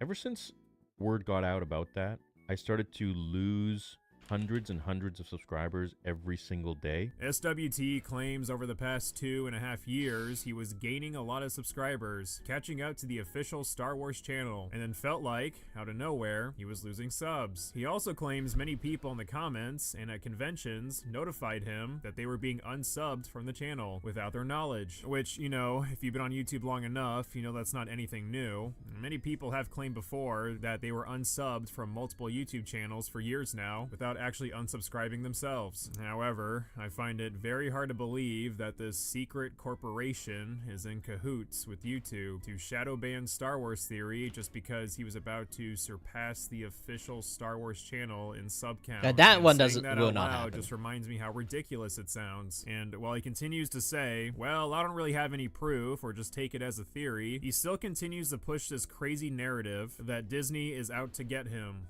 And so I've noticed how Disney has, like, I think, suppressed my channel in some sort of weird way. And I don't know what to do about it. There's nothing I can do about it, you know? I'm one dude, and I'm up against some company that, like, fucking hates me, you know? And I don't want to be liked by them.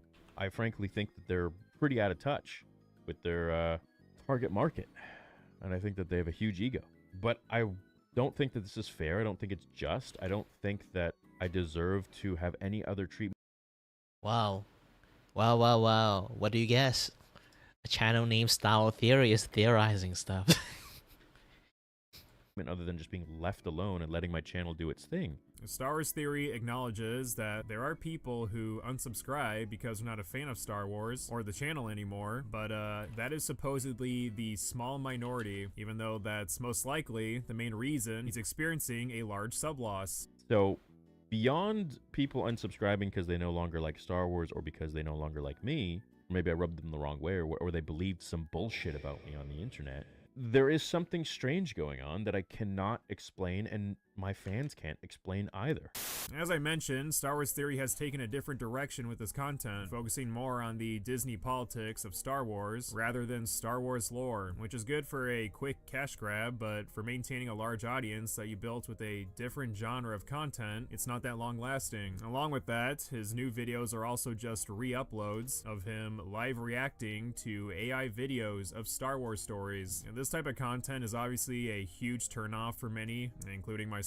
Compared to Star Wars Theory's older content, these newer videos lack substance. You have to be delusional to not be aware that this type of content wouldn't turn people away. Like, look at this shit. Disney better hire this guy. This is getting too real. But if we look at the actual video, it's just AI. Not even original story, mind you, but an AI recreation of a Disney-made comic. So apparently Disney needs to hire this AI slop artist to rehash the same shit they've already made. Dude, this was just like that thing that was made by real people already. Whoa, this guy is cooking something better than Disney, even though they're the ones that originally made it. I was a fan of Theory because he was actually great at breaking down lore or just explaining a character or a story, providing more depth for the product. In this video, which is fairly similar to his other AI React videos, he barely says a word. We go from insightful lore drops to live reacting by sitting in his chair in silence.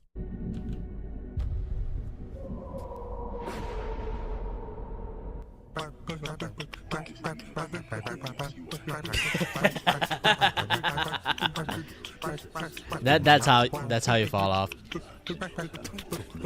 I know things you're watching can be a little bit interesting, but when you watch something that without any substance, you can't say any things, then don't watch it.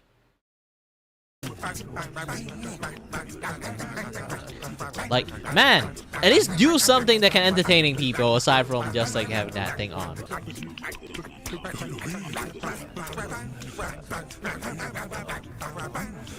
Like, at least I'm drawing while I'm doing this shit, okay?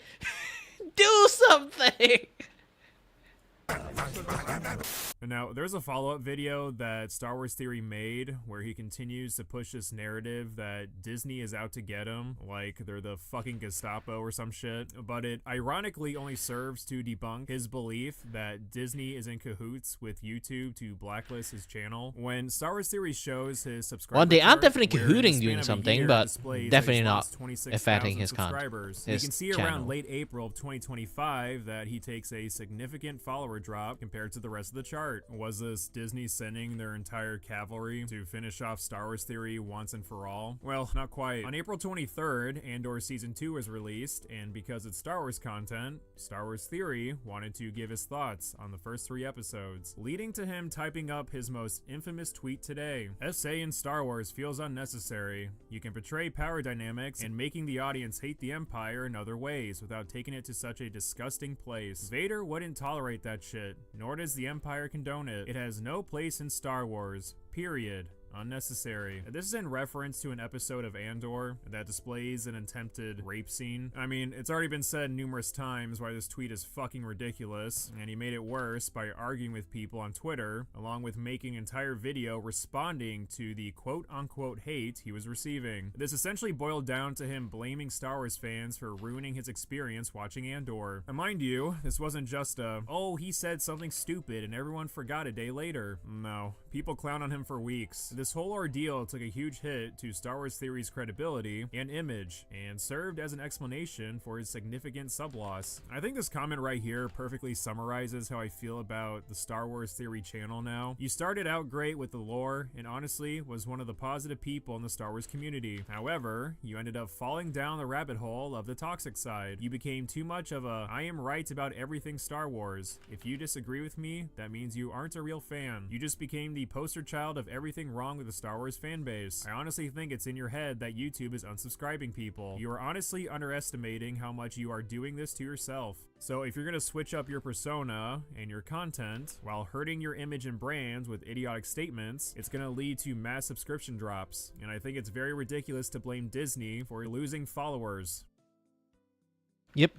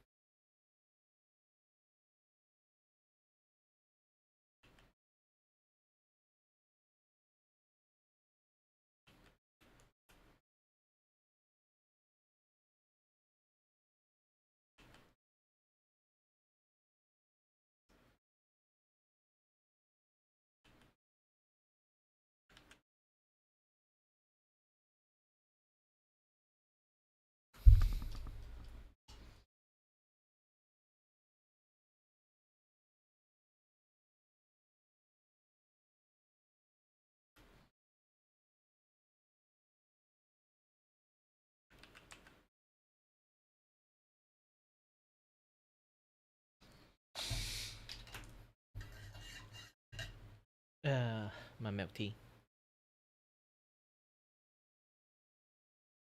It's getting cold. Ah.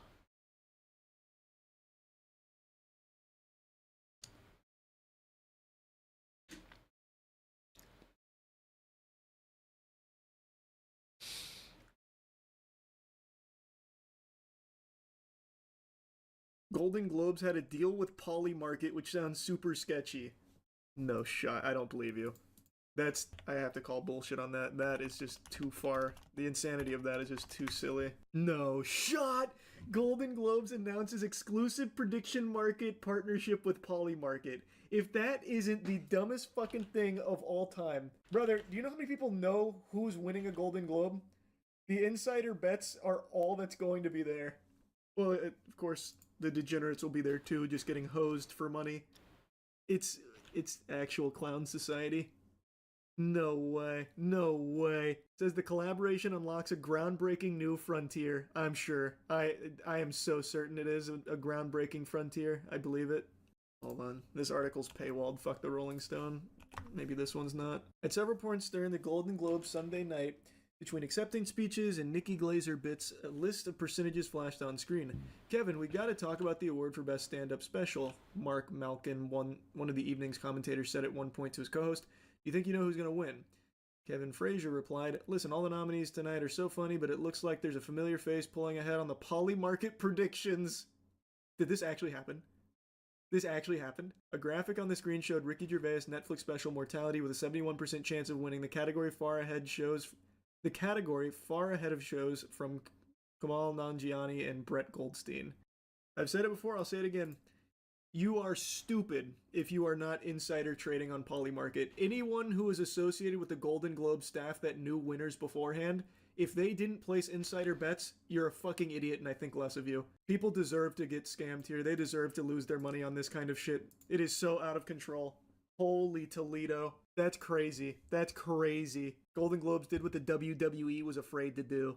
They weren't even afraid to do it. Vince McMahon tried very hard to pitch sports betting on WWE matches, but we were a little more sane 2 years ago where people said no, because too many people already know the outcomes. That's a disaster. But we've degraded so much. We have truly rotted. That's unreal. Golden Globes Polymarket prediction team up.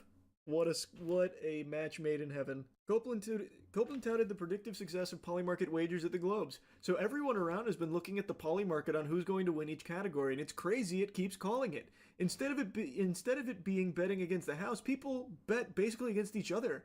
So there's this dance, which is what we call price discovery, which finds the odds. It's like, what's the percentage? The percentage you see is derived from the trading activity, and it's really accurate. It's the most accurate thing we have. I need to start making friends at these kind of events, that way they can tell me who's going to win so I can make big bets on the Polymarket. Place last minute bets on winning contender. Well, that's what a lot of Polymarket bots do. But I'm not smart enough to code a bot. No, Charlie, that's illegal. If you get caught insider betting on Polymarket, you have got to be an actual fucking imbecile. This is the easiest insider trading ever. You'd have to go out of your way to get caught insider trading for fucking Polymarket predictions. No one would ever catch you, and you still wouldn't get in trouble. True, you still wouldn't get in trouble. Oh, man. But what's the next award show coming up? So the Golden Globes already happened. What's next? Are the Oscars soon? Surely there's someone I could reach out to on the staff there so they can tell me the winners so I can make these bets. The Oscars is in March, so yeah, that one's not far away. It looks like the Grammys is the next one. There's gotta be someone on Grammys staff. Well, just know, if you see someone dump like fucking 40K multiple times on some categories out of nowhere on a brand new account, it might just be me. If I was able to find a connection there. Fucking official partnerships with prediction markets. This is unreal. Wasn't a bunch of top holders on the bets. Wonder if they did it through multiple accounts. Maybe to be safe. I don't even see why you'd even take the precaution though. You're not gonna get in trouble. It's fucking Polymarket. I'm about to start betting on your upcoming vid topics. You joke, but if that was actual Polymarket bets, you bet your sweet bippy I'd be taking a peek in there. If you're putting money on that kind of shit, you deserve to get scammed on it. You deserve to get hosed by the insiders. Can anyone create a topic to bet on? That's what I don't know. I don't know shit about how Polymarket works. I just see all the bots and then this kind of garbage pop up, but I have no idea. Remember CNN partnered with Kalshi as well? I talked about that when that happened too. It's fucking disgusting, man. It's so out of control. It is so out of control. I was gonna say, have you seen the Kalshi AI ads on Twitch? I don't know if it's Kalshi that's running the AI ads, but I know there's AI ads on Twitch. Bro, there's literally a Polymarket bet right now that says, will Jesus Christ return before 2027?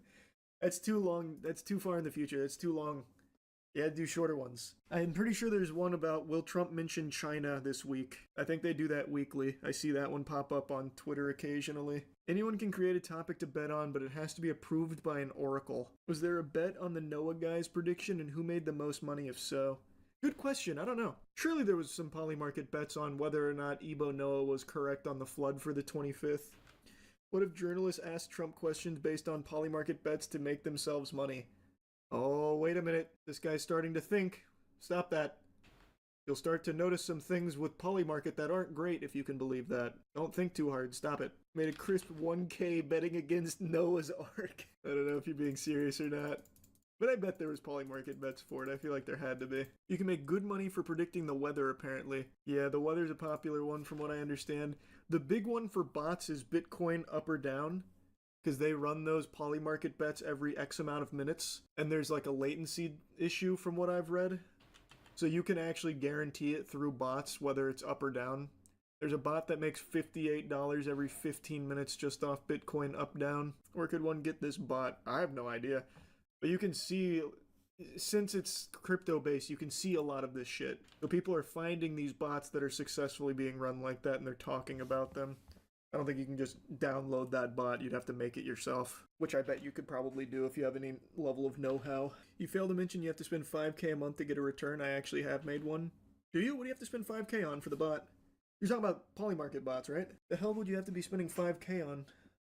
Like, I imagine you couldn't vibe code the bot or anything. I get that. That is probably tough, but what would the 5k be going towards for the bot? No, you have to swing trade 5k to get 15. Oh. I thought he was talking about, like, the bot maintenance or something. Okay. I see what you're saying. What do you think about the people who bet on the Venezuelan president being taken before it happened? Oh, the Maduro bets? Yeah, those went crazy. Someone made, like, what, 400k or something? Can't remember now, but yeah. There were some pretty timely bets there. They have a leaderboard. Do they?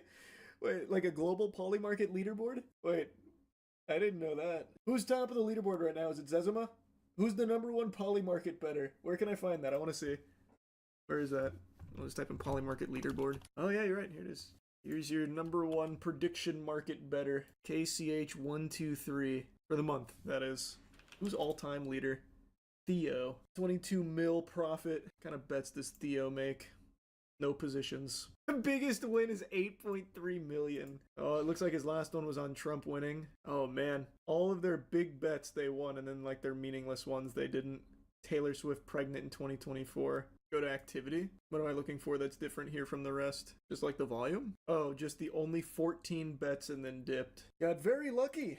Surely it was just luck. Surely the useless bets such as Taylor Swift being pregnant and Henry Cavill as next James Bond thrown in the mix of the political bets. It truly was just random.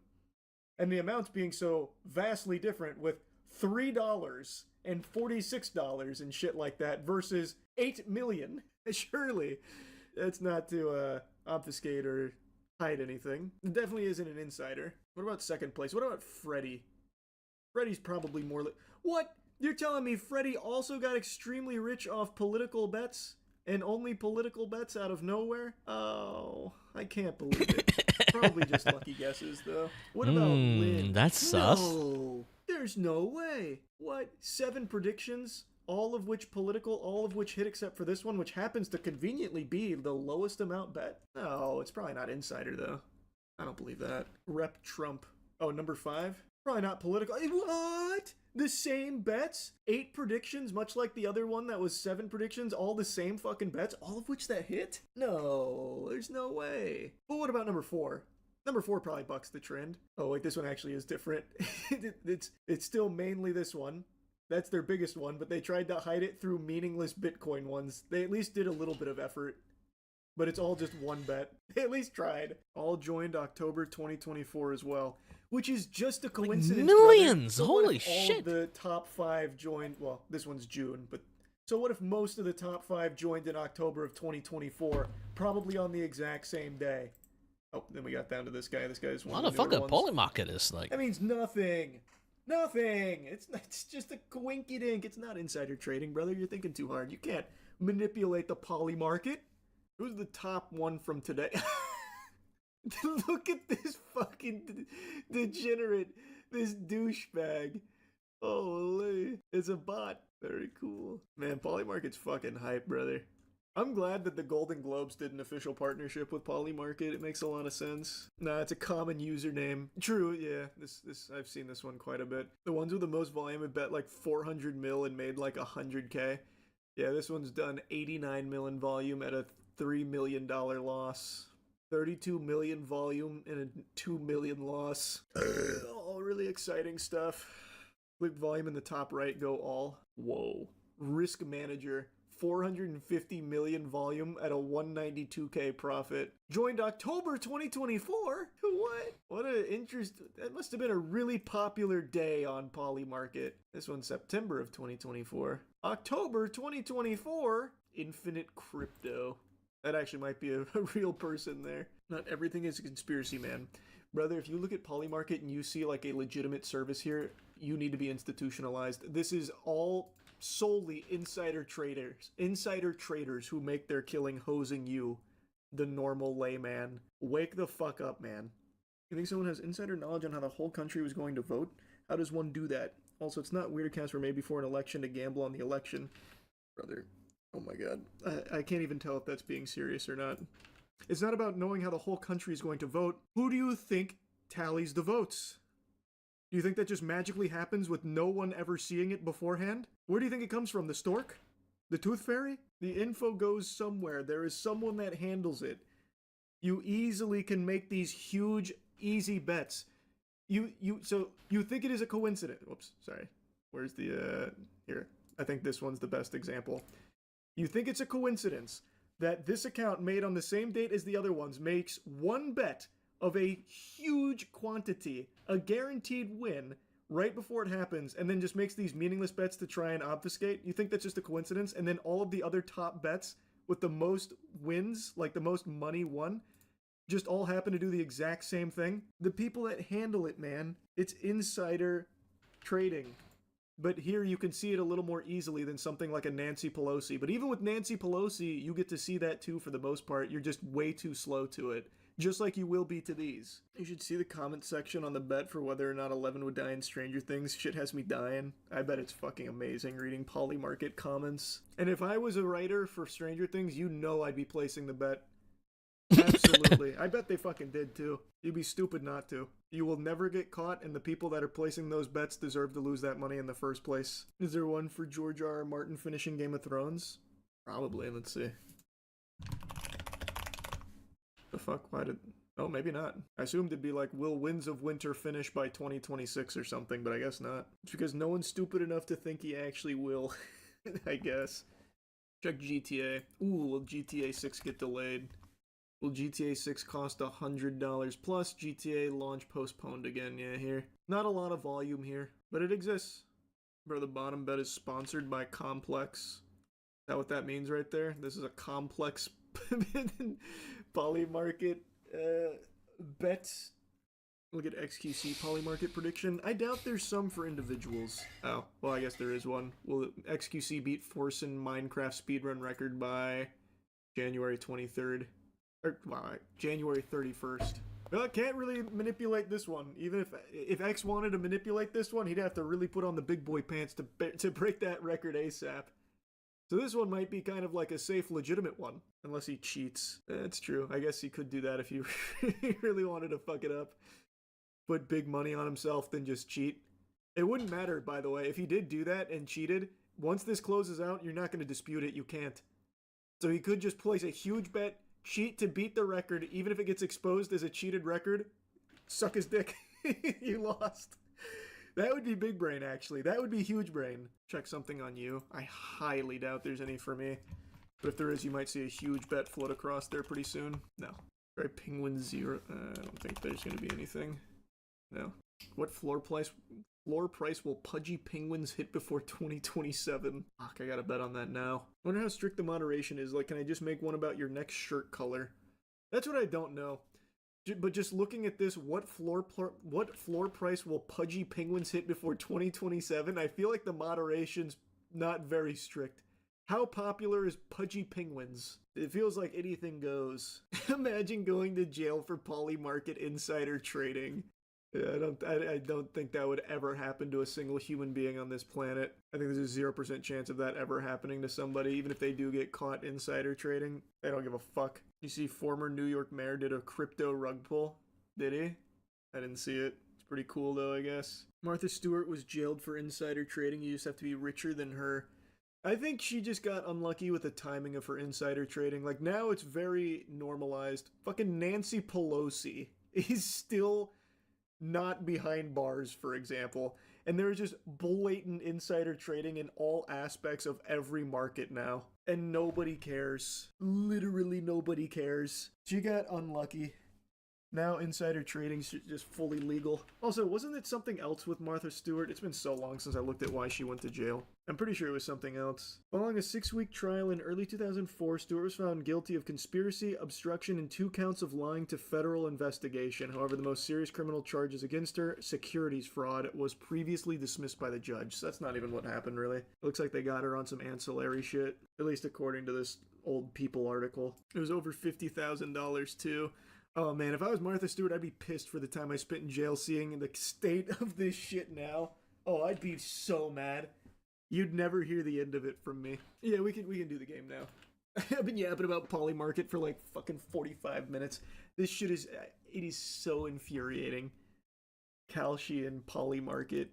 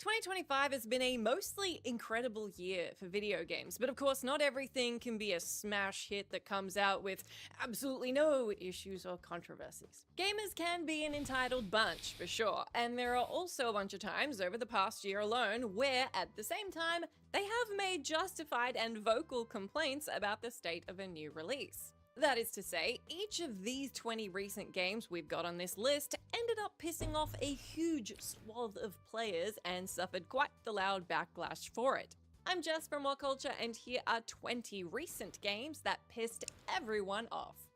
Skate. Though fans of the Skate franchise were eager to see it make a long overdue return this year, there were certainly a few things that raised eyebrows pre-release, and predictably, pissed everyone off once the game was out. For starters, Skate is an always online experience that can't be played offline. And as expectedly as the sun rising tomorrow, that meant that server issues on launch day stopped a lot of people from being able to play it at all. But even those who were able to enter the world of Skate were left largely unimpressed due to its visually drab presentation, utterly dull open world, and general lack of interesting things to do. Throw in excessive monetization as part of the game's free-to-play model, including an embarrassingly bad $35 Dead Space skin, and it became abundantly clear that the new Skate was a cynical corporate cash-in and not a genuine attempt to resurrect the beloved franchise. And honestly, given the abundance of really good skating video games that came out this year, there was little reason to give this one a chance. Call of Duty Black Ops 7. After Call of Duty Black Ops 6 marked a serious return to form for the series, it was easy to have faith in Black Ops 7, only of course for Activision to immediately flush that goodwill down the bog. Black Ops 7 launched to mixed reviews from critics, but gamers were not quite so balanced and generous with their reception as they decided to register their dissatisfaction by review bombing the game. As to why, well, their issues were, 1, the campaign was criticized for being an always online experience without checkpoints or the ability to pause, and then of course that's to say nothing of its nonsensical story. Elsewhere, the game was widely pilloried for featuring player banners containing art that was very obviously created by generative AI, to say nothing of the frustrating performance issues on launch. Though the multiplayer suite and zombies mode were more warmly embraced, overall, Black Ops 7 was one of the worst received entries in the storied franchise. Naturally, that resulted in sales that were catastrophically down from what Black Ops 6 pulled in. Little Nightmares 3. Little Nightmares 3 released to relatively mixed reviews, critics and fans alike, who both noted the lack of innovation in the series' well-trod formula, its short but padded length, and excess of gameplay jank. None of this was hugely surprising given that Supermassive Games took over development from the franchise creators Tarsier Studios, but what proved more unexpected was the game's utterly ridiculous approach to co-op multiplayer. Little Nightmares 3 was the first game in the franchise to allow for co-op gameplay, which is an enticing prospect. However, it was absolutely tanked by one strange design choice. Upon launch, players were shocked to find that the game only had online co-op functionality, meaning there was no way for two friends to play local couch co-op together. It felt like a mind-boggling oversight for a game clearly intended to be played with two people. Imagine if, like, Split Fiction launched without couch co-op.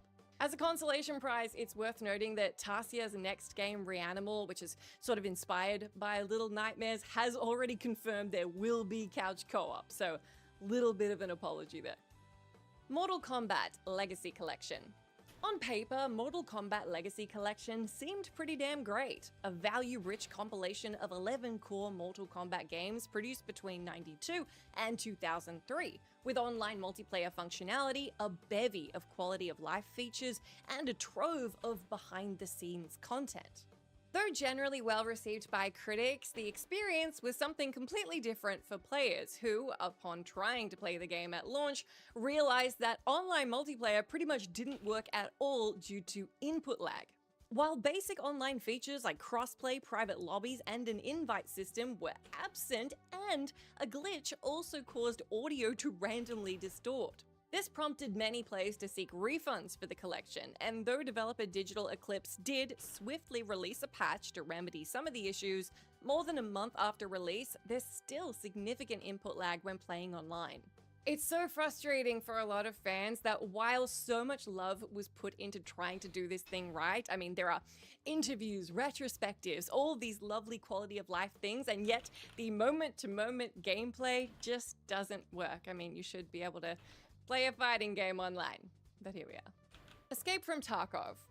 After more than 8 years in early access, ultra-popular first-person extraction shooter Escape from Tarkov finally had its 1.0 release back in November. And one might reasonably assume that such a lengthy development cycle positioned Battlestate Games pretty darn well to deliver a quality end product. But the game was bombarded by plenty of players giving it negative reviews out the gate, as they were simply unable to connect to the servers at all, and those that did were stuck in hour-long queues to get into a match. Elsewhere, players reported being unable to update the game or progress past the tutorial, alongside load screens lasting upwards of 20 minutes. That's without even mentioning all of the bugs reported during actual gameplay. Game director Nikita Bayanov ultimately apologized for the launch woes, and though patches have been released post-launch, to a lot of players it still hardly feels like the sturdy 1.0 version of the game that they were promised. That said, in this case it hasn't harmed Tarkov's popularity too much, as it's still pulling in over 20,000 concurrent players on Steam each day, even on weekdays, which is pretty damn impressive. Borderlands 4. Though Borderlands 4 received largely positive reviews for its actual content, the launch was an abject disaster for general players. The key issue was that developer Gearbox Software failed to sufficiently optimize the Unreal Engine 5 sequel, ensuring that even players with beefy gaming rigs struggled to run it well at a consistent frame rate. We're talking input lag, stuttering, and crashes, all of which were common issues at launch.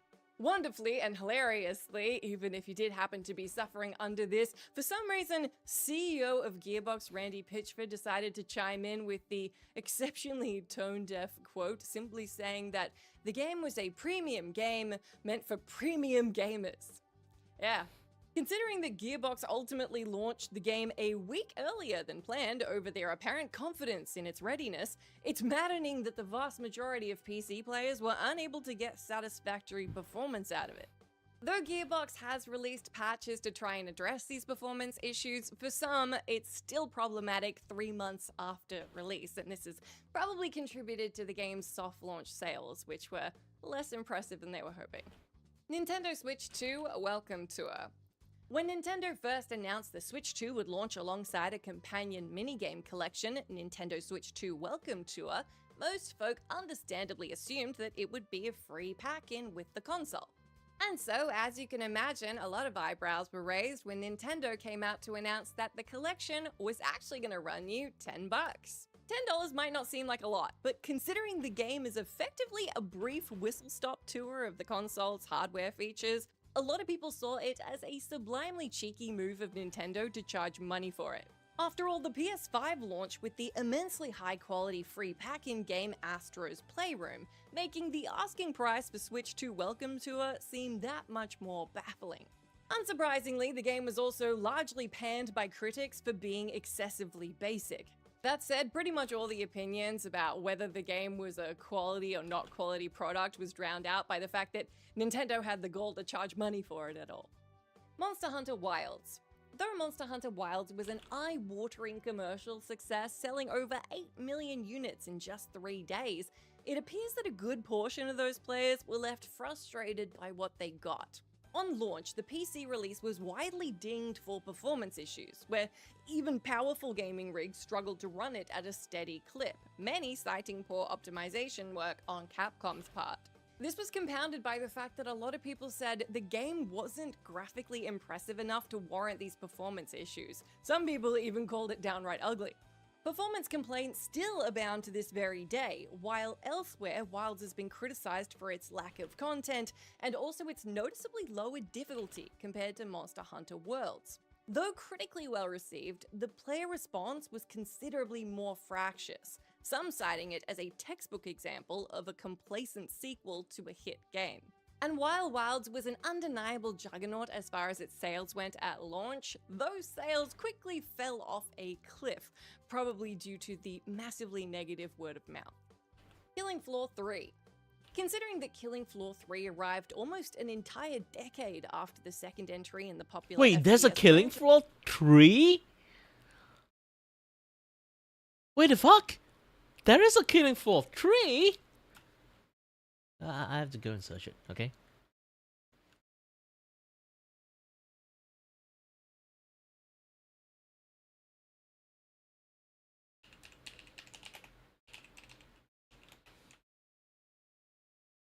There is a fucking Killing Floor 3!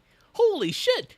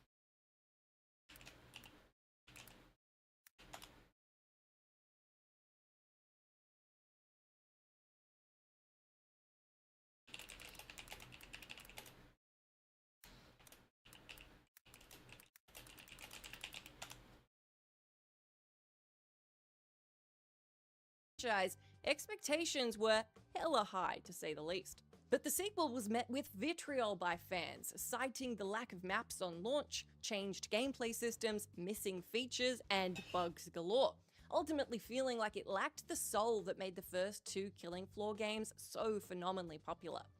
Given how long fans had to wait for a new Killing Floor as well, this left people absolutely crushed. Within weeks of the game's release, its concurrent player count was overtaken by Killing Floor 2, confirming just how thoroughly the sequel was rejected by the frustrated fanbase. A damning outcome, as one could imagine, for one of the year's most anticipated shooters.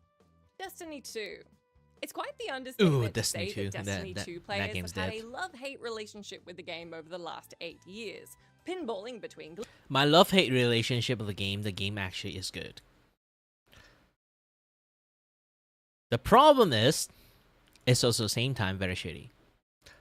I bought the first season pass of Destiny, and I have a lot of fun. A loads of fun with a bunch of people. I was like in a guild. I was one of the founding members. It was like the top 3 guild in Southeast Asia. And yeah, you know, we have a lot of fun and everything, like doing the raid and this and that stuff. Man, I still remember back in those days, but I kind of stopped playing it because like the first season pass, all the DLC is just shit. The entire first year of season pass and all the paywall stuff is just complete bullshit. And I bought in the season pass, I feel like I got scammed. And then the game itself is a live service game, so it kind of like you have to keep buying all like the news story, this and that, yada other stuff.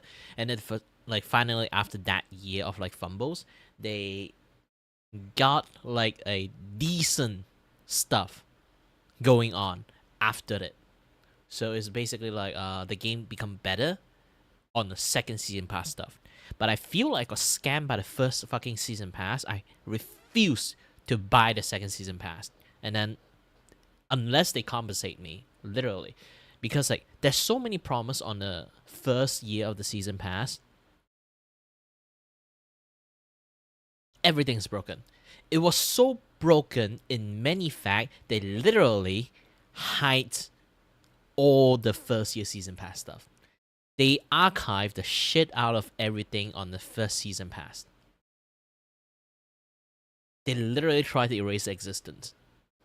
It's that bad. So I bought the first season pass. Now they even archive all those shit. What do I got? I got 0 fucking things.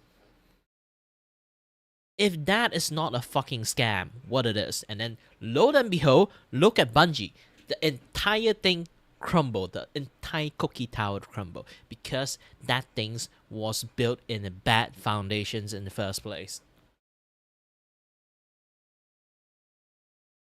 Got it. I know a lot of people have like a fun time over there, but I just... It's just sad looking at all those things. It's just sad.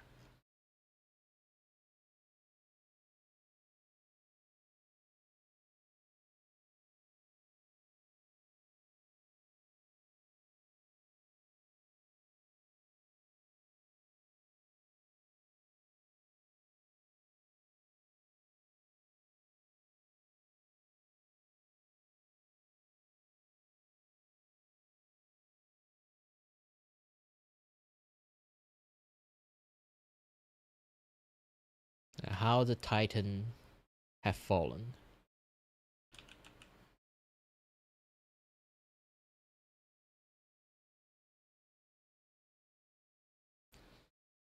Glee and rage, depending on what Bungie decided to do with each new patch and expansion. But it's arguable that player morale right now is at an all-time low following a bunch of massively underwhelming expansions. Enough so that in early October, the game posted its lowest concurrent Steam player count in history. A paltry 16,067 players. The Edge of Fate expansion released this past July was especially criticized for both its new portal landing page and the introduction of a new currency, Unstable Cores, which proved so wildly unpopular that Bungie ultimately agreed to remove it. The general sentiment around Destiny 2 has never been bleaker, with player apathy reflected in both its player counts and the utter lack of enthusiasm for each new content drop. It remains to be seen what will become of Destiny 2 in 2026, but it's safe to say that without a major course correct at this point, we'll likely be seeing it slow coast into the abyss of all the other once great live service games. Fallout 4 Anniversary Edition. Fallout 4 is one of the most beloved games of the past decade, and so when Bethesda announced an Anniversary Edition remaster to celebrate its 10th birthday, it seemed like an absolute slam dunk. But corporate greed struck again as many took umbrage with Bethesda charging a stonking $40 to upgrade the base version of Fallout 4 to the definitive new Anniversary Edition release. Beyond that, if you did decide to bite the bullet and spend your $40 upgrading, you would be met with massive performance issues at launch. It's hardly a new trick for a Bethesda game, but less expected on a remaster project. Worse still, the Anniversary Edition ended up breaking a lot of popular mods, resulting in disgruntled players review bombing it into the Earth's core, where recent reviews have a mostly negative consensus. Bethesda has released some hot fixes, but a month post-release, many players are still massively unhappy with the state of the remaster. If you want to be massively happy... Like, that's the thing, like, how Bethesda treat their games is basically how they maintain a sustaining, like, a long-term game is basically using, like, relying on, like, modder to mod the shit out of the game. And then, they constantly backhanded those modders every single update. It's a very weird relationship they have there. Is because, like, if your entire business model, okay, if your entire business model relies on those modder, but you constantly backhand those modder, then what the fuck, man? Like, this is like really weird. They keep thinking the game they have is the world's most beautiful, powerful game in the world, but in reality, it's not. Modders are the one who made it beautiful. They provide a platform, a basic story in there, a base of story in there, and that's all. That's all they provided. And they think they're some sort of like god with their cells and everything, and then like keep trying to play god inside their own games. The reason that people are still playing the game is not them. It's the modders. And you keep fucking them over. It's like playing Mountain Blade. I came in to play the mod, but as time passed, like less and less people starting to mod Mountain Blade. I feel so sad about it. I do want to keep playing Mountain Blade, but the word's just not great. It's a little bit too simple, the game now. Like back in the days, like I still really love Mountain Blade Warband with like the Poffers something like mod. I love that mod so much. It makes the game so expensive. And basically Mount and Blade 2 Warbanner is just the poor imitations of that mod. And then they just do it so fucking badly. The economic and market, like at the end of the game, is just broken. It's just broken. You can't play too many stuff. You really need like heavy mod in there, but not a lot of mod actually can like fix the game too. It's like so utterly broken, like calculation wise.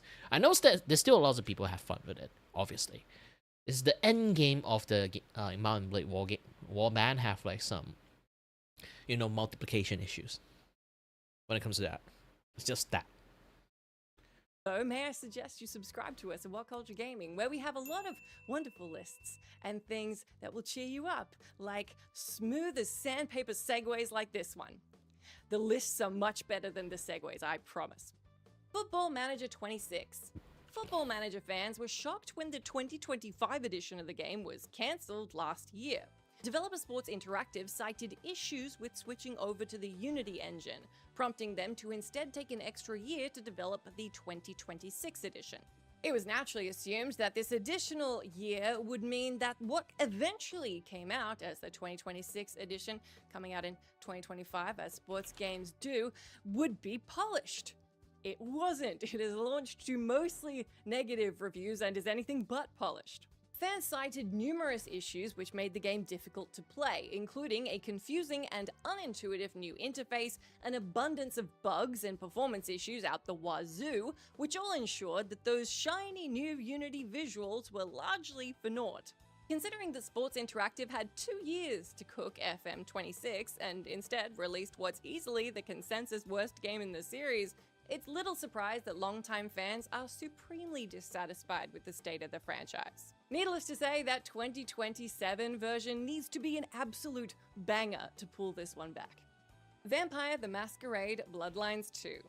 Even the most optimistic of fans probably appreciated the very strong likelihood that Vampire the Masquerade Bloodlines 2 was gonna be a failure. After all, the long-awaited sequel took 21 years to finally come out, and its strained, lengthy development saw original studio Hardsuit Labs replaced by the Chinese Room, who have no prior experience in action RPGs, best known for their walking sims like Dear Esther and Everybody's Gone to the Rapture. Great games, not exactly the same realm. Toss in a number of delays and the decision pre-release to lock 2 of the most prominent clans in the game behind a premium edition, something that naturally they later backtracked on, and we were cautiously not optimistic. Ultimately, Bloodlines 2 launched to wildly mixed reviews, many concluding that it was a passable action RPG, but a terrible Bloodlines sequel, and confirmed the suspicion of many that the Chinese room were in over their heads with such an ambitious project. Even though a lot of fans saw this coming, they naturally still hoped for better after more than 2 decades of waiting. Stalker: Legends of the Zone trilogy. Back in May, developer GSC Oh, Game Stalkers, World I released a remastered feel trilogy sad of the for first 3 Stalkers. games in the Stalker franchise: Shadow of Chernobyl, Clear Sky, and Call of Pripyat. Despite the series' intense fandom and keenness from a lot of people to see these games get a new lick of paint, they were absolutely panned by players when they launched. First and foremost, a launch bug caused the game's visuals to appear muddy and blurry, which was later fixed by GSC Game World. Something that hasn't and presumably won't be changed, however, was the contentious decision to remove all Russian voice acting, as well as localization and even Soviet imagery in the game world. And this applied to the entire trilogy. Given that GSC Game World is a Ukrainian studio, it's not the most surprising outcome, and it's absolutely their prerogative as artists working and living in a Russia-invaded country, though it did nevertheless frustrate some players who felt that it detracted from the trilogy's original aesthetic and overall atmosphere. Whether you agree with that particular qualm or not, the technical issues with the new trilogy were pretty much a universal issue. Wuchang Fallen Feathers. Though Wuchang Fallen Feathers was largely well received, the wider launch was marred by, you guessed it, performance issues, with this being yet another Unreal Engine 5 game that had no mercy whatsoever for more modest gaming PCs. As such, Wuchang launched to mostly negative Steam reviews, though developer Lindsay did at least iron most of those issues out post-release. What's proven more contentious, though, is their decision to censor certain content from the game due to backlash from mainland China. Several weeks after the game launched, Lindsay released a controversial patch which now made it impossible to kill certain bosses based on real people, given they actually existed in the Ming Dynasty. Pre-patch, these characters would die after being defeated, like any other boss, but in response to national backlash, the decision was made to now have the bosses in question faint instead. Furthermore, as a result, some of their dialogue ended up needing to be tweaked so it still made sense, given they were now fainting and not dying, so the plot sort of still hung together. The change was widely decried by players who criticized Lindsay for kowtowing to nationalist pressure rather than sticking to their original vision for the game. Tomb Raider 4-6 Remastered. After Aspyr did a decent job remastering the first 3 Tomb Raider games, few expected that they would have major issues remastering the next 3. But they did have major issues. Shortly after the launch of Tomb Raider 4-6 Remastered, some fans noted that some of the game's French dialogue sounded suspiciously stiff and robotic, prompting accusations that Aspyr had used generative AI to replicate the voices of Francois Cadol and Lynn Bastos, the French and Brazilian voice actors for Lara Croft in the games. Cadol actually ended up sending a cease and desist to Aspyr, so they ended up needing to remove all of the AI generative dialogue from the game and issue a formal apology to the actors. And the fans, who were pretty pissed.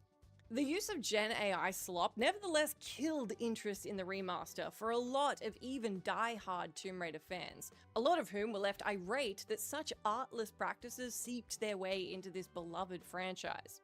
How do you feel about the use of AI in video games? Do you think it's a good thing or a bad thing? Yeah, some hosts just want to set the comment section on fire just...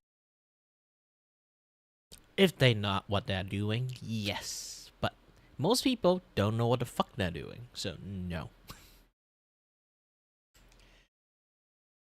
I say again, if you create a games that like using like AI kind of like react to like improve the reactions of NPCs that make the dialogue much more colorful, this and that other stuff, I kind of fine with it. You can have like the initial build of dialogue in there, but also can have like mix in between of like initial dialogue and partial dialogue. It's basically like how where winds meet kind of like go on situation, but instead of that, like mix it even more. You have like predestined dialogue that go along with stories, go along with sub stories. But if you really want to have like some other additional fun in it, maybe like you can finish the entire game, the New Game Plus. How the entire NPC would do after, like, depends on like how maybe you're going to save the world. Depends how you save the world, and then after you go into New Game Plus, you can kind of interacting with like the NPC in a much more like AI way, and then they will like depends on your action in the entire game, they will like change how they are going to behave toward you. See, that is a good thing, and that create a new type of like never-ending game for lots of people that have lots of fun with.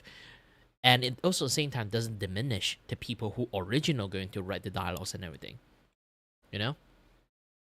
You still pay people that did the dialogue and stuff, and then you manage to keep the games like going on. Maybe they will run in a very funny way or run in a very broken way. Who knows? Just know what to do with the AI stuff is the most important things. But lots of people really do not have any ideas on how this thing works in the first place, which is going to make some lots of things not good.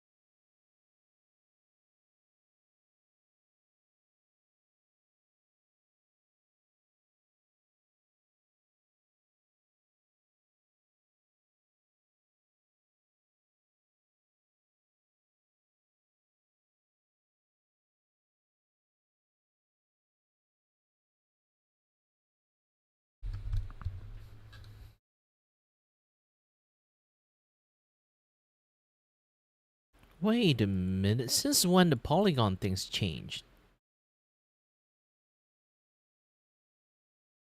Ah, yes. I need it to have 3 sides.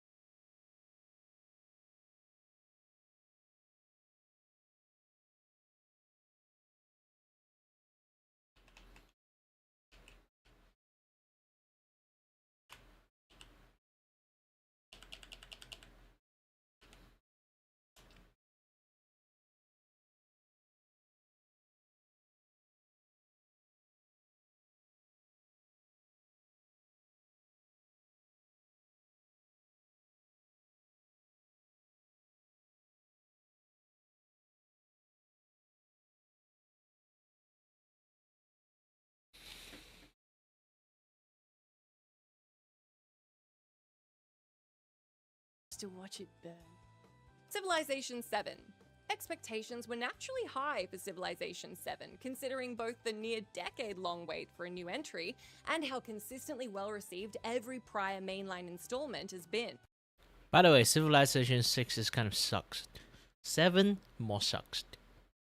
In fact, I think humankind is kind of getting better from their like 2.0 update. They actually made the game better. But Civ 7 was sadly the first game in the series to endure a more lukewarm launch reception. Though its presentation and overhauled diplomacy systems were praised, a lot of people found the game was lacking in several key areas. A major sticking point was the game's user interface, which many found so clunky and awkward to navigate as to feel unfinished. And also lots of AI generated, like from what I heard, is like lots of AI generated loading screen. Let me go to the toilet first.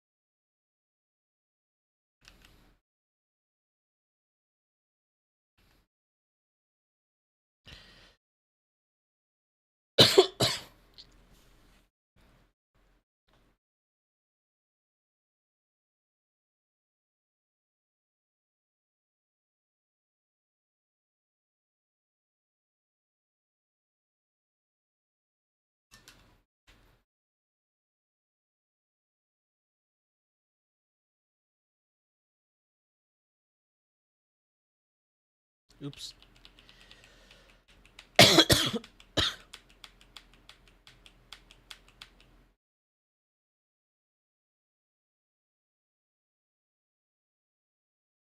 Totally forgot to set this thing in the centers.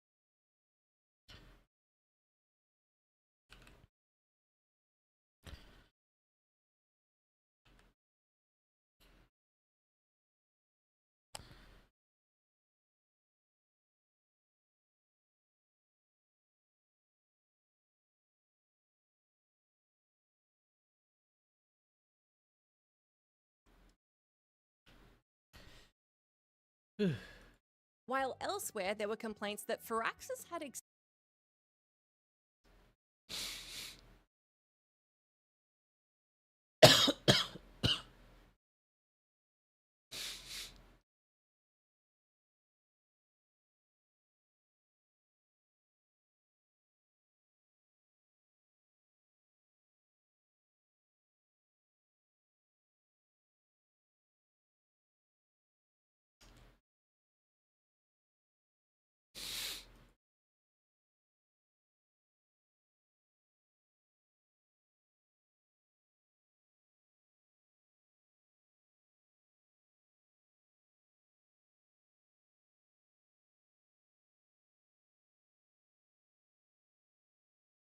This popular animation studio has been breaking the backs of its artists, making them work insane hours with barely no sleep, insufficient pay for all their effort, and working insane deadlines animating your favorite show while it was being aired at the same time. Welcome to Studio MAPPA, the anime industry's knight in shining armor, blessing us with amazing shows like Jujutsu Kaisen, Chainsaw Man, Oh, I know that Mamorushi, shit a the long, list long goes time on ago. and on. But it will seem the cost of blessing our eyes with these glorious masterpieces of 16 moving drawings per second is the animators being pushed to the brink of normal human capacity, making them work insanely long hours, ridiculous deadlines, and practically impossible studio situations, leading to multiple artists having numerous mental health breakdowns. This animator shared what it looked like working on Attack on Titans behind the scenes, and taking one glance at the animator, you can tell they have been fighting metaphorical demons and losing hours of sleep every night, judging from just how bad their eyes looked. And this is coming from someone that also has bad eyes.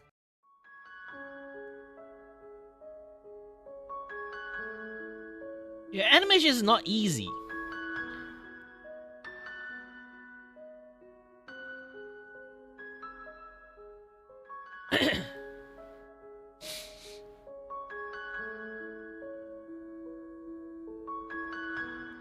It's take a long ass time. Like, even I do animation for free, I do wish people actually do like donate money to me so I can kind of like keep working on it. It wasn't that bad, you know?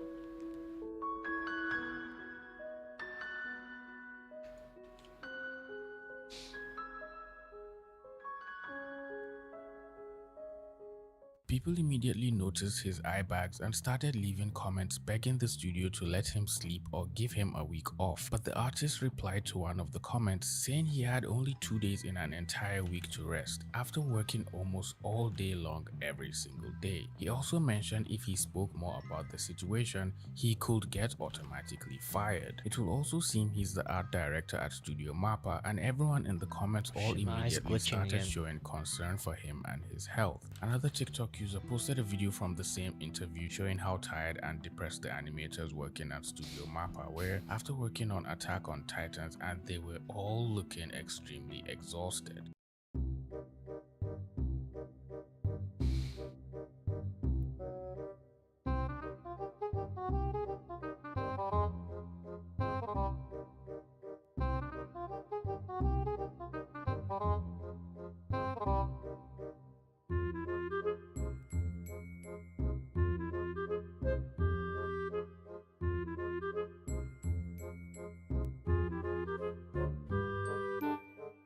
But as you would expect, TikTok's reaction to these artists just complaining about how they're being worked to the brim has been to make memes out of the situation, turning the realities of most of these animators into myopic parodies to quote-unquote lighten the situation, which really isn't helping the artists in any way. I mean, take a look at this. Pay us!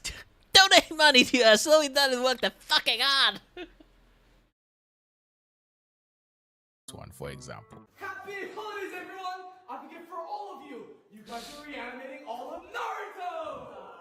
I can't do this anymore. I'm going on strike. Oh, you're going on strike? Why don't you ask your wife what she thinks about that? What'd you do to her? Does anybody else want to go on strike? Awesome, guys. We'll keep up with the great work, okay? Guess what? We just picked up One Punch Man Season 3!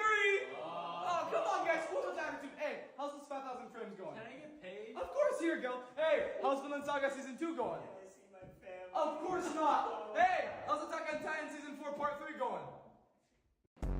Now don't get me wrong, there isn't anything inherently bad with making humorous jokes about the situation, but these jokes are made at the expense of the artists and animators, and nothing is being done to change their day-to-day experience working at Studio Mappa, or at least reduce their workload so they could sleep and properly rest their bodies after working so much. Just scrolling through the hashtag Mappa animators will bless your eyes with many memes of the Mappa situation, all showing the artists in gruesome situations as the butt of the joke. Life of the animators working in the studio have apparently become every meme's plot point at the end of every video. It will seem Studio Mappa itself released a new show that follows the life of an animator working in the studio, which also had a lot of people on TikTok questioning the welfare of Studio Mappa animators, calling the show a disguised cry for help by the artists. Mappa making their animators animate their own torture. That's crazy. This is gonna be the most depressing anime ever. Imagine animating your workday.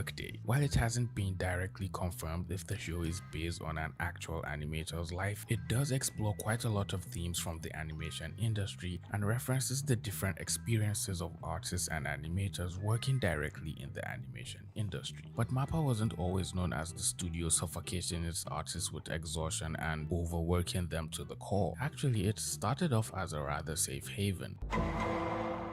Studio Mappa was founded in 2011 by Masao Maruyama, a well-known figure in the anime world and a co-founder of popular animation studio Madhouse. He later left Madhouse and decided to start his own animation studio, MAPPA, which stands for Maruyama Animation Produce Project Association, which is rather a lot to say out loud, so MAPPA is just fine.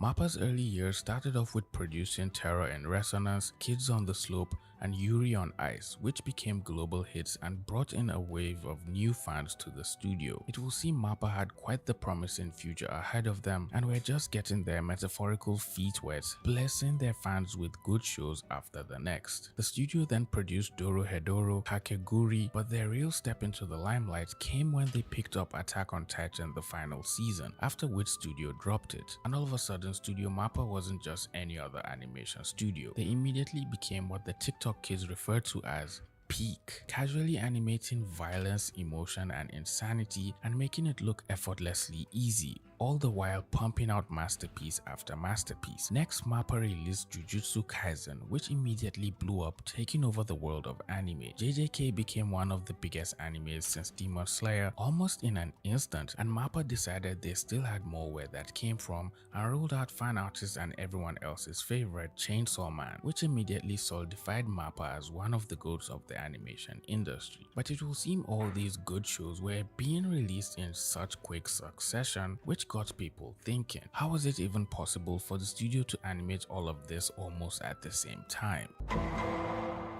Studio MAPPA's production pipeline is metaphorically chaos in a trench coat after shocking revelations were brought to light by animators who worked at the studio. Animators who worked on Chainsaw Man claimed they were working 10 to 14 hours a day, and some even said they received no prep time and were assigned scenes just days before they were due. Some freelancers who also worked with Studio MAPPA have gone on record saying the schedules were unrealistic, with the pay also being low compared to the amount of work they were putting in. And to top that off, revisions came in at the last minute with no room to give them any time to catch their breath. Some animators even refused to return for the next season of Jujutsu Kaisen because of how bad the experience was. Artist and animator Lee Cree shared a 2-part video series talking about their experience working at Studio MAPPA, and even going as far as breaking down every single thing that happened along the way. After everything that has happened on the show, I felt like I was truly going through it. I think like the very first intro, I was very like, I want to say happy, but like pretty normal, like, oh yeah, I'm excited to work on the show, whatever.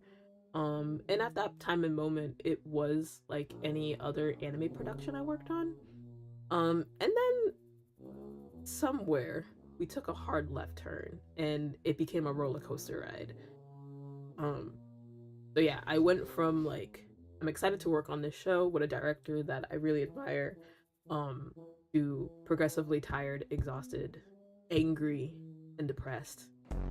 Each video is really good and almost an hour long, so make sure you go watch those videos after watching this one if you want to know what it really takes working at Studio MAPPA, or basically what it takes to freelance for an animation studio. Apparently, it will seem Jujutsu Kaisen Season 2 in particular broke the poor animators working on the show into tiny bits and pieces that couldn't be put back together again. The show was being produced on an insanely week-to-week schedule while it was still airing at the same time, which is just literally insane. The animators definitely wouldn't even be allowed to take a minute to rest, and trying to take a short nap during your break time will probably get you smacked on the back of your head. This was literally modern day slavery, you cannot tell me otherwise. Apparently, storyboards for the final episodes weren't even done when the first ones were airing, and some cuts were animated the same week they were supposed to be broadcasted. MAPPA animators literally drawing scenes during the week they were being aired to millions of viewers is an insane time crunch I can't even begin to explain to the normal person. According to Studio MAPPA CEO Monabu Osuka, when he was asked about the crazy workload the animators were forced to deal with,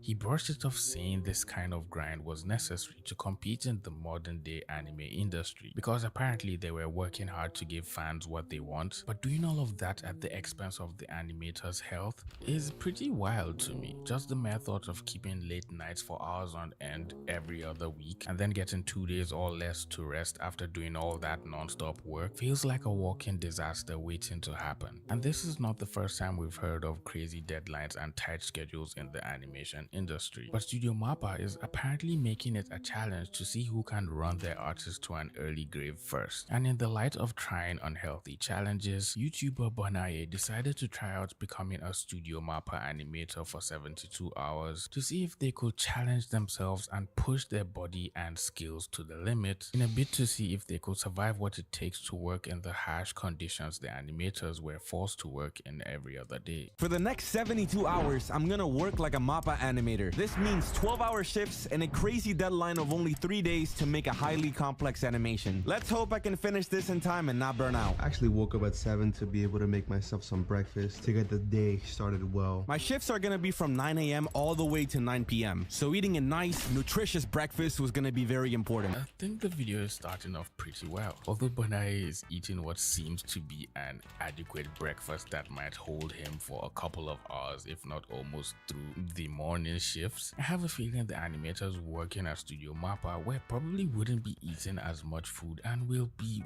working for the most part on an empty stomach. But I sure do hope I'm wrong. My first task was to plan out what I was gonna make, and since it needs to be Mappa related, I'll be animating a little showdown between Gojo and Sukuna. Not too long after I started drawing, I began to feel terrible, presumably from my lack of quality sleep. I'm 3 hours in and I just finished the storyboard. Man, I'm exhausted. I feel like I could faint at any moment. Now I think this part is what's probably going to make his challenge the hardest. You see, usually animators don't have to think about the entire scene and plan it out because someone has already done the storyboards and the animatics, and then the key animator has already laid out the scene for them. So if the animator is just an in-betweener, which is someone who draws the remaining frames after the key animator has done his job, they're practically going to have an easier time than Bonae here. But let's see how it goes. The first cut is going to show Sukuna on the ground looking up at Gojo, who is standing on a huge rock. There's also wind blowing in the environment to add some drama. The second cut is a shot of Sukuna's face. He's going to transition from a serious expression to an evil smile, and the wind is still blowing on him. Pause. Cut 3 features a close-up of Gojo's face. The camera slowly zooms in as he blinks and hair blows in the wind. Cut 4 will show fire igniting from Sukuna's hand. Then in cut 5, Sukuna is going to raise his hands to start charging up for an attack. Cut 6 has a crazy camera zoom and rotation shot up to Gojo, revealing that he's charging up his purple attack. In cut 7, Sukuna is gonna pop up his head and then raise his hand with fire. Next, in cut 8, Sukuna's fire arrow attack will be revealed with the camera moving away from his face. In cut 9, Sukuna will charge up the fire arrow attack before quickly releasing it with a ton of force. And in the final cut, the camera will zoom out to show both of the attacks colliding with each other. All of this has to be done in only 3 days. I can't lie, his storyboards actually look pretty good. You can tell he has some experience just making drawings, and I have a feeling his animation at the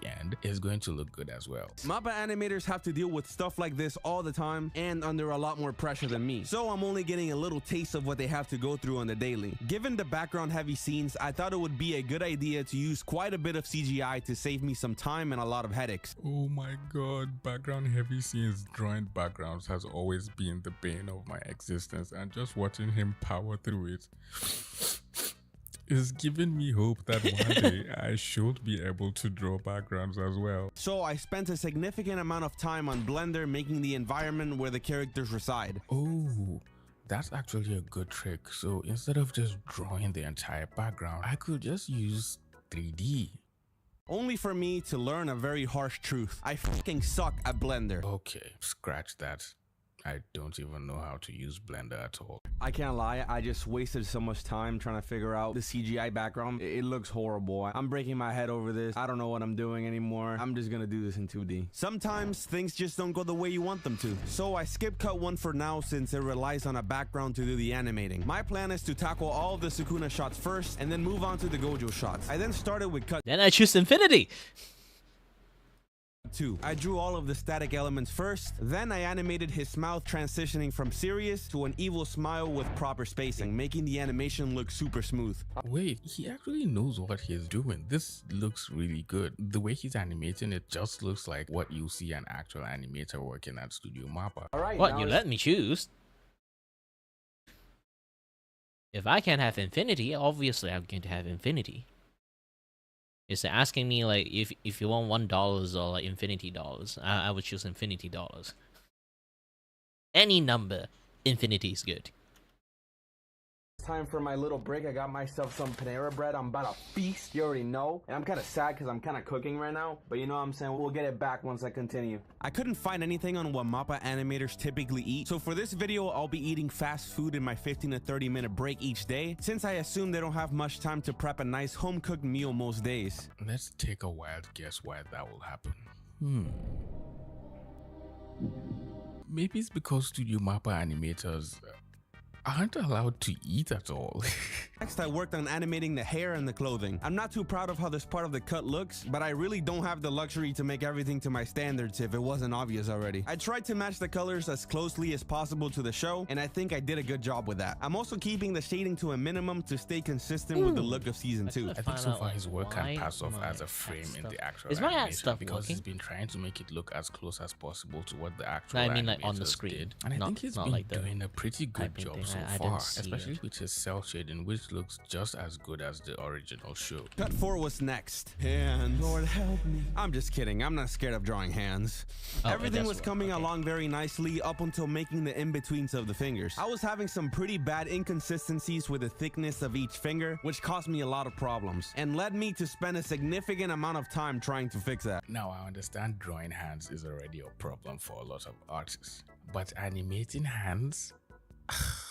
I mean, I could attempt drawing decent hands. Obviously, for the starters, second one. But I can't even think of trying to animate them.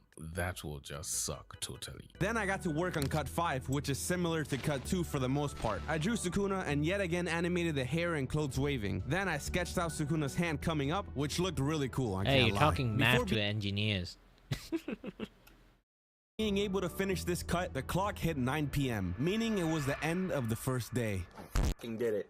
I did it. Look at that. It's 9. It is 9. Now, we all know because it's 9 p.m., it just doesn't mean the day is over and you get to pack your bags and go home. No. Put that bag down, 1,000 drink then. some water. Now it's time to do your cool down drawings. And then after that, because you're bored and have nothing else to do, you go back to animating so you wouldn't have much work to do the next day, which obviously never happens. After the day ended, I took a nice hot shower and went to sleep shortly after. And after a long day of work, I should get some really good sleep, right? No, not really. I think so far this is the part where I don't think is realistic to what animators will actually do. You don't really think they go to bed at 9 p.m. now, do you? Day 2 starts off with him getting his morning walk in and then eating breakfast and hitting the gym for a quick session before getting right into animating. I continued right where I left off. I cleaned up the animation of the hand, colored it, shaded it in, and animated the fire. I then moved on to cut 7 and cut 8. I stuck both of these together in the same animation timeline since they're kind of connected. The thing about animating close-up You should go to faces sleep. is you need to be able to draw them consistently, because even if a tiny thing is off, it'll end up looking like a totally different character. So what I ended up doing was tracing the previous onion skin of Sukuna's face and then placing it wherever I wanted it to go. Thank God for digital art. Thank God for digital art indeed, my brother. I can only imagine how hard Milt Kahl and other old Disney animators had to work since they did almost everything traditionally, which maybe explains why it looks so much better. I also made sure the hair animation follows the movement of his head so that it flows more naturally. Animating the camera movement for cut 8 turned out to be pretty hard to do, especially getting the foreshortening to look right. I then animated the hand coming in, which is going to be completed once I add the fire to it. I envisioned this cut being a lot smoother, but obviously with a time crunch, my vision for the sequence wasn't going to be fully realized. Welcome to the life of an animator, my boy. But so far you're doing really good.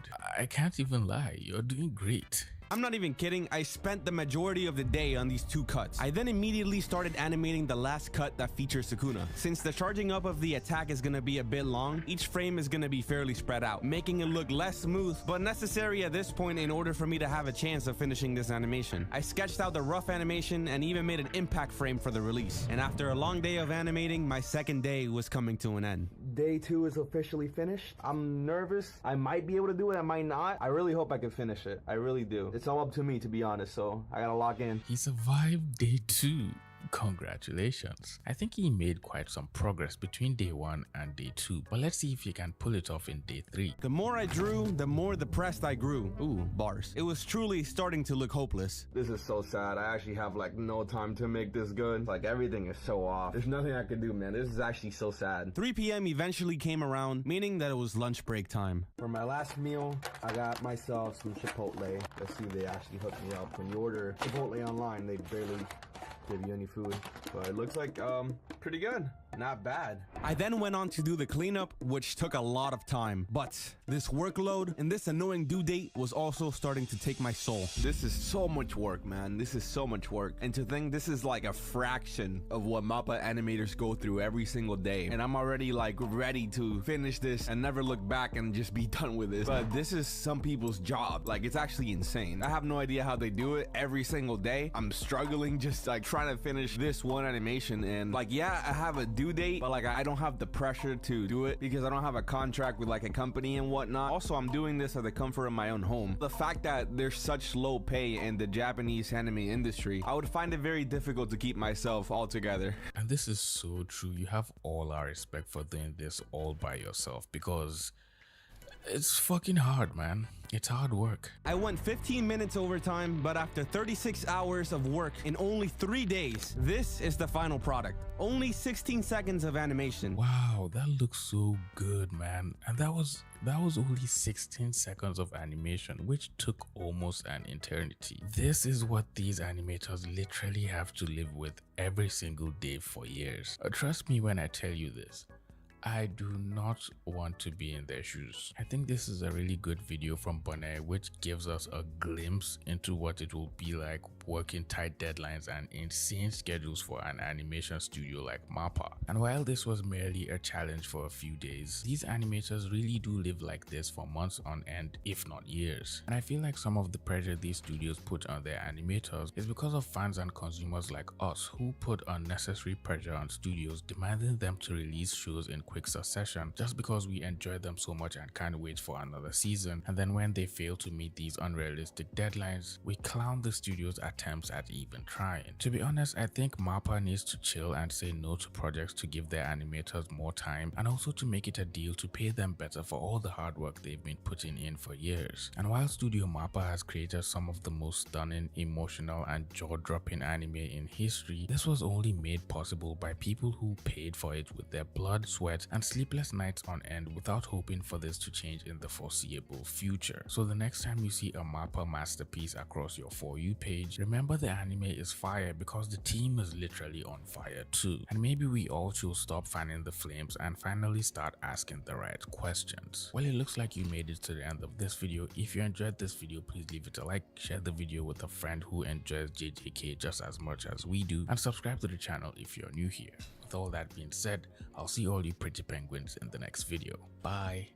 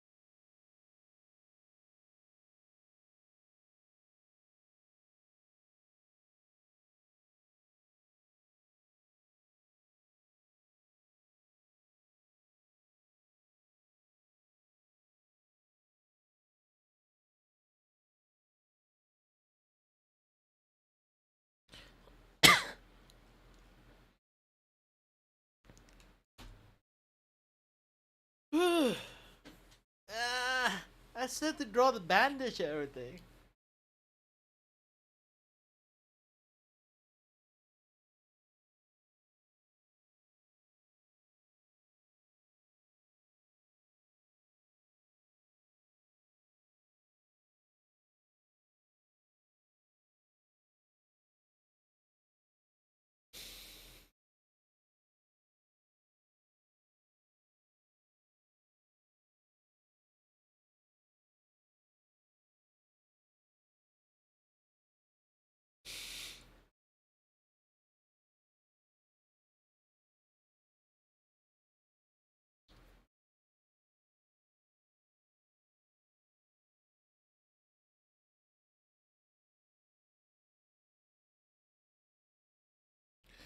Alright then, I'll be taking my break.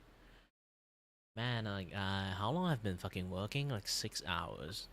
You know, it's a standard 9 to 5, I guess, with like, you know, lunch break, those kind of things included. I only eat breakfast though. Ah, man, that's a lot of work. That's a lot of work. And I'm gonna take my break, and maybe at night time, if I got some times, I'll like keep doing it because I do want to finish this thing by today.